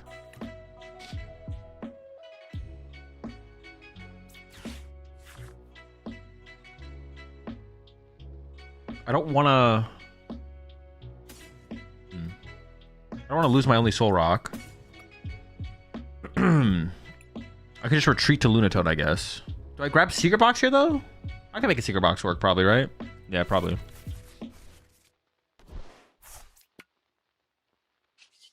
I don't want to put Artisan in play yet, though, because I don't want to... Oh, the giving them access to Artisan's not even that good. But they could just bump it immediately. But I could get another Gimme Goal in play, which would be kind of cool. They play 4 stadiums, probably, and I play 1. So, like, my stadium's not sticking around for more than a turn anyways. Like, bumping their stadium is, like, pretty low value. So, maybe I should go ahead and throw it out there, and if I get 2 turns out of it, great. But just getting my Gimme Goal now seems... Oh, no, but I was going to get my Lunatone next turn. That's why I didn't want to play it. Fuck. All right, I misplayed. I guess getting the Gimme Goal in play here isn't even that good either, because I need room for Genesect on my bench as well to KO this. Alright, that was a mistake. I shouldn't have played this guy. I shouldn't have played this either, because this gets my backup Lunatone. Yeah, it's just kind of a throw to get this Gimme Goal right now. Is it not correct to search for Lunatone before playing Poffin? We don't want to see more gimmies? No, I want to see... There's higher value cards to see there for sure. I didn't even want to bench this gimme the more that I think about it, to be honest. This gimme should have stayed in my deck. I hate this Gimme Goal.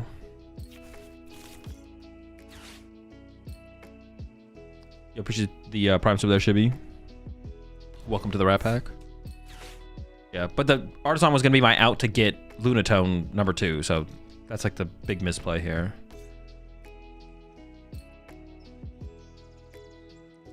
And now I can't, yeah, now I can't bench Genesect and Fez and Lunatone. This Gimme Goal should just be back in the deck where he belongs. Now this turn from my opponent, if they boss KO'd my Soul Rock, that would make sense because I aggressively tried to protect my Soul Rock and give up a Lunatone. So they basically know I prize Soul Rock and didn't prize Lunatone.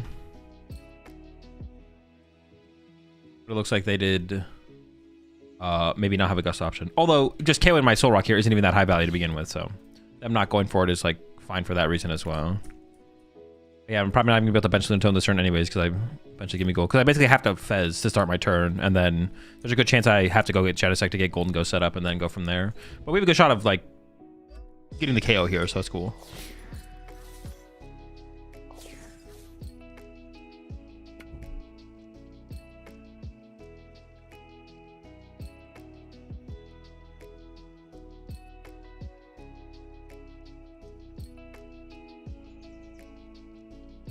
They could bundle. They could. Then I'd be able to fix my mistake and sacrifice a Gimme Goal. Dude, what is this?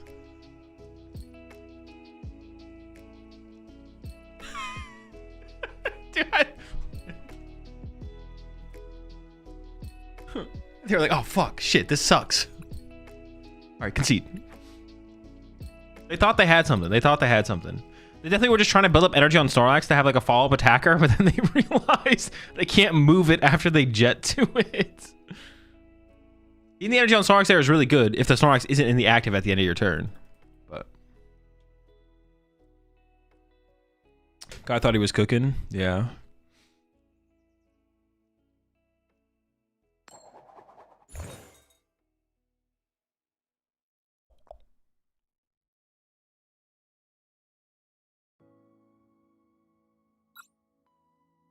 All right, this will probably be... I want to get one more good game in with the deck, and then we're going to switch it up.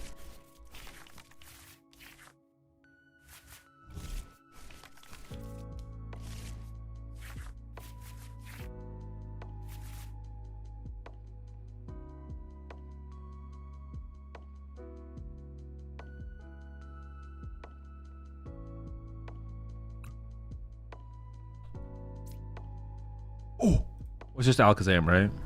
Not that exciting.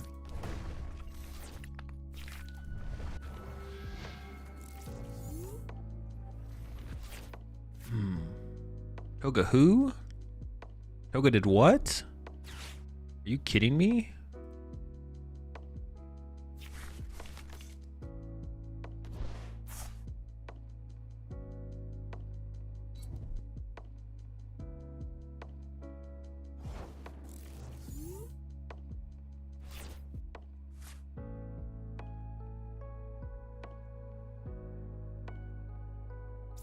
Mega Mawile has to be terrible in this matchup, right?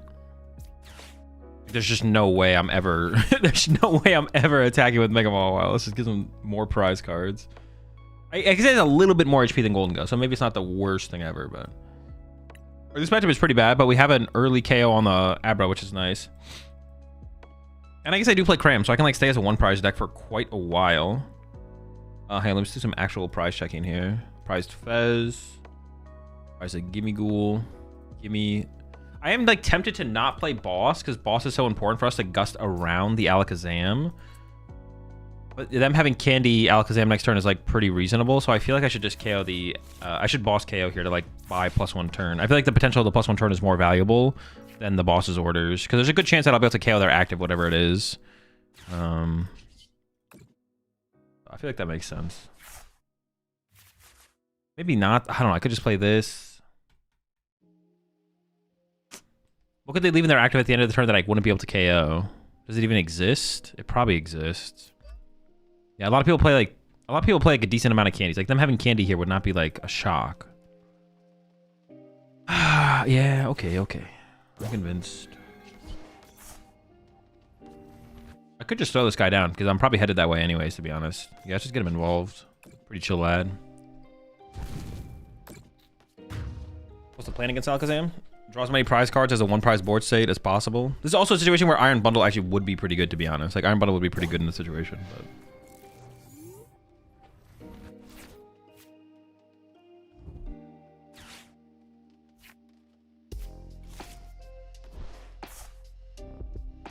Got the secret box is pretty good here because that is an out to boss. Honestly, the last couple games, I already said this, didn't I? The last couple games, the secret box is actually pretty good as a secret box. Probably can't KO a Togekiss next turn. Yeah, but also they would need like to get an attachment down for that to like matter, right? Like if they don't attach somewhere, that I kind of don't care. I'm probably gonna try and save the secret box for the following turn. Well, they have to bench double Abra here. If they only bench one Abra, I will. Okay, there it is. Never mind. We could still chase one, but that's probably not worth the boss. KO active here is like probably more than good enough. Pretty rude. That's fine though. We have... I don't even have to air balloon it though. I could just... I can hold the air balloon here. I should probably hold the air balloon to play around like cheese at the end of the game.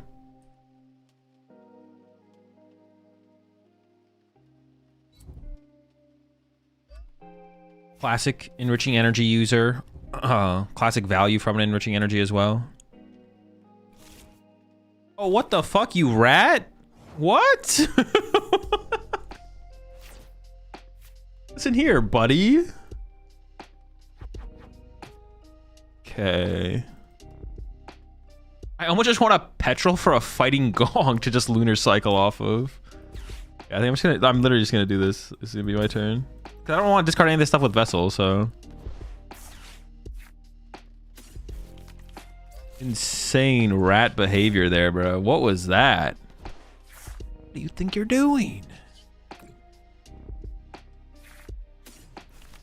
I probably should just get another Gimme Goal just in case. Yeah, like in case I want to get aggressive with Gimme Goal, but if they go Gusky on my lone Gimme Goal, then I can't do that, obviously, so.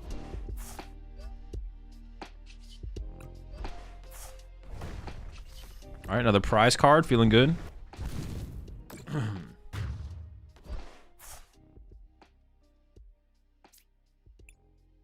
Whitey Voice and is even worth a prize?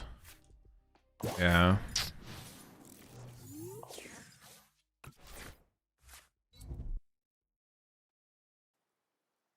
Or was it Enriching into Legacy? It was Enriching, not Legacy. I was making fun of them for putting their Enriching energy on the Togepi. Classic Enriching energy placement. Yep. There it is. Wow, sick, man.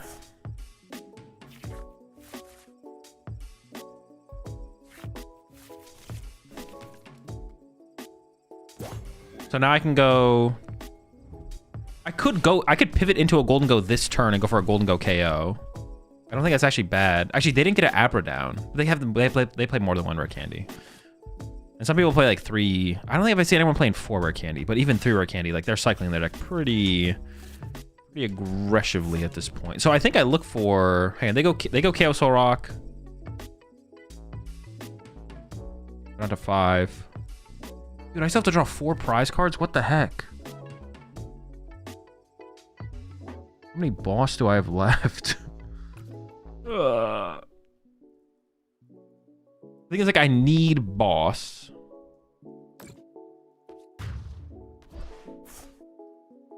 They draw 1. If I go draw 1 with 1 prize or draw 1 with 1 prize, I only put 1 2 prizer in play. I've drawn 2. I'm at 2. They're at 3. I draw 1, go to 3. They go to 4. I go to 2. They go to 3. I go to 1. So I can set up a Gholdengo and get value out of it with its draw power to try and find more boss's orders.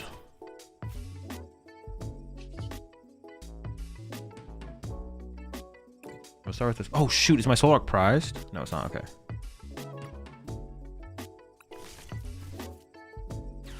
I just can't put 2 Gholdengos in play because I'm an extra prize card ahead of where I would normally be, so I can put 1 Gholdengo in play, just not 2.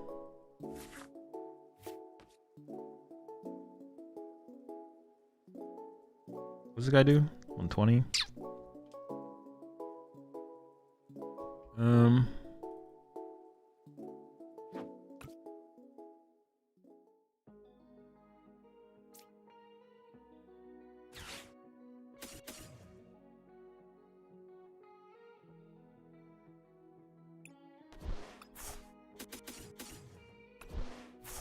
Need to draw cards first, or I mean, we're probably secret boxing here. I think I prized the boss, right? I think I did.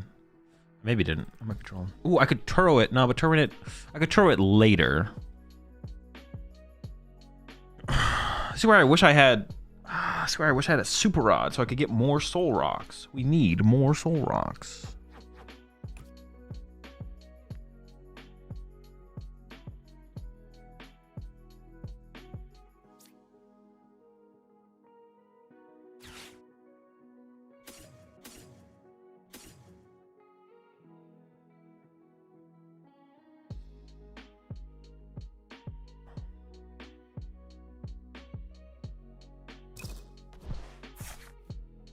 Oh no, I have Hella Boss in the deck. Okay.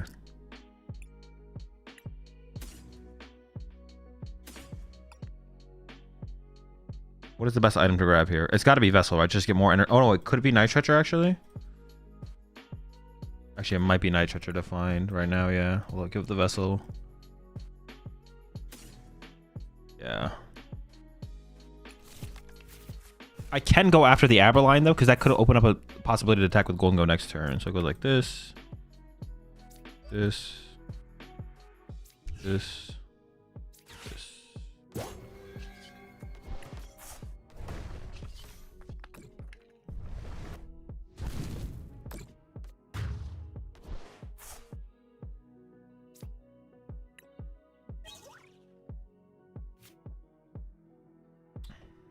You think that Baby Dango is just better than Cram overall? I tested both and Baby Dango is just insane. No. I'm specifically taking for the mirror match. I don't think Baby Dango is that good in the mirror match. I guess maybe it depends on how much recovery you play. If you this list only has one recovery card though, so with like if you're playing like Super Rod plus Lana's 8, I could see it. But the thing is that they are just gonna go Solrock Boss Gimme Ghoul over and over and over and over. And if they play Prime Catcher, they're gonna do it again with that.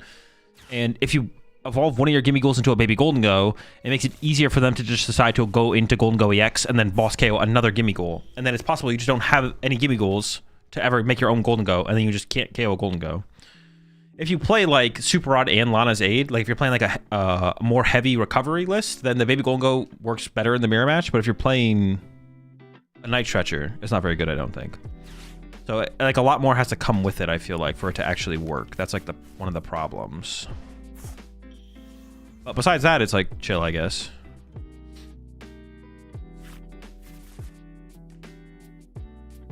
I might have to Gholdengo this turn. We'll see. Well, no, Gholdengo this turn would be terrible. I can't afford to do that. I have to find Boss KO this turn. Well, unless they don't bench a...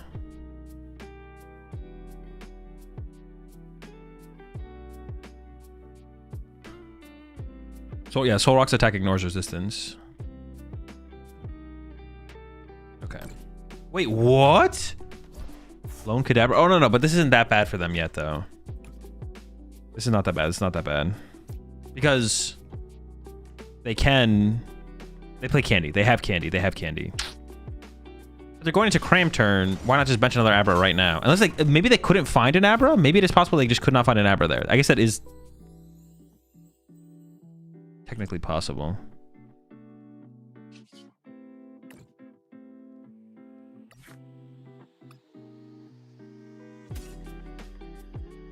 Alright, the question is, can I find boss? Stay tuned, folks. Hunt for boss continues. Do I ever need this Gimme Ghoul? Maybe. Do I need this guy? Maybe. Do I need this? Maybe. Do I need this? I need these. That's away the Nest Ball.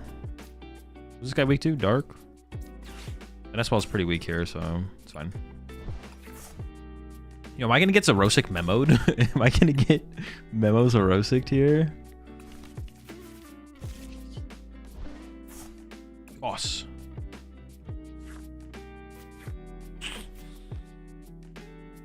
I mean, I'm not gonna lecture for anything else but the Soul Rock, so.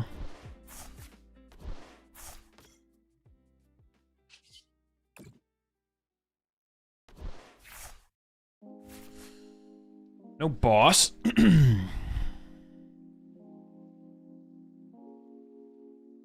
If I go Cram Punch, they go Alakazam KO.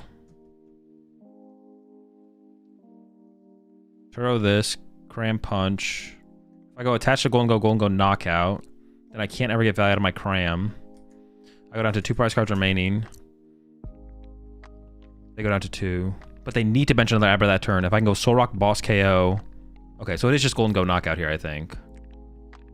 Wait. I can draw 2 more cards, though.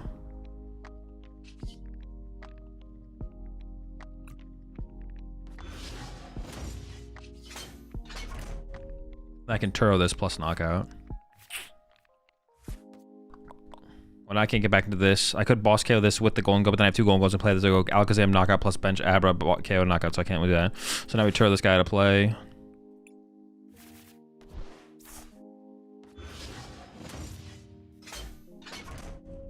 Gimme Ghoul can probably be benched though. That's probably fine. They can hit me with Zerosic. Honestly, if they Zerosic memo me here. Hold on. Hold up, folks. Okay, I think we got this, though. I think we got this.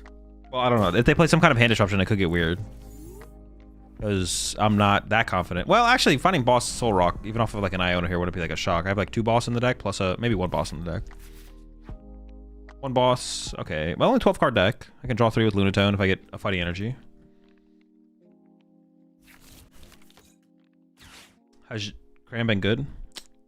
No, because we've hit 0. We hit 0 mirrors. Shocker. You say that like you understand.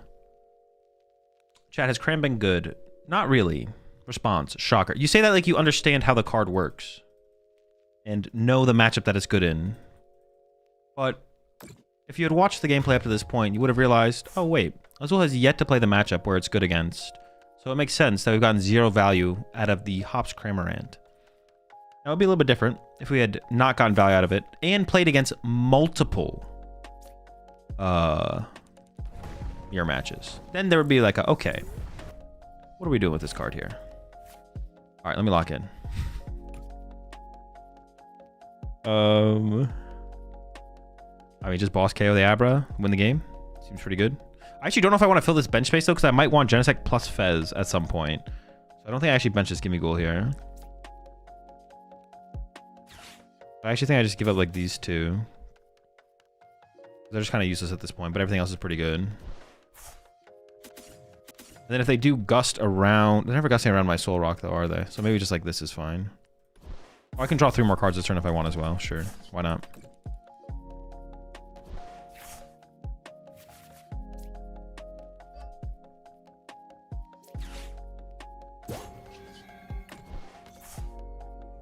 Did they ever even try and reset up the Togekiss? Am I trolling? They definitely should have tried to do that as soon as possible, right?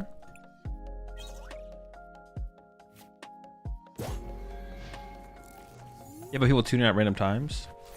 Oh, like, are you responding to me explaining it 4 times? How exactly is good mirror? So basically in the mirror match, you don't want to be the first person to put Gholdengo in play, because then your opponent can go boss KO Gholdengo. So like the matchup devolves into Soul Rock punching each other with Cosmic Beam. And then after they've KO'd 2 of our Soul Rocks, then we can go Fickle Spitting.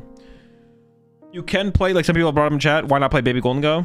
In this list specifically, we don't have enough recovery to play Baby Gholdengo because we have 1 Night Stretcher. So if we commit one of our Gimmighouls to a Baby Gholdengo, then they can like get a couple prize cards on our Gimmighouls with their Soul Rock, and it just makes things awkward. They could have also, with that in mind though, like you can build up the Baby Gholdengo. Like you can attach a 3rd energy to it and attach the Vessel or the Vitality Band, and then it does 1-hit KO. It doesn't just like 2-hit, which is pretty good. But if you can catch that Gimmighoul before it evolves, that's pretty good. Also, finding Gimmighoul without putting Genesect in play, actually you have to just play an Ultra Ball, right? You have to play, if that is your out for mirror match, you also have to play Ultra Ball, because otherwise you're just not going to find it. Because if you put Genesect in play, I'm just going to go boss KO your Genesect with a Gholdengo, and I don't care that I have a Gholdengo in play anymore. I apologize to my opponent.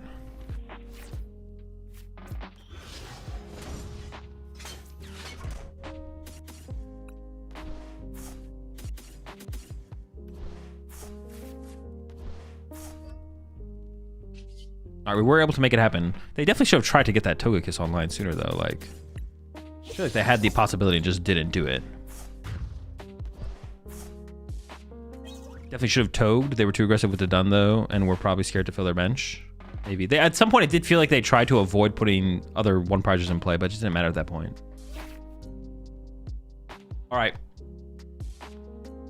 Yeah, I don't know if I keep the Cram. Honestly, I did. The Secret Box was actually okay. The Secret Box actually... Initially starting off, I mean, initially looking at it, I was skeptical. I was like, eh. It was pretty low value. Prime Catcher seems better. But the more I played with it, I think it's close. Prime Catcher is obviously good, but we play 4 boss. It's not hard to draw into like a boss plus energy combo to be able to close out games. Got a lot of draw power, obviously. So we don't need Arven to be able to access our Gust effects. And yeah, there definitely are some early game situations where you go Arven for Secret Box and you get some kind of follow-up going. It gives you like that little bit extra to actually pull off a bigger turn 1 more consistently. I don't know. I'm coming around on the Secret Box a little bit. And that's why I did want to play with it. I was like, at first I was skeptical. I was like, eh, but gotta do our due diligence, actually play with the card. And yeah, it's pretty nice actually.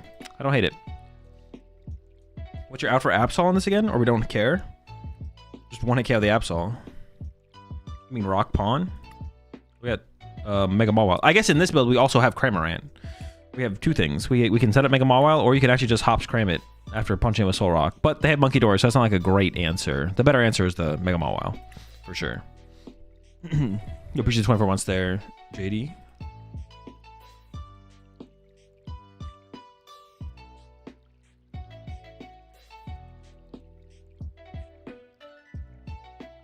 Okay, let's play this. Actually, I kind of want to play. What do I want to play? I was just wondering if the Lieutenant Surge supporter stacks with the Chansey that takes extra prize cards. I think so. I don't know. What does Chansey say? I don't remember what Chansey says. My guess is yes. The cards play as they read. So. Owl's Terror Box. I kind of want to play the Guardy deck, to be honest. I'm going to play the Guardy deck. We'll play the Owl's Terror Box deck either today or tomorrow. We'll for sure play it.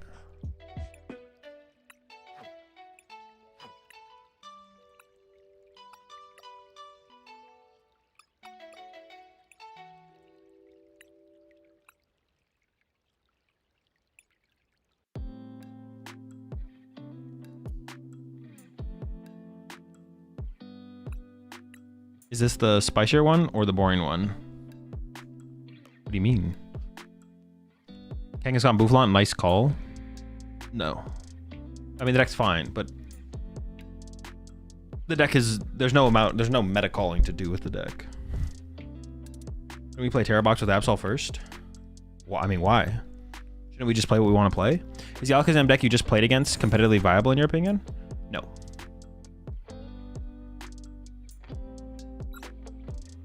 Do you think Zoroark finally found a format to be a meta contender, or is it just a couple of good runs? Zoroark's good. Zoroark's been good for a long time. Zoroark's been good like post-Worlds.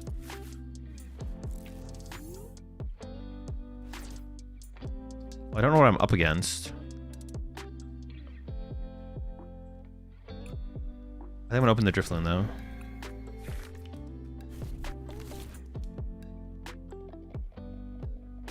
Yeah. Oh.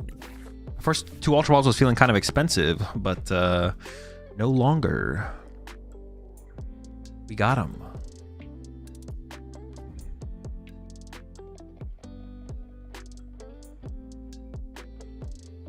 Owl's Terror Box. Yeah, what Trico just said. 22nd at Brisbane. Well, that's not an Arvin, so I do have Candy Gardevoir in my hand though. It should be a pretty good matchup with the Drifloon, right? Like they don't really have a way to beat Drifloon. You want to go first or second with Guardy Jelly? Blind second. Well, no, blind second. Yeah, blind second.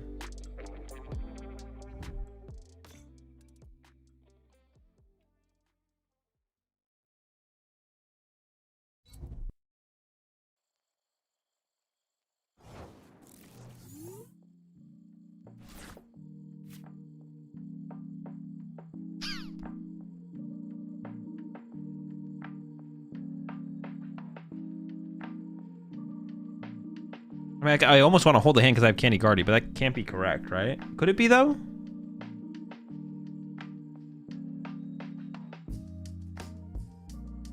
Like, what if I just went bench rolls, pass? Is that bad?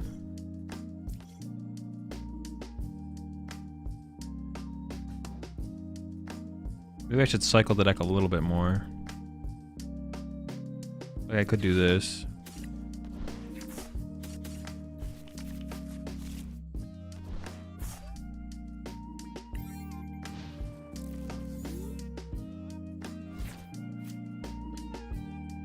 I guess I could have retreated to a Ralts there even, right?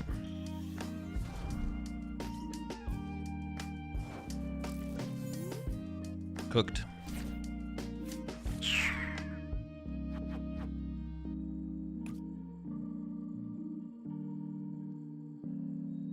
I could have retreated to a Ralts, but I mean, this ended up being fine, obviously.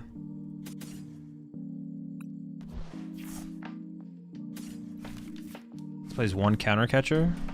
I'm a little bit hesitant to give up my only counter catcher.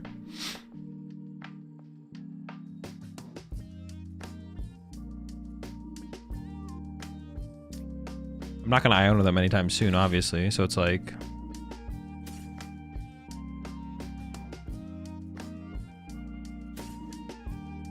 mean, I don't have to give it up, but the Ultra Ball almost seems like... I think I can just like run over them at this point, though, so like... I don't know, yeah, I probably don't need it. I'm probably gonna. I'm so far ahead that I probably do not need unnecessary. I could have also attacked with guard, but knocking out their Regigigas for them just seems kind of bad, right? Like it just almost like helps them more than hurts them.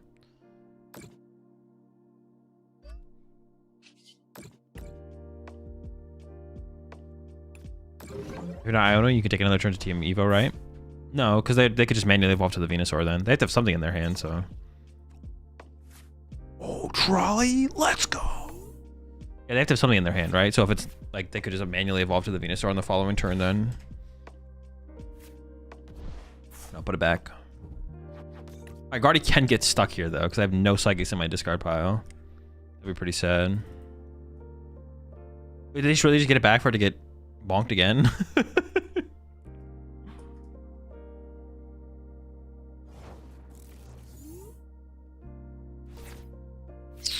Dude, what the? I'm gonna trolley for. What am I even gonna get? A Monkey Dory, I guess? Sure. I was gonna get the Mew. I mean, it's not that bad, but it's just kind of funny.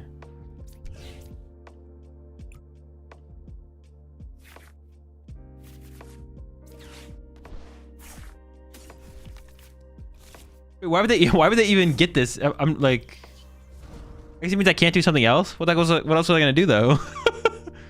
I literally didn't have a good play. I'd like punch this for 120 or something.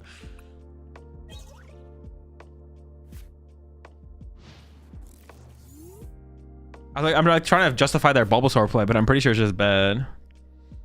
I'll Charlie over Secret Box. Set up everything up turn 1. Big setups.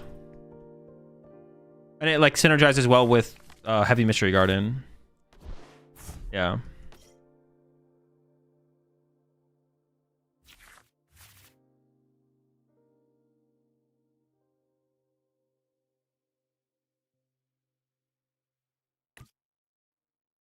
All right, still in a pretty good spot.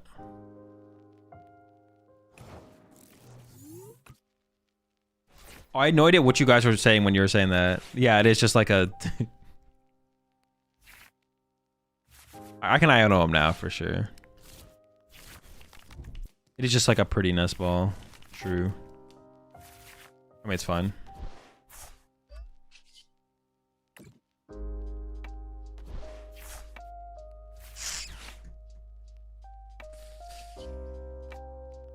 Ooh.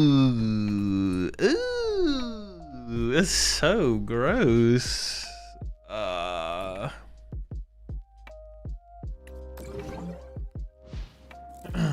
Mind Bend? No, I think I would just punch the Fez here. I intuit it with our Screamtail or triple Monkey Dory it down the line. I was gonna play the Gardevoir deck. No. No Gardevoir. Dude, I'm still in danger of my Gardevoir just getting trapped in the active. I don't have a way to move it. I could just Arven for Vessel though and just retreat. Or attach pass and then attach retreat though. So it's like not that big of a deal. Danger. If I top deck Vessel or Ultra Ball, then the Arven gives me the out. So there's that. This actually is a pretty cool build. It's like a trying to, I mean, it's not like really turbo, but like, I don't know, the potential, like the potential from Mystery Garden turn to turn is like so high. Of just like what your deck can do. Wait, what? Are they trying to KO this?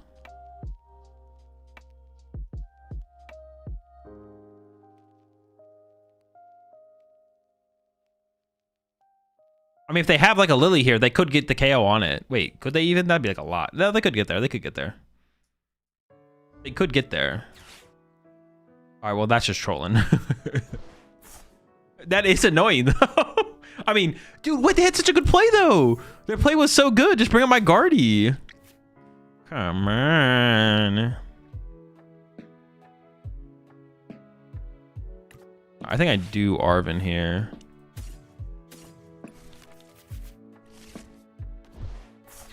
I don't know if I would have re-benched the Fez, but they could have gone Counter Catcher Guardy.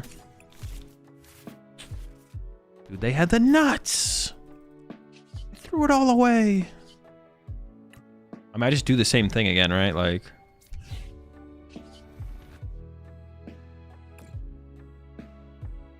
Bunch of birds.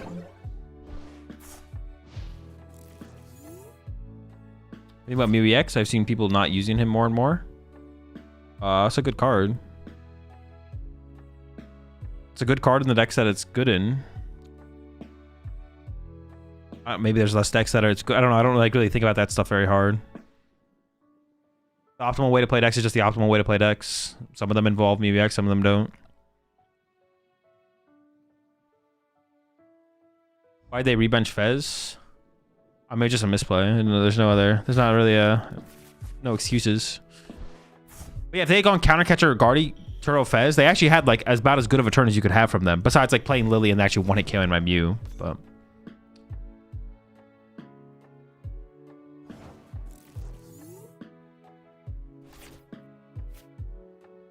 I mean, I think I just put this here just to like get out of the way, right? I can push it and retreat it. Maybe that's incorrect. Doesn't seem incorrect. They're down no stadium, so I'm not even that confident in like putting this in play, to be honest. Like I think I'm just gonna wait. Like save it as kind of like a draw power card for the future. Just take 2 more prize cards. See what they can come up with on the next turn.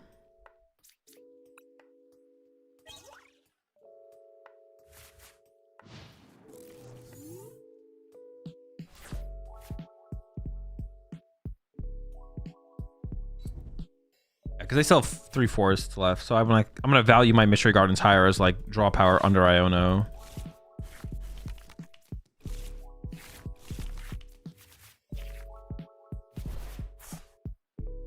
Can I get a way to discard these energies?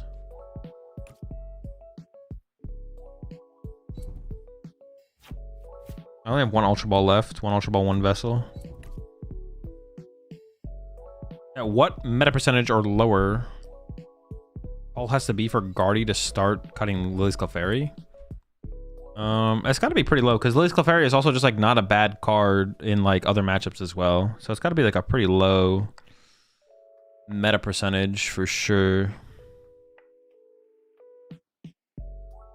I'm not sure though, to be honest.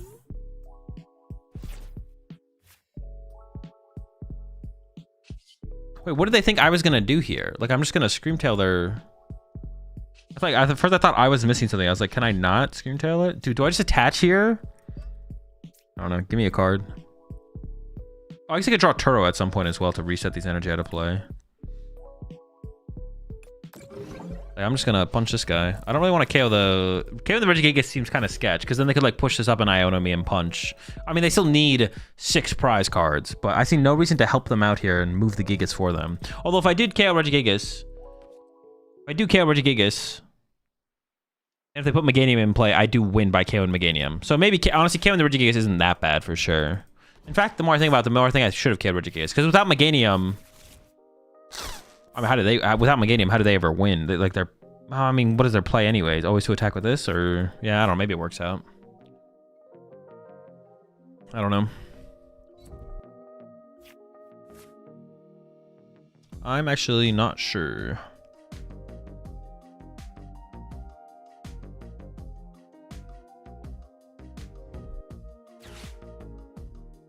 What am I even going to attack with this turn? Just Gardevoir? Just go, like if they go Regigigas, knock out my active, I just go Gardevoir, KO Regigigas, I guess. Oh. There he is. Yeah, I maybe should have just KO'd the active so I could like threaten the...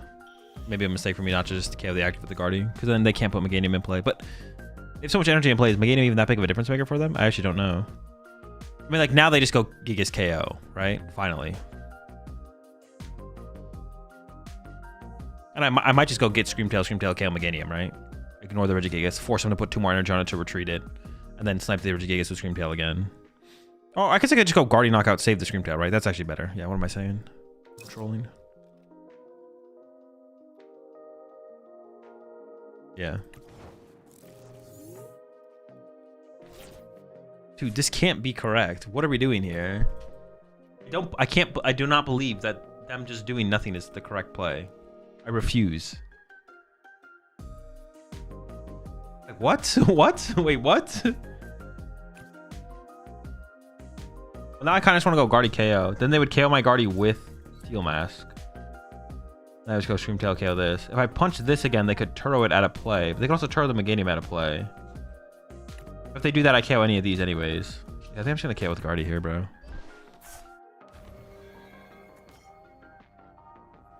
I kind of just want to attach this to... No, maybe I should keep it because I... No, but I have a second in the discard pile now.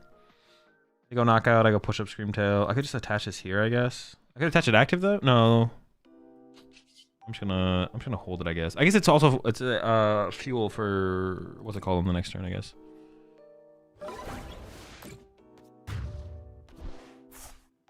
Another energy to guard for. Another garden.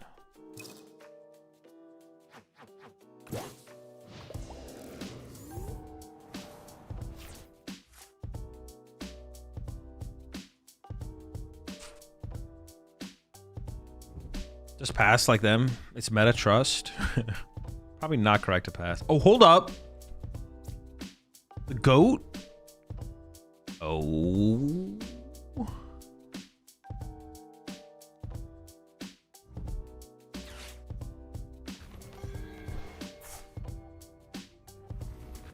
I didn't know they were playing the goat.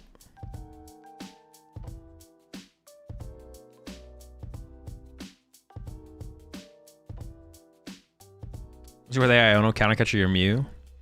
I'm not even scared of that. I just push Gardevoir and then Screamtail to win. Like it's not even like a they're obsessed with that Mew.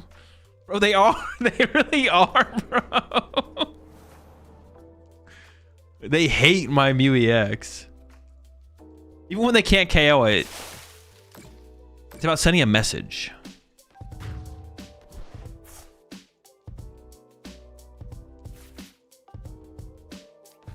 Dude, finally I can get this energy off my... I don't even need to, though. Oh, no, actually, I maybe do need to send this up. I actually do. What the heck?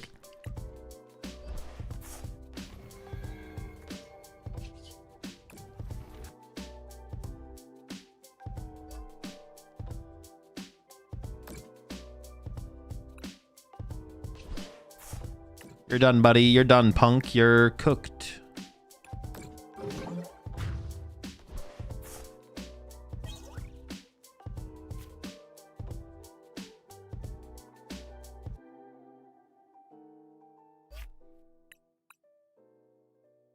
So why does no Guardy list play boss?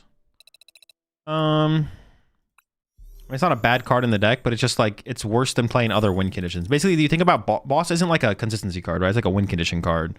But like it's just like usually in metagames, in formats, Gardevoir, like it's better to play cards like a different attacker, like a Drifloon, or another Bravery Charm, or another counter catcher. Like all of those win condition cards are just better win conditions on average. Boss like rarely comes up as like a win condition, where it's like that's your only win condition. The other win conditions come up more often. Yeah, they just come up more often, basically. Like situationally, a boss in itself is not. Yeah, it's just not very good. But it's not bad. If someone played a boss in Gardevoir, it's like, okay, it's still a good card. And there are some metagames where there's an argument to play the boss, right? So it just doesn't come up as much. The hand is like almost broken.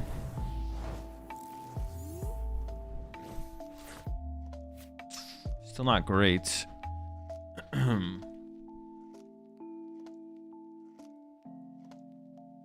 Radium Bingus, huh?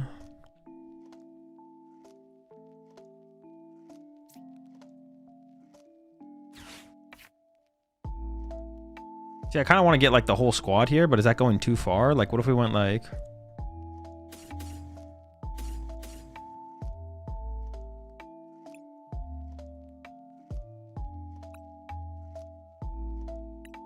Probably not, right? Like getting the Mew and the Fez makes things a little bit weird. Because like an aggressive prime catcher route on my Fez would be bad. I mean, like a 2-prize Torgit. But getting another Ralt here also feels pretty bad.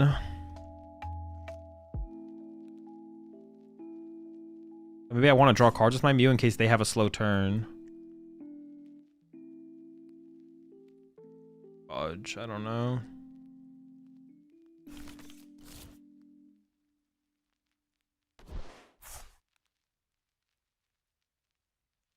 But I only get to draw one card with my Mew anyway, so it's probably not even worth it, to be honest. Like, what am I going to do here? Like, Ultra Ball away this and this? Isn't this and then attach energy active? What am I even getting off the Ultra Ball now? Am I gonna get Fez? Sure. Alright, maybe this turn's not as bad as I was. Yeah, maybe the turn's like fine.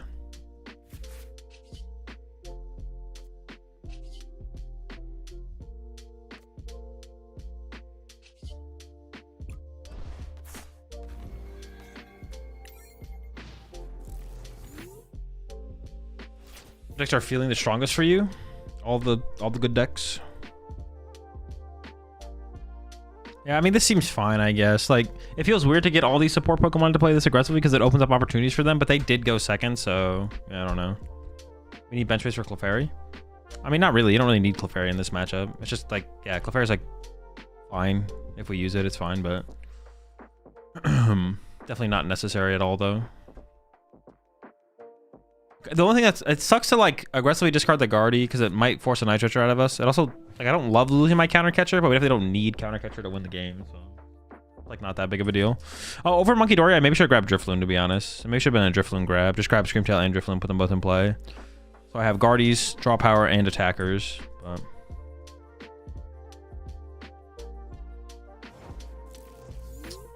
sick. Sure. Yeah.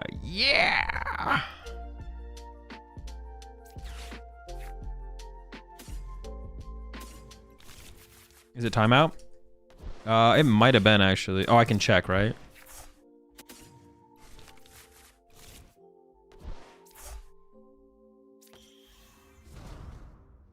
I could have played that a little bit differently. How could I play that differently, though? I kind of want to retreat. Build up energy in the discard pile. Retreat to Curlia. Sure. Did not take an action. They are AFK. Let's go. Yeah, but to TM Evo to get Guardia out there, I had to like discard a Curlia, which I didn't love the idea of. But I mean, my opponent's literally AFK, so it probably didn't really matter. Like, I like this board state more than TM Evo and out a Guardy. Because then I have to discard a Curlia, and then I have one Guardian play and a Ralts. But I think I'd rather just have double Curlia and then Night Switcher for my Gardevoir. It wouldn't have been bad, I guess. I can't even win next turn, which is... So we're just going to be stuck here for another turn. Which is pretty cringe. Oh no, they should disconnect this time, right?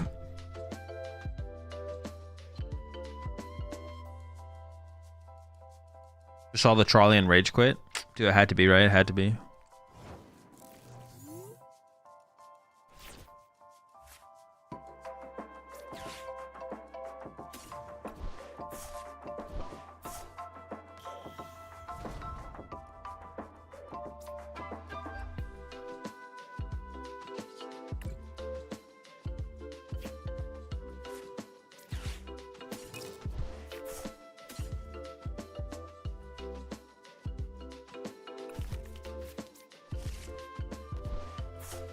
Can we UKO them?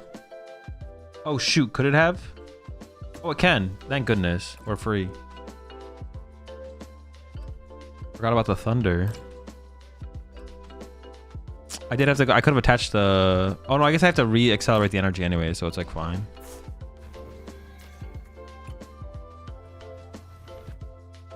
Oh no, I had Monkey Dory. I guess I didn't actually need to do that. I mean, I have to do another click anyways, I guess. Doesn't matter which click it is.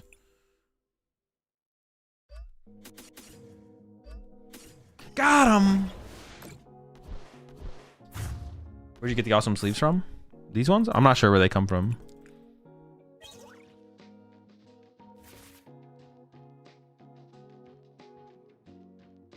They need to make it so that like it just auto wins me the game. They need the game to just check that I draw prize cards and then that my opponent loses, irrelevant of me not drawing all my prize cards. Because the game can already check if you draw all your prize cards. Because now when you draw all your remaining prize cards, it like checks and then just ends the, like it insta draws them and ends the game. But now they need to do it so it checks. Like when you beat your opponent by bench out, it needs to check that you don't draw all your prize cards, but that your opponent benches out and you win the game anyways. Like a win condition gets met, so therefore it should just end the game. instead of making me draw my prize cards. How do you feel about Zoroark with box or cape? Honestly, I kind of like the cape. The box is like fine, but it doesn't feel like necessary. It is like kind of cool to help bring together some combos, but the cape feels really, really powerful. I'm kind of a cape fan, to be honest. A cape enjoyer. Yo, can I top deck Trolley with this hand? What the heck? Please. Come on! One time!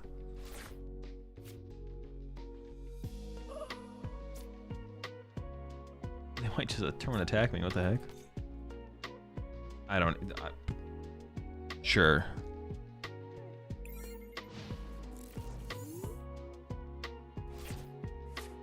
I understand why the person only played 2 Dark Energy. What the heck is this?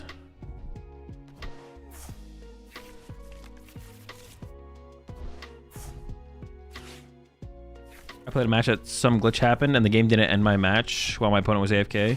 I had to play like 20 turns of solitaire because I was playing control. I played Connors, doesn't really like the cape as well. Yeah, the cape just kind of feels nice, to be honest. Hey, so thoughts on ripping Lily and not finding Candy Gardevoir? What did I do wrong?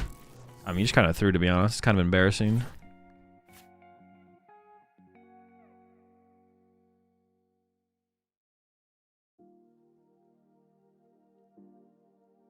So if I attach active, the KO. If I attach bench, though, I can retreat to whatever Pokemon preserve the Dark Energy. So I should attach bench here. Now I can preserve the Dark Energy and Team Evo with something else. I can also Mind Bend. Ooh.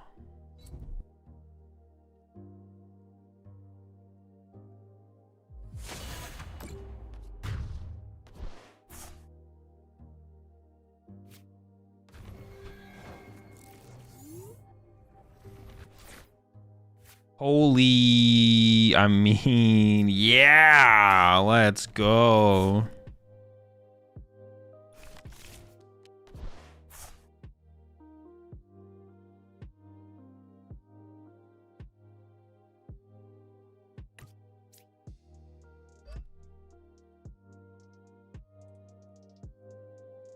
Oh, oops. Mind Bend. I mean, doesn't confuse them? Oh, yeah, because they have the... Wait, is that how that... Is that stop everything? Dude. Give me out, give me out, give me out, give me out. Dude, that was just an insanely... That's a very cool game, you know? It's very cool. Big fan of how that one went.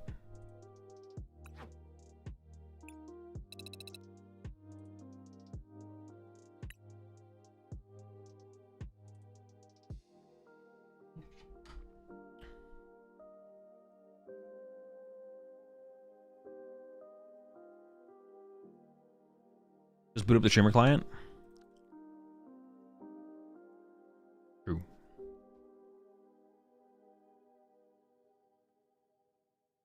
Mana flooded in Pokemon? You hate to see it. Oh, shoot, what'd I click? Oh, bro. What? I opened Trolley, though. Buddy Poffin's good enough. Bubby Poffin. Yeah, honestly, this hand is pretty good going first because my hand is literally dead. Oh, Riolu? More like... I mean, let me get the rolls.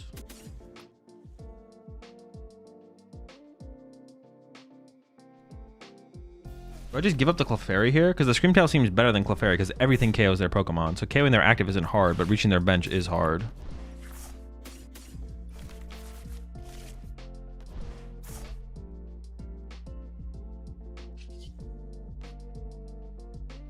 If they play Iron Bundle, I guess it benches to play around Iron Bundle.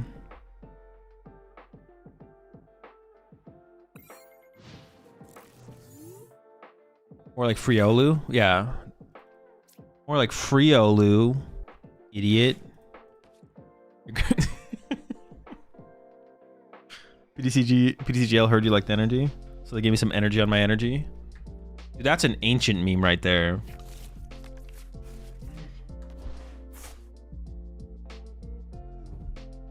I kind of prefer 2-second there because you can Curlier for 3 Pokemon. Oh, I was just gonna protect my Curly on the bench though. But I actually don't hate that. That's a good shout for sure. I didn't really think about that. I was thinking about like healing the Cosmic Beam damage, but that's a good shout for sure. Call sign for like Fez or whatever. Mew. Yeah, that's a good shout. I do give up my Curly at that point, but it's probably worth it to increase my odds of playing the game. Very true, very true, very true. They're giving me Artisan, but I don't know if that really matters, to be honest. Like, it's not saving me. Gives me another Monkey Dory though, which is pretty chill. Definitely appreciate that. Shout out to my opponent.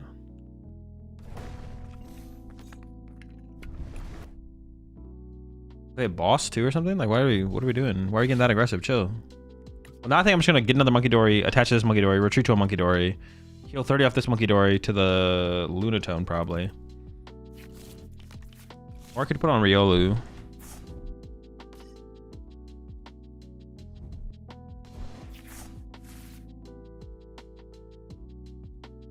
Actually, another reason the second psychic. Well, I don't know. I'm kind of like it. Oh, it's not even gonna hit. Okay, sure, that makes sense.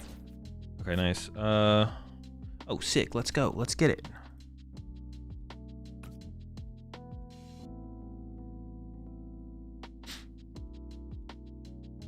I could get Candy Guardy, but that's like so weak. I don't actually have like a good play, right? Like there's no TM Evo. Isn't TM Evo also like hella weak? Maybe like Ultra Ball Evo? I can get Mew.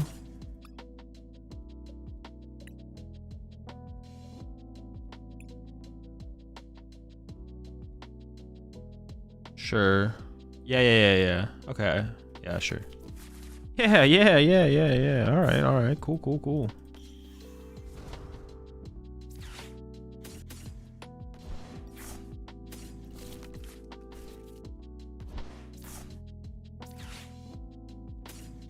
I mean, I may as well just get the Clefairy. Well, actually, I don't know. The Clefairy seems so weak in this matchup. I can probably just get another Monkey Dory here as well, right?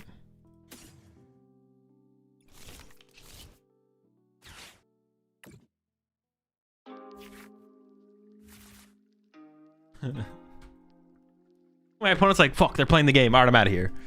Which honestly, I respect it. The matchup is truly terrible. Also, their hand might have been dead, to be honest. It didn't seem like they had a really good last turn, so. I was about to say Secret Box, bro. What the fuck? Yeah. Secret Box would be pretty good there. I'm not gonna lie. It would be pretty good. We'd also be cheating, but you know what? Do what you gotta do. Get the dub.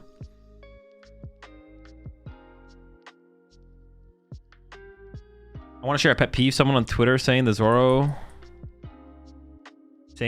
is Fernandez list when it was created by Marco Cifuentes and the older Fernandez. All right, unrant.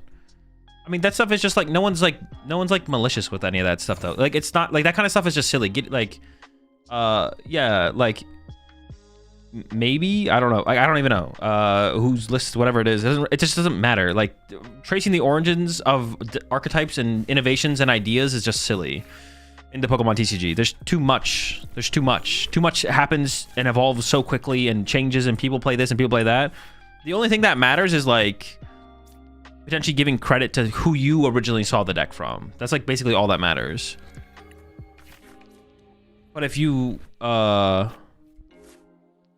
see some random person playing a list on Twitter and then play it and then play it at a League Cup and then tweet out that you want a League Cup, like that's fine. Oh, I don't know what they're playing, but it could be that one cringe deck. It'll be Pult. All right, I think I actually have to do this and get a Ralts, because if it's Pult, this is like the only good play. Well, I could have given up the Brave Charm and killed the art. I could have given up the Brave Charm there actually, but I want to keep the second Evo, so I should discard Brave Charm there. That was a mistake. At the end of the day, it just doesn't matter, but it's like a good thing to give credit to, like a good thing to give credit to who inspired you if there's someone to give credit to, basically, at the end of the day. That's the way, and that's the way that it should be thought of, is like when you're trying to give someone credit, it should be the person you saw play the list last, basically. Or if someone inspired you to try something, you like basically giving them credit is like You should give them credit. Were they the person who originally made the deck? Who fucking knows? But no one expects anyone to like trace, like, you know, retrace their steps to find who was the original person to play a deck, right? Their hand is literally Ursaluna. Good thing I discard the Arvin, I guess. Whoa! Another Arvin! Sick! Ooh, this is gross. What the? Are you kidding me right now? Give me a Curlia.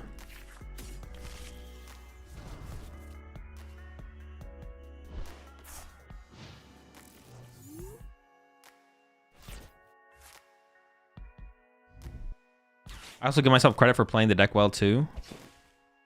You don't just copy and win a tournament. I mean, sometimes you do though. What even know?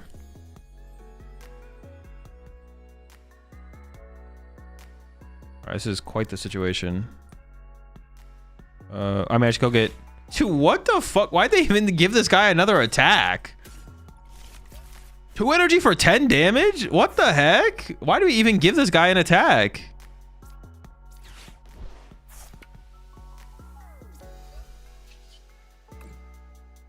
Just get rid of it, bro. Just cut it. Just literally cut it out of the card or something, bro.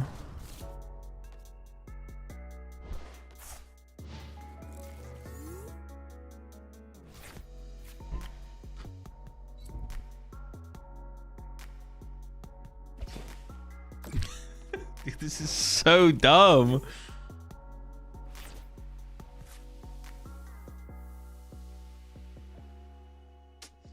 Am I gusting? Might be getting gusty with it. No, but then I take the energy out of the discard pile and then they can bring up my Guardy. Who has more outs here? Do I have more outs or do they have more outs? That's kind of the question, right?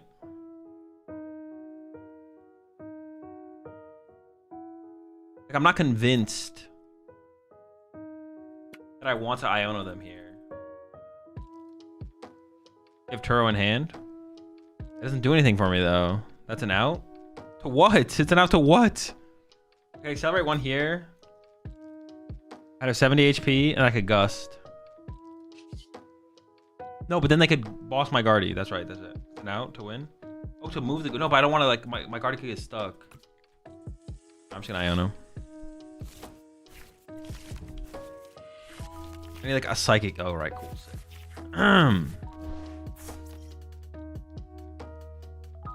Collecting time? Well, it's not even that good though. But nothing is good.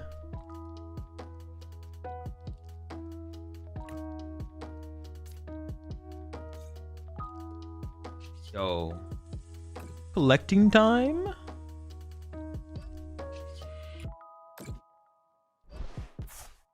Well, Turo's not like a real out to getting Guardy boss, because if I Turo my Guardy, I don't have a Guardy. It's like a fake out.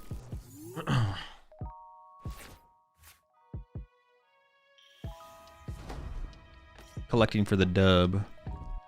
Pretty bad though. Like, I mean, we're still in like a fine spot. Another one? You play energy or did you take them all out after the last game? My energy got left in the last game. I have to recover them now.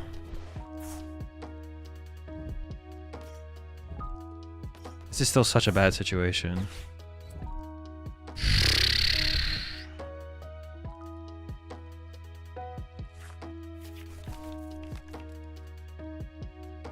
Mitchell Garden to discard this energy was so good, and now I can't. I also don't really want to... Actually, attacking with Gardevoir here is fine, right? Because they don't have this thing developed yet. Yeah. We could attack with Gardevoir here and be fine. So we probably should attack with Gardevoir here. You don't play research? No. Ooh. All right. Yeah, Gardy. Garby.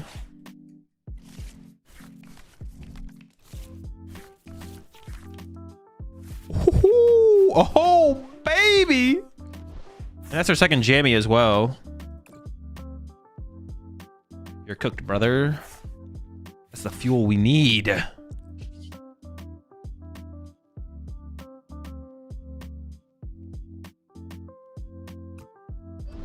Now I don't have to attack with Gardevoir. What would I attack with? Monkey Dory? Attacking with Gardevoir should be pretty safe though, right? They can most do... I'll put one... Yeah, it's chill, it's chill, it's chill. It should be chill. If it's not chill, I don't know. Unlucky.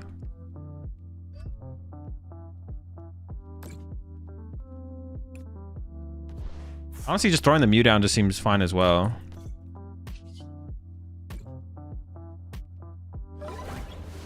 Candy nor Poltalucha? Shoot, I'm not really playing around Rare Candy though. Like what do one, like... What percent of players even play Candy?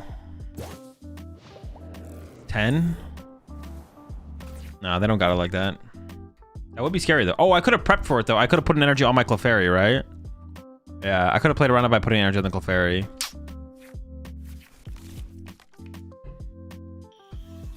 I should have at least played around it like that for sure. Want a new locals tomorrow? Should I still bring Ceruledge or should I switch it up to the new Dango list? New Dango list.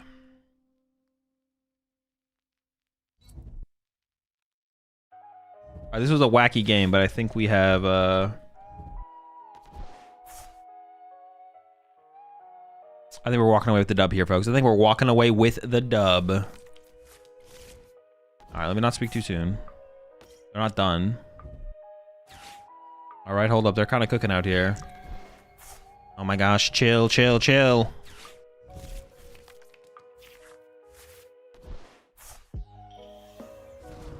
Oh my goodness. The nuts.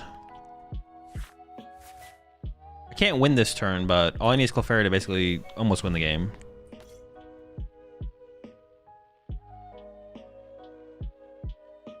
Marnie Frostlass, in your opinion, is still good? Grimsnarl? Yeah, the deck's fine. The deck is fine for sure.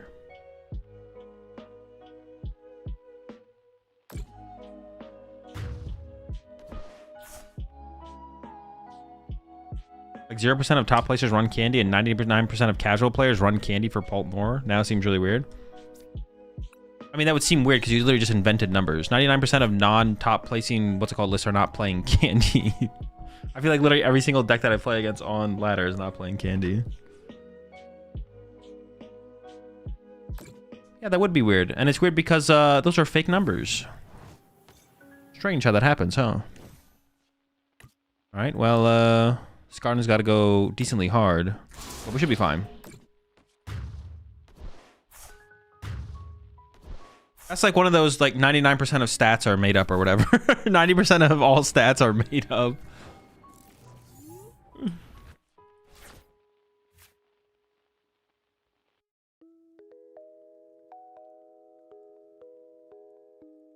Yikes. But I want a dark energy this time. Dude, am I drawing one?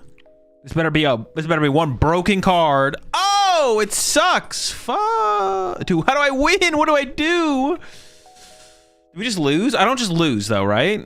I don't really think about it very hard. I feel like I don't lose, but that does suck. Oh wait, can this guy? Nope. Wait. I could Drifloon knockout, right? But then they could win next turn for sure. Currently, they can't win next turn. I'm at angle? No, they just retreat to another Dragapult. Punch Fez? Ooh, the Punch Fez angle is good. Good call, good call. Hope for no Turo. I like this. Good shout, good shout. Where's this go? Onto Mew? No. No, maybe it does go onto Mew, because that has to be like their target here anyways. They already Turo'd? Ooh, nice. Okay, cool.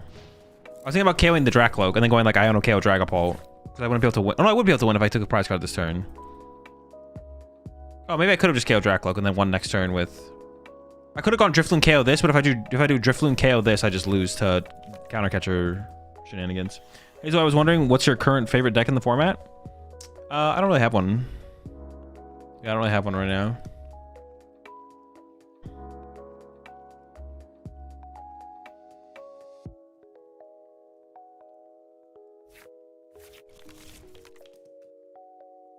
%99% is hyperbole, but Candy is still 43% on Trainer Hill, and I see it on ladder all the time. All right. 43% is still higher than I would have guessed, so definitely higher than I thought. Are you going to Vegas? Honestly, if you asked me this morning, I would have said no. But between... What the fuck? Dude, just... Yeah, man. 2 Turo? Yeah. All right, they definitely don't play rare candy. Dude, screw this, man. So you come to Sydney? No, but I'm gonna try and come to Melbourne. Yeah, if you asked me this morning, I would have said no. Dude, do I just lose? Like, I actually just don't see a win condition. Oh, wait, they're not drawing a prize card this turn. Oh, maybe there's a win condition, actually. Actually, is there? It still seems unwinnable.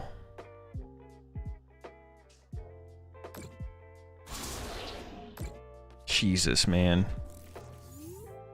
I think there is, like, somehow a win condition here. I just don't know what it is.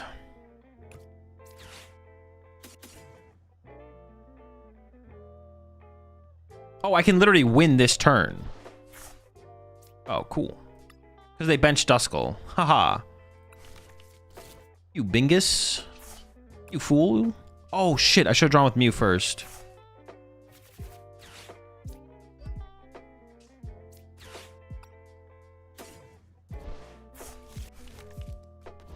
You absolute Bingus. You've done it again.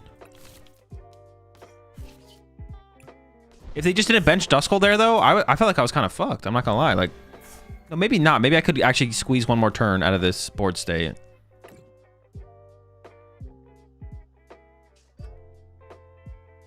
Yeah, once I evolved this, well, that didn't even matter. Yeah, it literally just all came down to the Duskull, right? Could they have one next turn if they didn't bench Duskull? Because then maybe benching Duskull from them makes sense, and they just hope I don't get the full wombo, right? Yeah, maybe it was correct for them still to bench it. I'm not sure. Dude, I can't believe we almost lost as Gardevoir to Holt with a quad Arven build. But we won, so that's all that matters. Also, quad Arven, but we also play 3 stadiums, so we can bump their Jamming Tower more aggressively, which is also a big deal. But actually, I feel like a lot of Guardy decks are playing 3 stadiums right now, so it's not like out of the norm or too far out of the norm.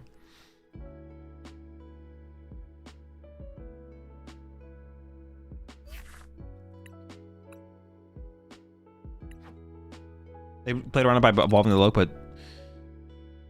By putting down dust. How many prize cards did they have at the end there? Well, I mean, they didn't need to do that though, because they had Ursaluna to close out the game though, right? But it would have been. It's nice to have the extra attacker in play.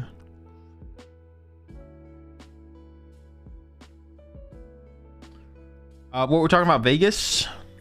If you asked me this morning, I would have said no, but now I've thought about it a little bit more throughout the day in terms of what I would play, and I don't know, maybe I'll go. Or as of right now, let's give it like a 55% chance that I go to Vegas. Slightly favored.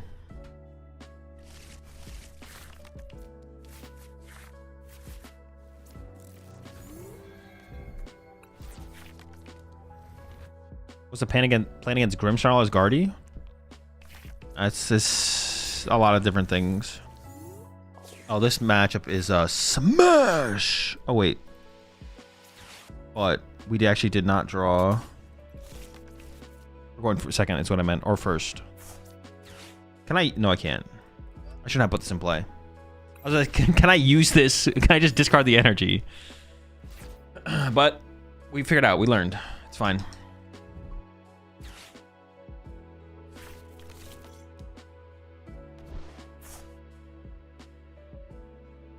If the wind's not in play, then you monkey the damage off Drifloon, right?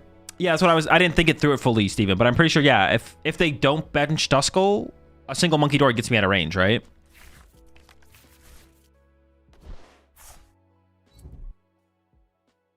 Come to the rat dinner Friday night. I would probably see, the thing is, I would probably fly in Thursday morning. Need that no. That would be like my current plan. Would be to come in Thursday morning. Thursday morning?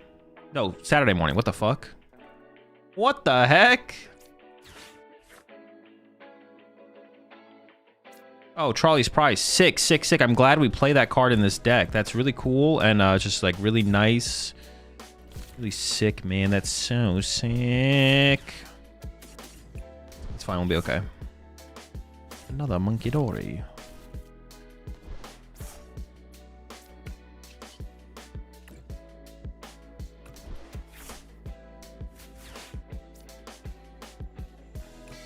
Yo, am I ever prize card?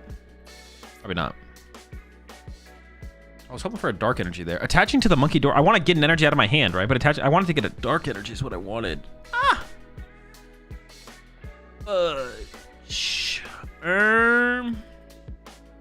Attaching active just feels weird. So attach to a Rolts, right? So they could become active, then I can hard retreat the Rolts. Oh, yeah, retreat team me with the other door. Good call. Yeah, you're not good enough, Monkey Dory. Sorry, buddy. You're weak.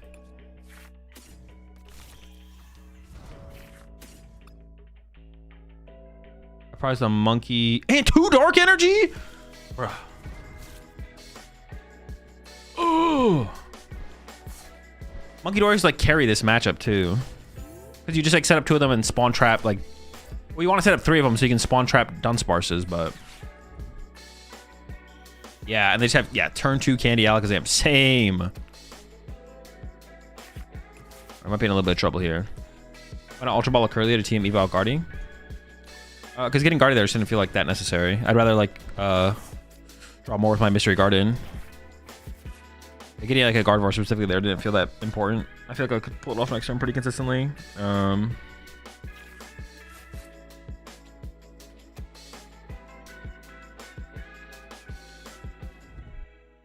I hope they whiffed it on Dunsparce.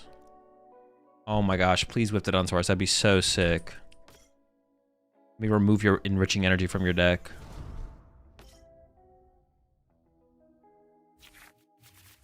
It'd actually be pretty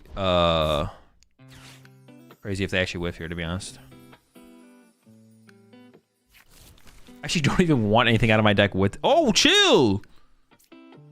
I'd probably go after the... Actually, I don't even know. This guy's kind of scary. Okay, they didn't whiff, so now I gotta get rid of this Togepi. The Togepi is a massive threat. It doesn't look like it. I know it doesn't look like a threat. Trust me, though. Trust me.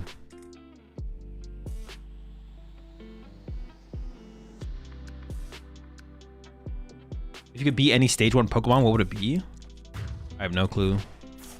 My Poke lore is not very deep.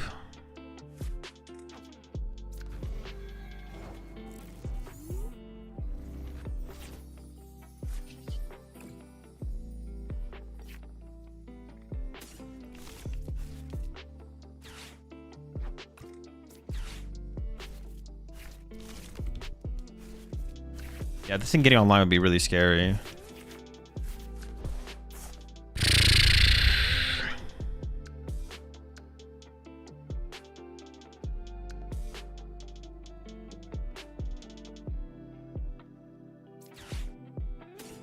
Getting Monkey Dory set up is also a really big deal, though.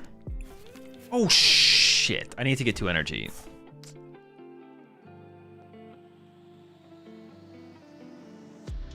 I forgot I need an energy for the Mystery Garden. Dude, that is so bad. Holy. Actually, I probably should have discarded the rare candy. What did I discard? An energy? I should have discarded the rare candy instead. Okay.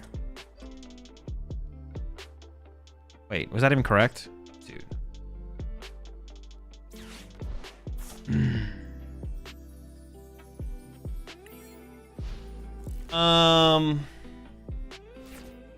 Yeah, I don't even know, to be honest. What I should have done was discard the rare candy, get a fighting, get a dark energy, attach a Monkey Dory, discard the psychic, is what I should have done, actually. Did you see my Hone Sleepgate video? I did, yeah. Any opinions on the topic? Fuck. Can I get my Monkey Dory back? I don't know. Any opinion on the topic? Yeah, I mean, it's I mean, I'm just pretty neutral on it. Like, the video's fine. I have like, there's a couple things I would make as pointers for the video. Like, he should have made a disclaimer that he is sponsored by Dragon Shield. He should have made it a little bit more clear that Element was not being accused of being part of the, like, Element. He should have made it like a little bit more clear that Element was not part of the test, whatever. Not like a huge deal, but should have made it a little bit more apparent that they weren't part of the test. And then he should have ordered some sleeves from... Fuck, just give me the fez. He should have ordered some sleeves from Alibaba and waited for those to come in to compare those to the other sleeves. So could have been done a little bit better. That's not like a huge deal. Like none of those things are a huge deal, but those are like all things he should have done. Just like making that style of video, those are all things that should have been done in the video.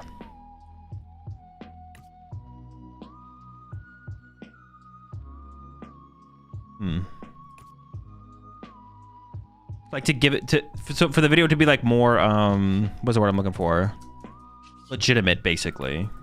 Like not doing those, not the element thing, but not getting the sleeves from Alibaba and then not disclaiming that he, what's it called for Dragon Shield, like delegitimizes the video to some extent, for sure. Not to like a massive degree, but it definitely does. Definitely delegitimizes the video slightly. But like this is like his first time doing a video like this as far as I'm aware or something like that, so like hopefully he does better in the future. And then it's cool to see someone like him in the community doing these style of videos to begin with, so yeah, that's about it though.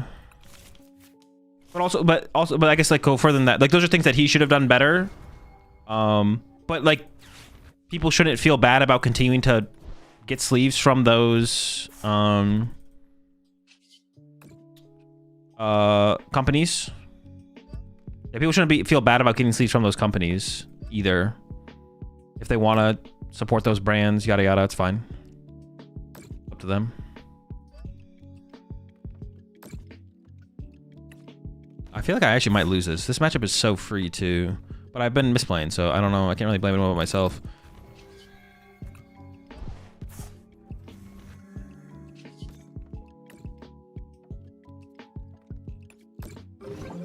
Except for, I mean, I take that back. The only brand I think anyone should support out of those brands, honestly, would be Dual Specs, because FCBC's response to Mahone was bad. It's a pretty bad response. Very unprofessional. And then Top Cut is Top Cut. So if you like the sleeves, Dual Specs exists, but what they see, go watch the video. There's a DM in the video. They got too heated. Yeah, it was a super crazy. It's a crazy response for what Mahone did. Like to like go further, not to explain it even further. It would be different if Mahone had a track record of creating drama-based, poorly created drama-based videos / documentary style videos, commentary videos, but he doesn't. He has like, explain further, please. No, just go watch his video. I'm not going to sit here and recite Mahone's video for you. Just go watch his video. It's a good video. Go watch. It takes 10. It's 10-minute video. Yeah, just go watch his video. Like he did have the Geno documentary, which went badly, but he responded to it correctly, right? It's not like he like responded to it correctly. Yeah, he responded to it correctly, so it's like, there we go. He appropriately responded to the Geno situation with the documentary. So he doesn't have a bad track record of being like a clout pharma drama farming like YouTube person. It doesn't exist. So for their response to be what it was is just kind of crazy. But it would be one thing if he did have that, if that's how he like managed stuff, obviously that'd be different, but it's not, there's no track record of that, so.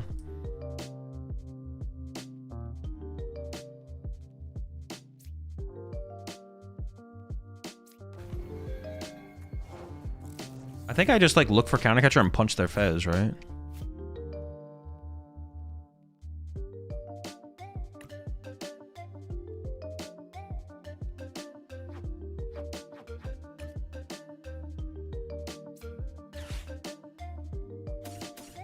I'll even grab an energy here just for the mystery garden, right? It doesn't even seem bad.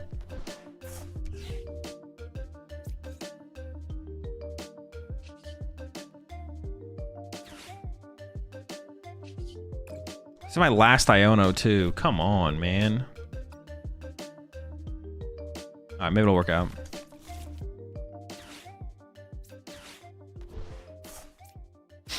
I mean, at the end of the day, it's really player preference when it comes down to sleeves, right?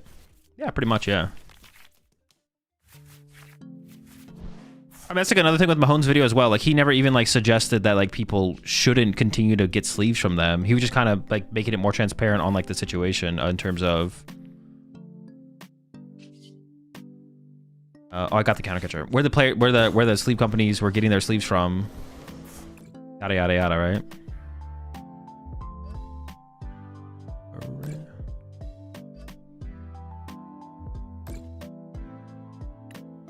Because he felt like the practices or whatever felt a little bit shady, but yeah, like overall a fine video to make. It's not like something that needed to be made, but if he wants to make it, like it's like one of those things where it's like, oh yeah, sure, why not?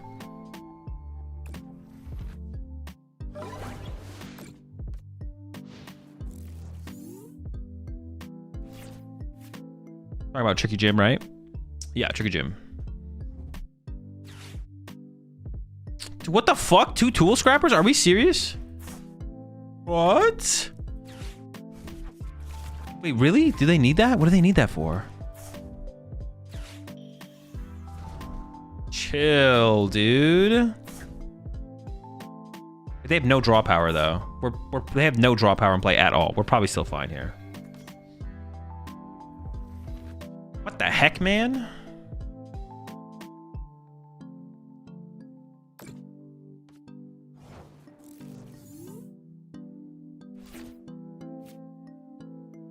What the heck?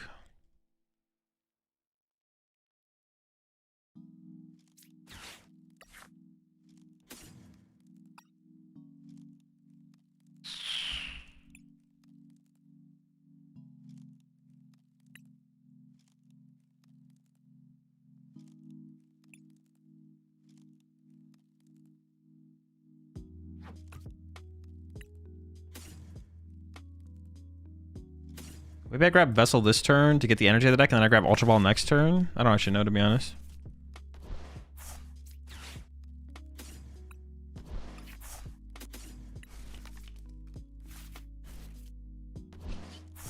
I want to attack with a full HP Gardevoir, right? Just so they can't pop off. So I'll put 2 here, Monkey Dory over, get a Dark Energy off the prize cards. Then I attach here, and accelerate again out of the discard pile. If not, I attach from hand to here, KO the active. Okay, sure. I'm feeling pretty good about the situation, though, actually, overall. The more this game's developed, like... Rare.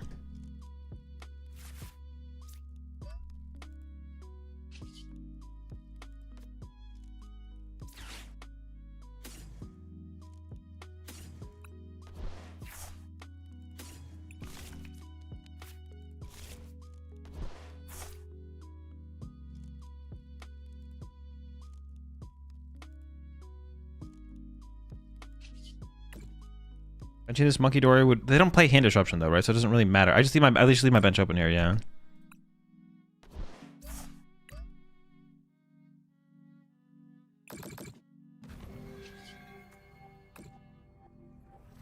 It seems fine. This it's broken. It's insane. It's we got him. Which other would you build? Or would you recommend going to Phantasmal? No clue. Haven't thought about the next format at all.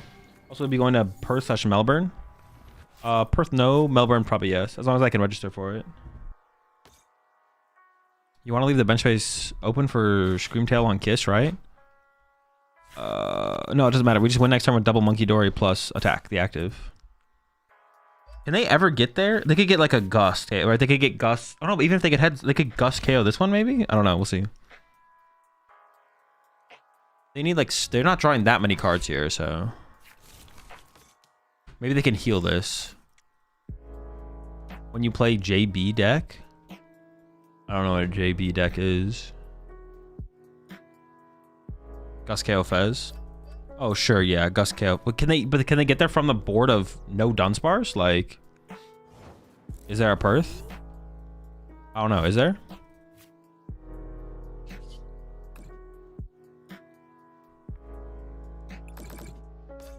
Alright. Rough start. Prize a lot of dark energy, but dub. Oh my gosh, dude. Can it just see, like, this is just so, just draw my prize cards for me. What are we doing? It gets so annoying at these end game board states where it's like, oh, the game is like just done. Just let's get to the next. I just want to play more Pokemon, man. I'm fine if games take a long time as long as we're both sitting there and like making actions and plays are being made. I don't hate everything about you come to LIC. The command in the title will tell you which major tournaments I currently plan to attend, plus Melbourne. So what do you think about Saraledge with Moonlit Hill and 1 Psychic? I mean, I don't hate the idea, I guess. Is that... I mean, I don't know, like, for what, Matt? For Pult? Or... I guess I don't know exactly what we're doing it for. You collect the physical cards at all? Not really, no. You think that someone can go from TCG Live directly into a regional and make day 2 phase? Yeah, of course. Or some achievement like that, considering no previous experience IRL. Someone could literally go from TCG Live and win the whole tournament. Yeah, it's less likely, but... what are we playing? Gardevoir? No. We should just draw 1 to 6 automatically? Yeah, unless you've interacted with your prize cards, yeah. What's the thought behind Trolley? Just turn 1, set up aggressively, fill up your board so you can interact with Mystery Garden more consistently, stuff like that. What's 1 Serenia X back? It's just garbage. Being absolute trash. Slap?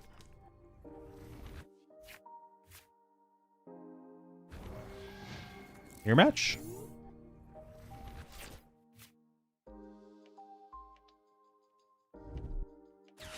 Alright, don't mind that. What do you about Greninja with Noctowl?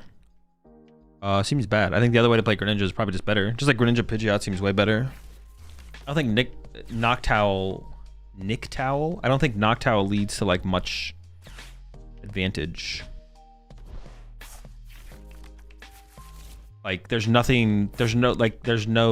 yeah, the combos aren't like big enough to like play Noctowl basically. What you need from Greninja isn't big enough to like play it, I don't think.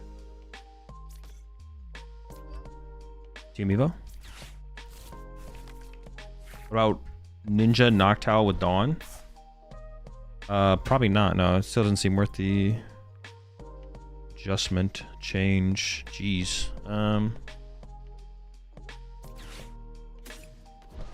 This is something.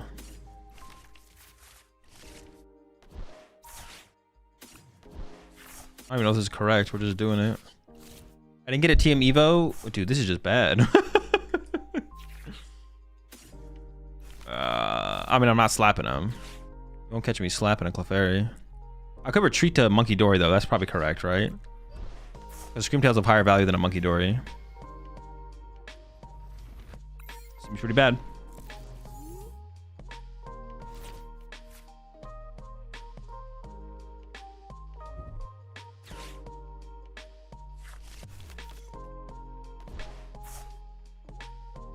We have an updated Zard list before Vegas.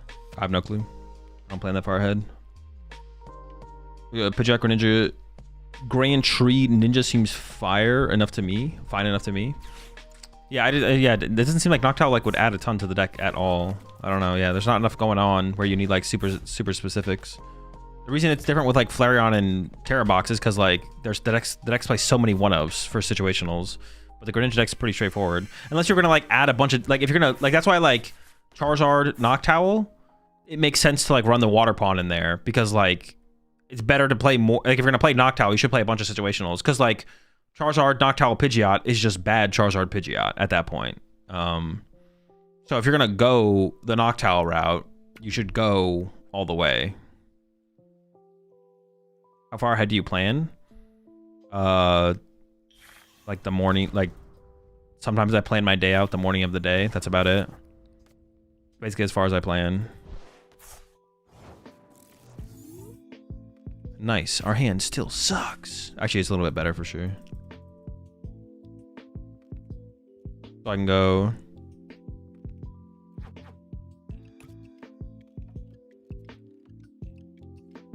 Let me do this real fast. Wait, do I even want another Gardevoir or can I Can I survive the whole game with a single Gardevoir? Especially because they're about to draw the first prize card and take away counter catcher. I probably can, right? Like I could just go grab this. Right, let me see. Let's see. Let's have a look. What will happen? Well, no, I'm gonna get the Gardevoir, but more Psychics in my discard pile would be good, right? But is there an item that I could grab that would actually just draw? My hand is stacked. I don't want to put Fez in play. That seems really bad.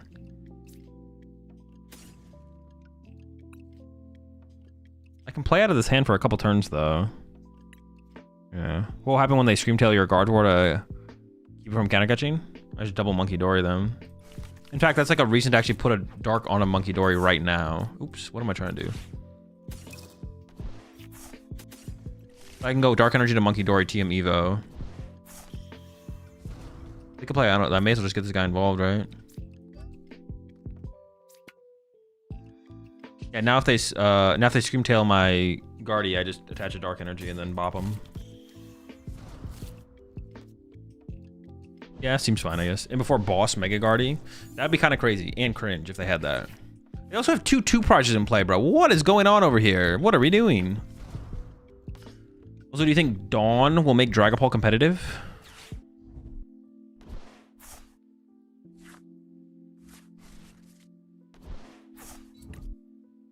All right, that's fine. I mean, do I just Screamtail their Monkey Dory now? That's all I do, right? Well, they did it. They did Iono us, which is nice. What's not nice though is that was my last. All right, I shouldn't have grabbed Vessel there.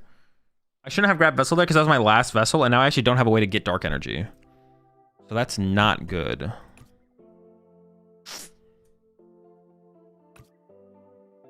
Maybe should have left the. Oh, there's attacking with this thing. I'm still just gonna Screamtail this guy though, right? But I need a Dark Energy to be able to do that. Okay. I don't have a Dark Energy right now.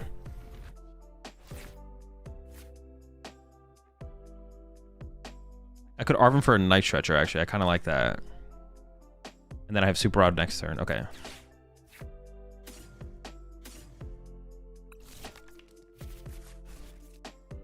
I can Bravery Charm this one, right? Like, do this.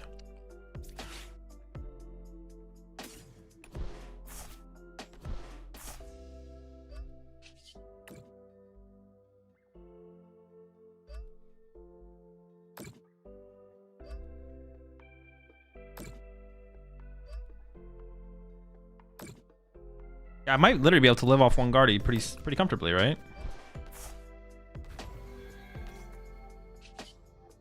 Oh, what am I doing? What the heck are you doing, buddy? Just have a peek. I just want to look.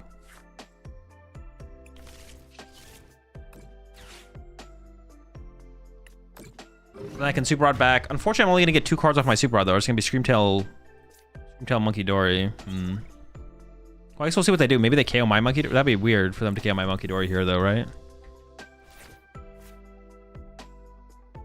Unless they do it with like a Bravery Charm Screamtail, I guess.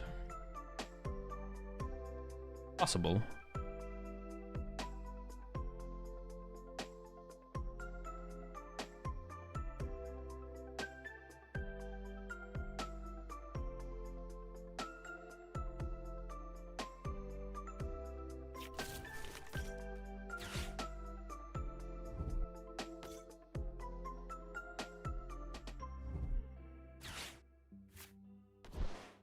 You think Jolt Dango, you have a better performance now that Dango Rocks is really in the spotlight? No.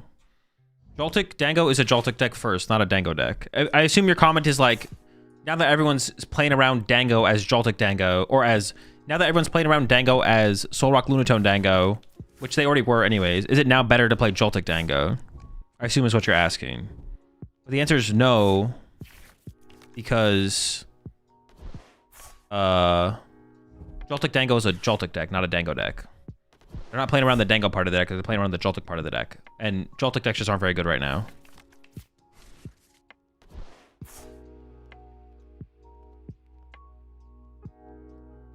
The deck is naturally bad because it's a Joltik deck. Not because it's like the... Dude, what the heck? You do not have Iono here. That is just so cool and sick. You make me sick. Oh, this hand sucks. What the heck? Ugh.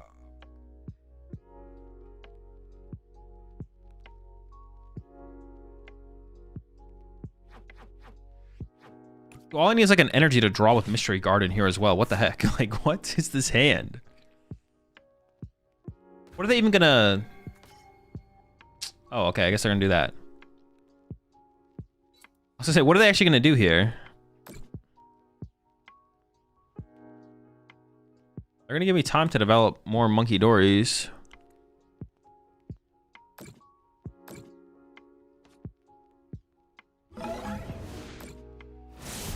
They're down to 4. I don't really want to put 2 prize Pokemon in play right now. Okay, we'll see. We'll see.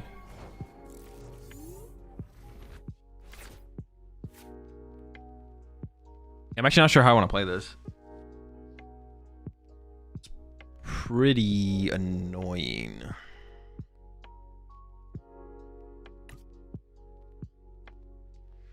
So with Guardian's fine here, no? Okay, this, no, because they go Drifloon, Bravery Charm.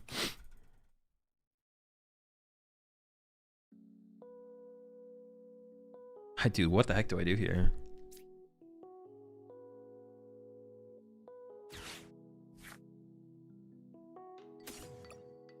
I could Ultra Ball for Drifloon. Just go Drifloon Knockout, right? No, using my Counter Catcher here seems pretty bad.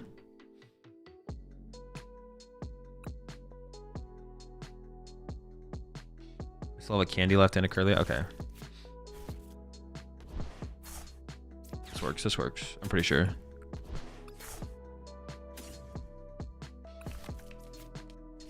I could use Mew and draw with Mew. No, it seems too risky. I could bench Ralts here, though. I could start to evolve it up if I want to get more aggressive with Guardy. But I can't afford to put 2 prizes in play yet.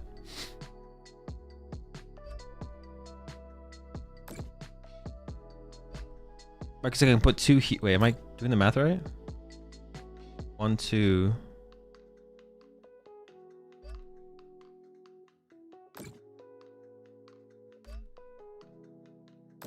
Oh no, it has 30 HP left. What am I thinking?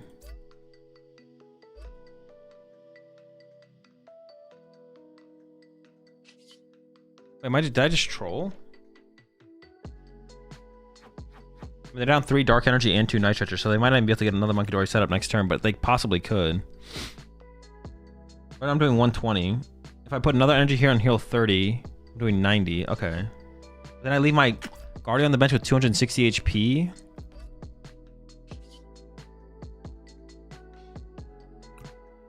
I did mess up here. I don't know. My math was way off here. Hold up. Let me think for a second. 260 HP. They can put a Bravery Charm on this. Put a 5. 200. Okay, they still want to be able to reach it. Okay, I think we're still okay. I think we're still okay.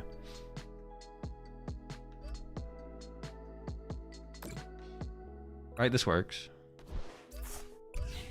Oh, but they can just like snipe around my Drifloon now, which would be awkward, right? Yeah, they can just kind of snipe around the Drifloon here, which definitely is annoying. All right, whatever. Maybe putting the Ralts in play was bad because it gave them an easier target for their Screamtail, actually, to be honest. Yeah, the Ralts might be bad just because it gives them an easy target. We'll see. Did I prize my other Ralts, or can this give me a Ralts right here? Because this being able to give me a Ralts is pretty good, because then I can just attack with Guardian KO 2 prizer. Why not just 40 damage on Loon and then heal the Guardy? Because then the Drifloon gets KO'd by a Monkey Dory next turn. They can go Monkey Dory, KO Drifloon plus Snipe, KO, draw 2 prize cards. And then things are kind of iffy.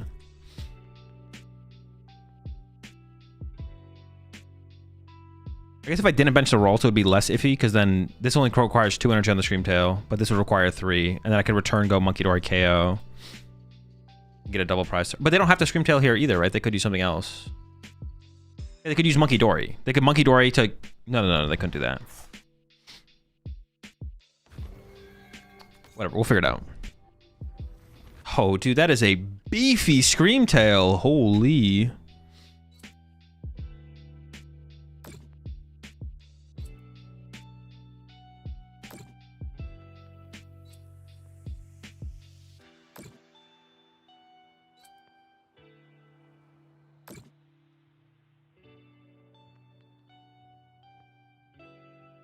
Is this KO this guy? Yeah, shoot.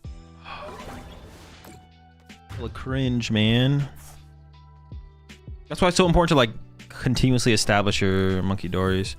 The thing is, if they play Turo, oh, their Turo's gone. Okay, never mind. They do play Turo, but it's fine. So now I can just go.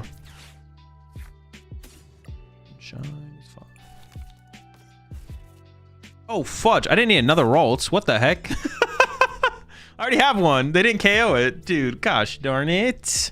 Okay, so now I can just go Guardy, Counter Catcher, KO, and then Screamtail, KO. That was a really bad grab, though. Huh.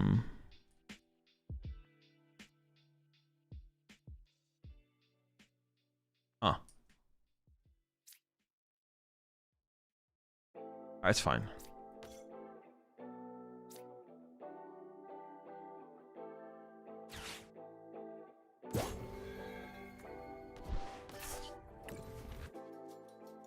Oh, maybe I should draw with Mew first. Oops. Sick draws, man.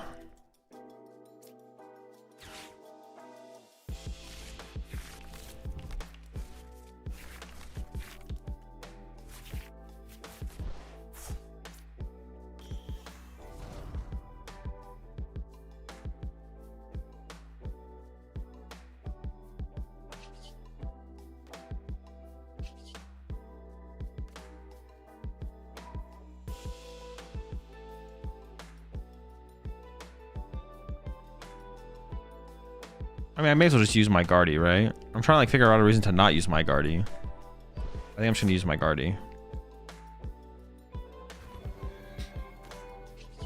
And now I'm gonna put 30 damage on the Screamtail, right? Because then I'm like threatening them to have to get a Monkey Dory to heal it, or I can draw a prize card that way and then another way.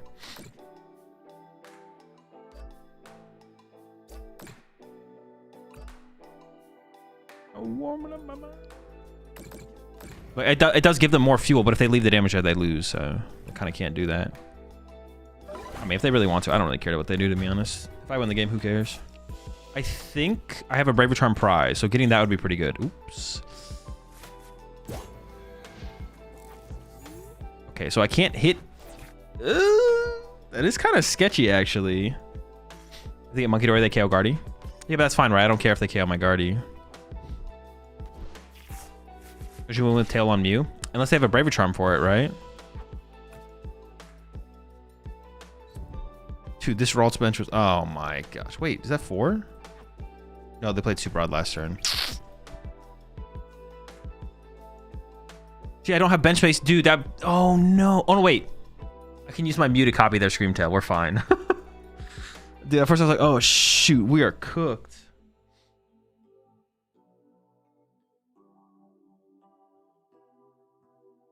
I'm scared of Iono Kill Guardy, to be honest.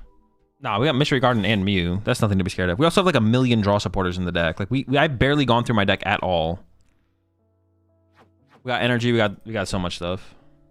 They may swing into Mew though. That's fine. Then I have Monkey Dory plus Night Treacher. They KO Mew. I have Night Treacher, Monkey Dory. Oh shoot! Oh, I have Turo to reset the energy. Now we're chilling. Oh shoot! They got the nuts.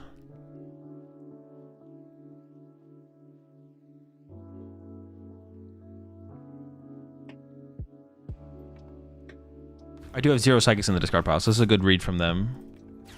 Or a good catch, whatever you want to say. Oh, no. Do I just lose? No, because I have Mew to copy Screamtail still. I still have Mew to copy Screamtail. And Mew can hit a lot harder than Screamtail. Wait, do I have enough energy, though?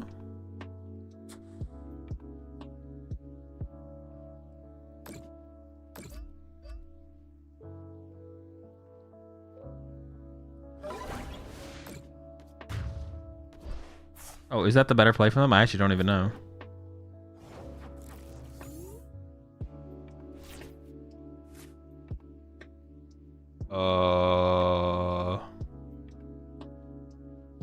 Need 5? But they put 30 on my Mew. I don't even need 5, right? Oh yeah, why would they put damage on my Mew? Maybe they just didn't see the play. They didn't see how I was gonna win. Hang on. Do I just have it? I don't even know if I just have it. I might just have it. I'm like doing the math, but.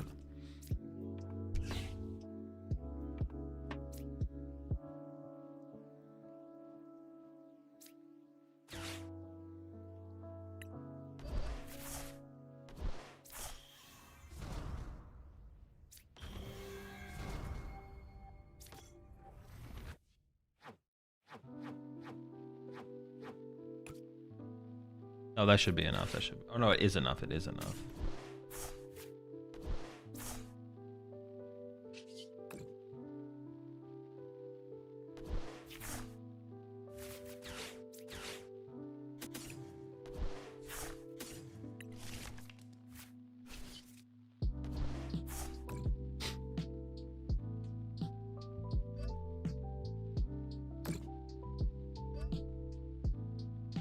Could have discarded one more by equipping before Turo, right? Well, I was waiting to like get the, because I could always attach active retreat, right? So it's always the same thing. I can always get that energy in the discard pile. I didn't do the math on how much damage I was doing, so I was like waiting to get the dark energy on the monkey door. Because at the very least, I could always attach to active Gardevoir and then retreat it. So I draw one less card, but I end up with the same amount of energy in the discard pile. But if I had just done the math prior, I don't actually even need to, I don't need anything else. Like this is enough.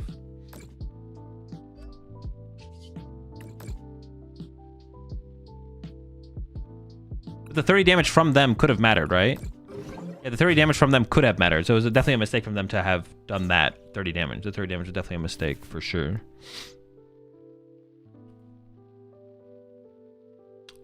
Well, I didn't end up... Well, one Guardia ended up working out that game. But might not work out every game.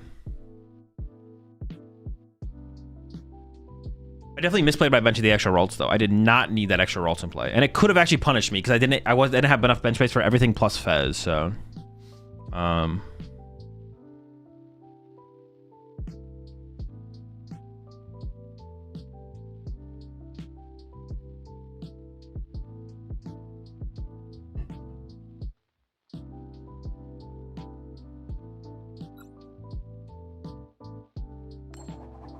so we sold that Mew is good in this deck. Bro, Mills, you are just like insanely unlocked.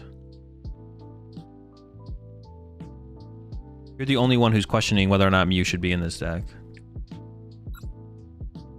Is Zork good right now? Yeah, it's pretty good. Does Psychic Patch make Guardy meta? Sure.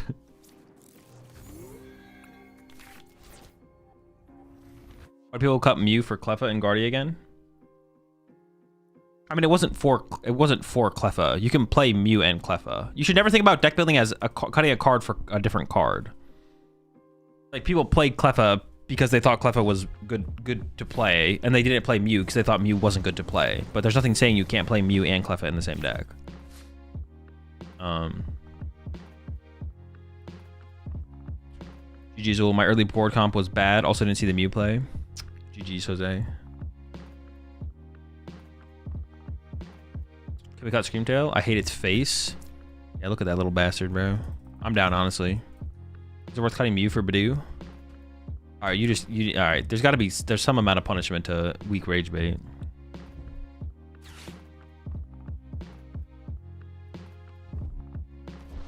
There's a line. You know what I'm saying? There is a line. A line exists. You've crossed the line. Oh my gosh, what an insane turn from them. That's crazy. All right. This sucks. I don't even want to bench. Well, hang on. Do I need to? Can I lose? I don't think I can lose, right? What could they? You know what? If they can somehow beat me, you got it. I'm down. I'm here for it. I believe in you. If we were to add just a Frillish in here, what's the cut? If you really wanted a Frillish in here.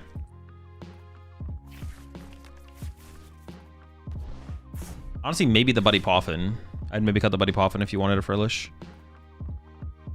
Yeah. The Buddy Poffin seems cuttable for sure in this deck. Okay. They could have Crispin E-Switch. That'd be insane. Bro, I think I might get cooked this game. What the heck?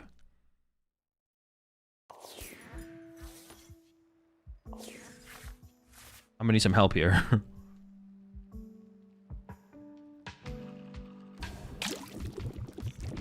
Running Budu enables an Amorous to attack for 200 into Venusaur. Oh, shoot. Is that the combo?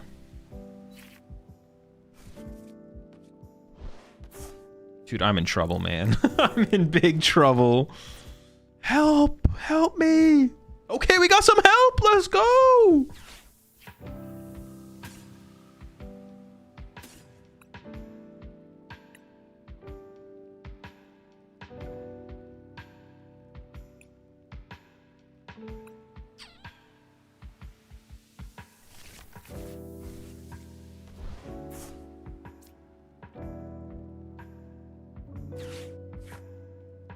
Dude, this is so sketchy, though. Do I get Fez? Dude, but can I afford to get... If they just have Boss, they just KO my Fez, right? Okay, so I need double Ralts. I need Monkey Dory. I think, like, I mean, there's nothing... Well, there's nothing else to get, so... Let's get Fez involved. Do I bench Mew, then? Or do I just hold the Mew? Maybe I just get Drifloon in play to have... Or Clefairy punching would actually be pretty good, right? I can actually attach to Clefairy, so then I don't even need Guardy next turn. Sure, I'm down. Stacked lineup. This is the squad right here.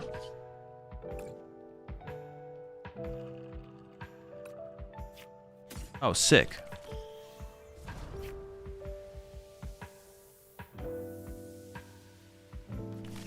I like the Clefairy grab that much better because of the because of the lack of other stuff. Oh, sick. That's cool. Yeah, wow. Have you tried the new Kangaskhan wall deck? I have not, no. Just like the... Oh, you mean like the literal stall deck. No, that deck does look cool, though. I saw Lesage has been playing... I've seen him tweet about it a lot recently. Deck does look cool.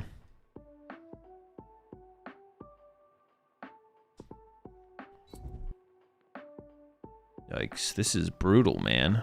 I didn't even think about trying to Mew through that thing, to be honest. We also just can't, but... They boss KO your Curly and discard your Nitrogen here? No, they definitely want to gust up my Fez. But...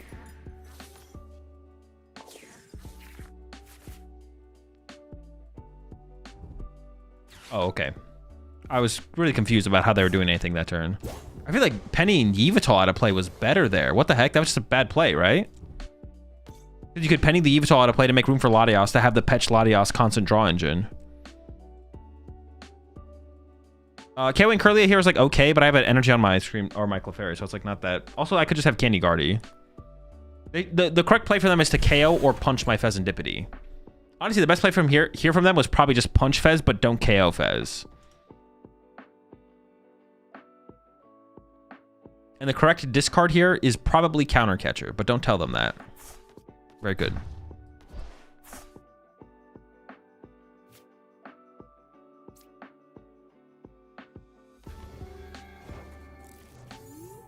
Thoughts on Mega Sharpedo?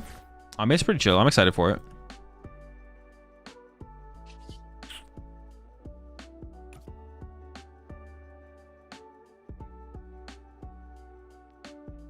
Play. Bench. Nah, I think I just do this.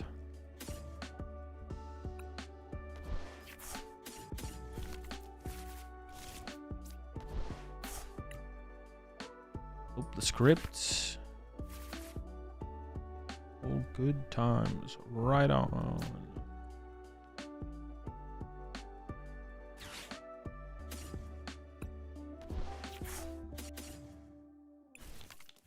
I feel pretty bad about... I really don't want to lose my... Wait, actually, how many did I get in there? 4 or 5? How much does the little guy do? Drifloon? Wait, did I mess up?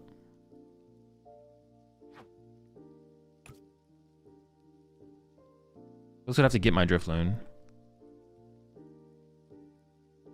Times 3? Wait, is he just... Is it dead? I knocked him out? What? Is that easy? Wait, their deck sucks, bro. What?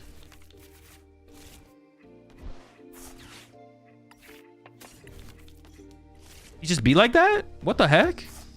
Yo, I was like playing out my turn. I was like, okay, I can punch with Clefairy, then 2-hit KO this one, then counter catch a Drifloon KO this one. But he's just built like that.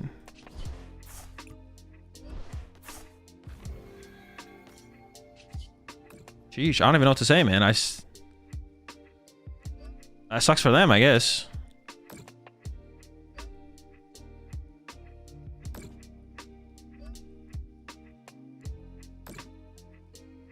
Honestly, that makes the Tool Scrapper in Mega Absol seem way better. Because we were talking about Tool Scrapper in that list that we saw earlier, and I was like, I don't know about Tool Scrapper in here. Like, it seems kind of iffy. If they have like Tool Scrapper, E-Switch, Iono, that's a lot of cards. Hold up. Okay, if they have Tool Scrapper, E-Switch, Iono here, that's a pretty good play.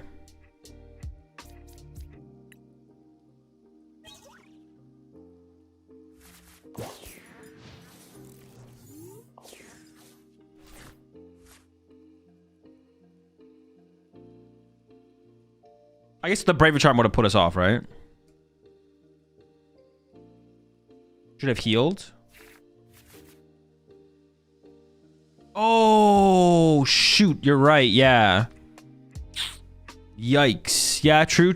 All right, big misplay. Big misplay. Misplay alert.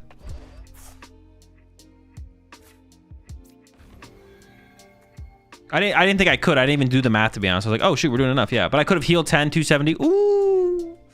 Oh, no. Sorry, we're fine.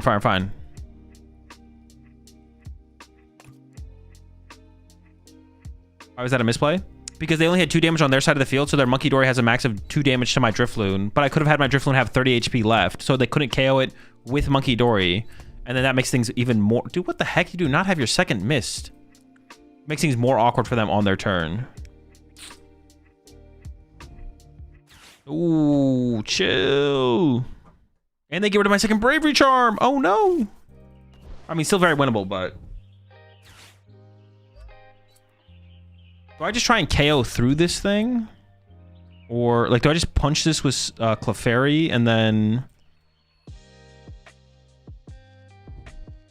Ah! The tank. Or do I go for, like, a 1-prize knockout into a 2-prize knockout? No, but then they could penny this. But they could penny this. But if they penny the Mega Absol, that's, like, way less scary, right? You terminal period? No, because they found the mist.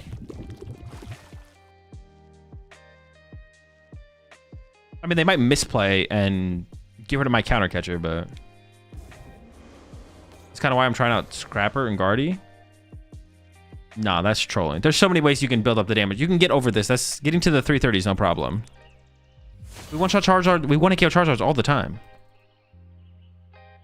Missed play. Oh. Actually, that's a huge mistake on my part. I didn't even like think about it at all, to be honest. I was like, oh, this doesn't matter.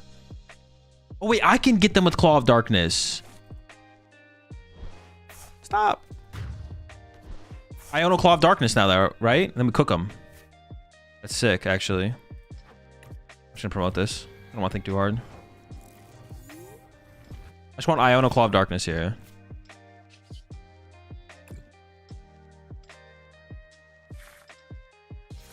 Ooh, chill.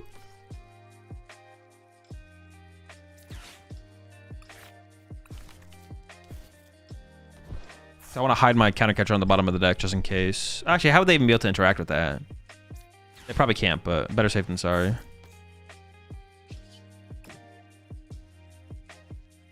I would like a Dark Energy. Alright, just discard 2 dead cards. Seems fine. Then I also grab a dead card.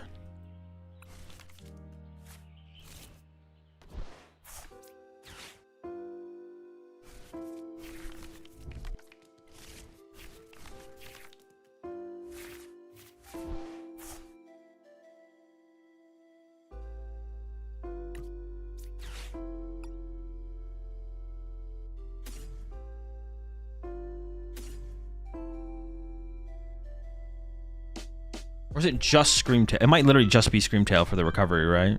I don't want Energy. I don't want Ralts or Curlia. I don't want Monkey Door. I think it's literally just Screamtail.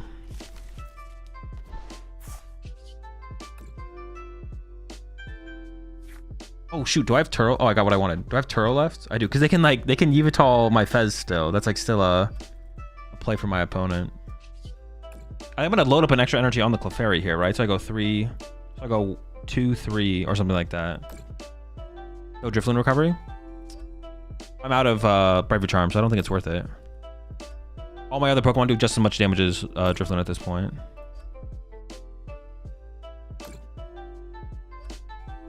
I was leaving 1 or I leave 2. I could leave 2 because that also leaves 6 damage counters in play to work with. Sure. I guess my Guardy could get stuck here, but it's like super unlikely because I have plenty of energy left.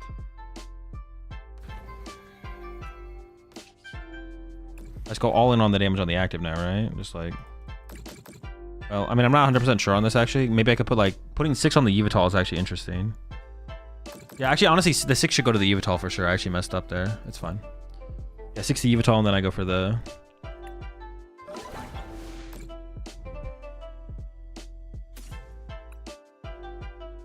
Nitro gets him a Dark Energy. Or a Psyduck. Lily is the only thing that could actually lead to a real play, right? Yeah, I'll just take away Lily.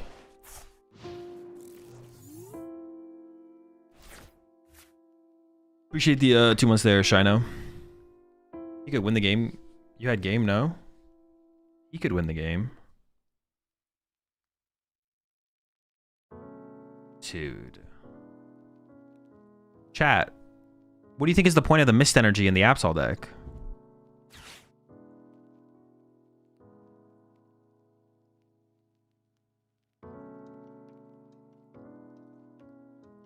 I thought we already went over this once.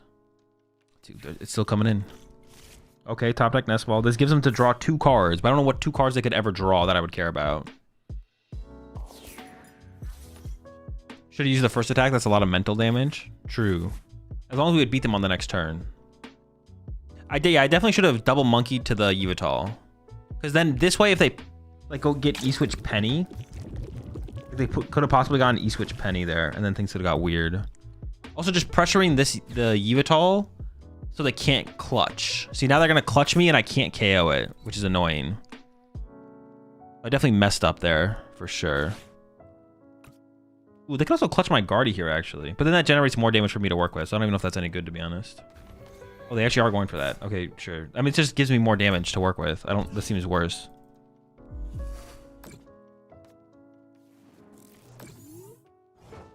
They could penny this, so I gotta keep that in mind. This could get pennied. They can't attack with it.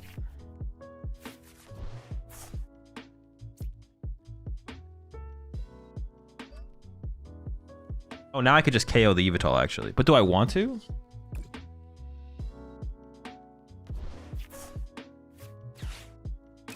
I could keep around the option of Candy Gardevoir for the future.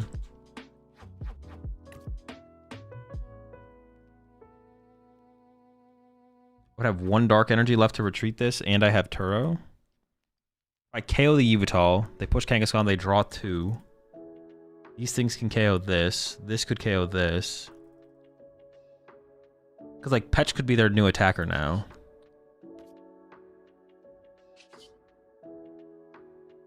Huh.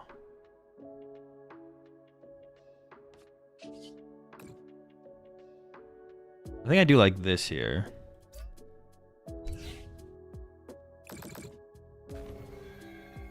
Now if they Monkey Dory wants to just get out of range. So I'm gonna put this 10 here. I could still put 2 energy here and then go knockout. I think I just pass. This feels bad if they do have E-Switch attached Penny. That is just so unlikely, though. They've also already played an E-Switch, so they might not even have another E-Switch to work with. I think I'm just gonna pass. I don't even want to KO this. I don't want to give them the bench space for like Fez draw. Yeah, I don't want to give them Fez draw power. I don't want to give them the bench space. Yeah.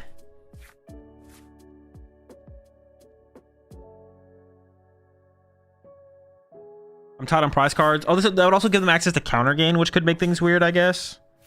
Like if I give them counter gain, they could go attach E-Switch counter gain Iono, and then Kangaskhan hit 3 heads, KO my Guardian, then I can't KO the Kangaskhan, I guess. But then I have all my draw power to find my counter catcher anyways, so. I think we got him. I think we got him. You appreciate the 5 months there, Brandon.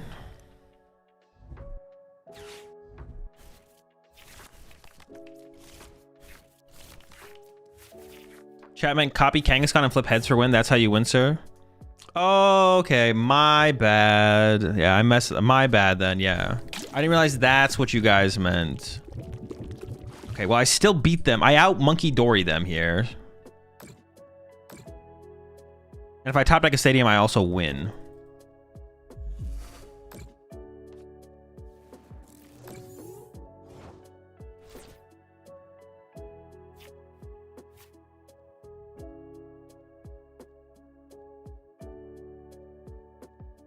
Now you just attack in? I don't think so. I think I do the same thing where I just build up the damage on the thing, right? Or no? You can 3 monkey win? Oh, I can triple monkey win. Good call. Wait, maybe.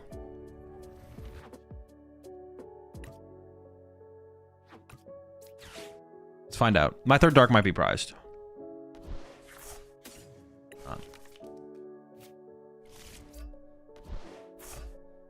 Good call.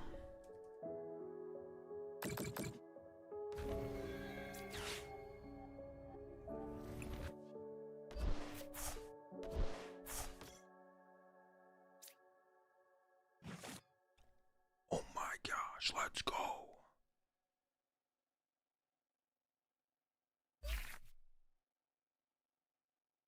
I'm just upset that the video resulted in the Alibaba seller increasing the minimum case purchase to 10.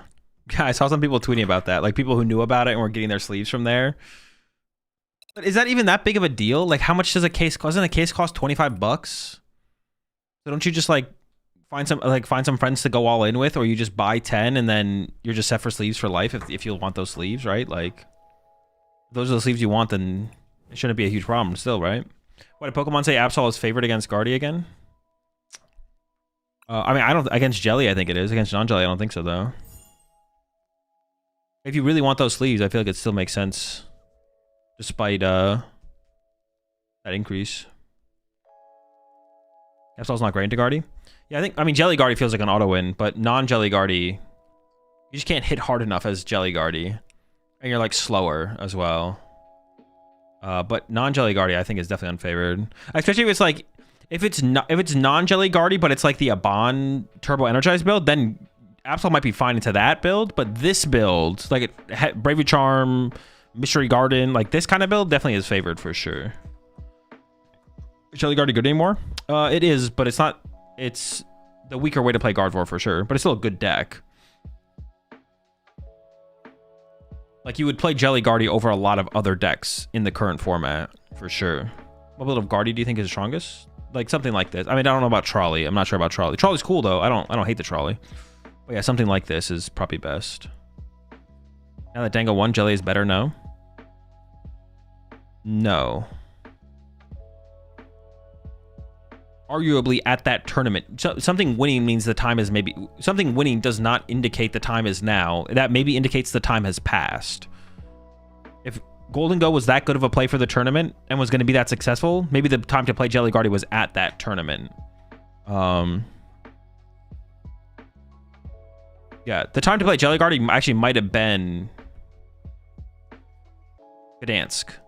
But now, moving forward, it feels like it is probably weaker, and you probably want to go turbo. But also, some of the Gholdengos were teched for Jelly Guardy as well, with like the Lana's Aid. So there's that as well. Why do you think Guardy did bad in this weekend? I think it's just the result of the tournament, basically. I think the weekend before, Poltnor was really well positioned, and really well positioned because Gardevoir players were not building out as heavily for the matchup. But I think for this weekend specifically, it's just like that's just how the weekend went. I think Guardy was a pretty good play this weekend, but yeah, that's just how the weekend went, basically. I don't think there's anything special about this weekend, but the previous weekend, I think the reason Guardy didn't do great is just because they got greedy with their builds and like making their Pult matchup worse, and the Pult players took advantage of that. Did you look at Brisbane? I did, yeah. Oh yeah, well, I didn't even think about Brisbane though. How did it end at Brisbane? There was no Guardies at Brisbane though as well, right? Yeah, I don't have any thoughts on, or I have less thoughts on Brisbane, I guess. It's probably, maybe it's like the same thing. Yeah, Guardian didn't do well at Brisbane either. There's a lot more Charizard at Brisbane, though, it looks like. I don't know. Or like, no, Charizard was decently played at both tournaments.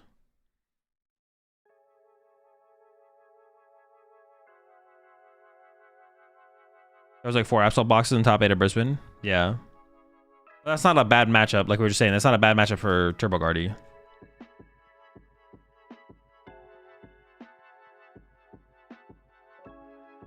Actually, there was more Jelly Guardy in day 2 of Brisbane than straight Guardy. It was 10-8. 10% Jelly, 8% non-Jelly. What about Zard? What about it? Zard into Vegas? I mean, it's a fine deck. What about Zard isn't really a question I can answer. Like, is now the time for EV Box? No, EV Box is like fine. I mean, but EV Box has always just been fine. I don't know. I don't think there's anything special about the current metagame that makes EV Box that much better of a play. It's just a fine deck. What happened to the 4 Buddy Poffin and Guardy builds? I mean, they've gone away for a long time. It's just like unnecessary Pokemon search for what the deck needs to execute game plans.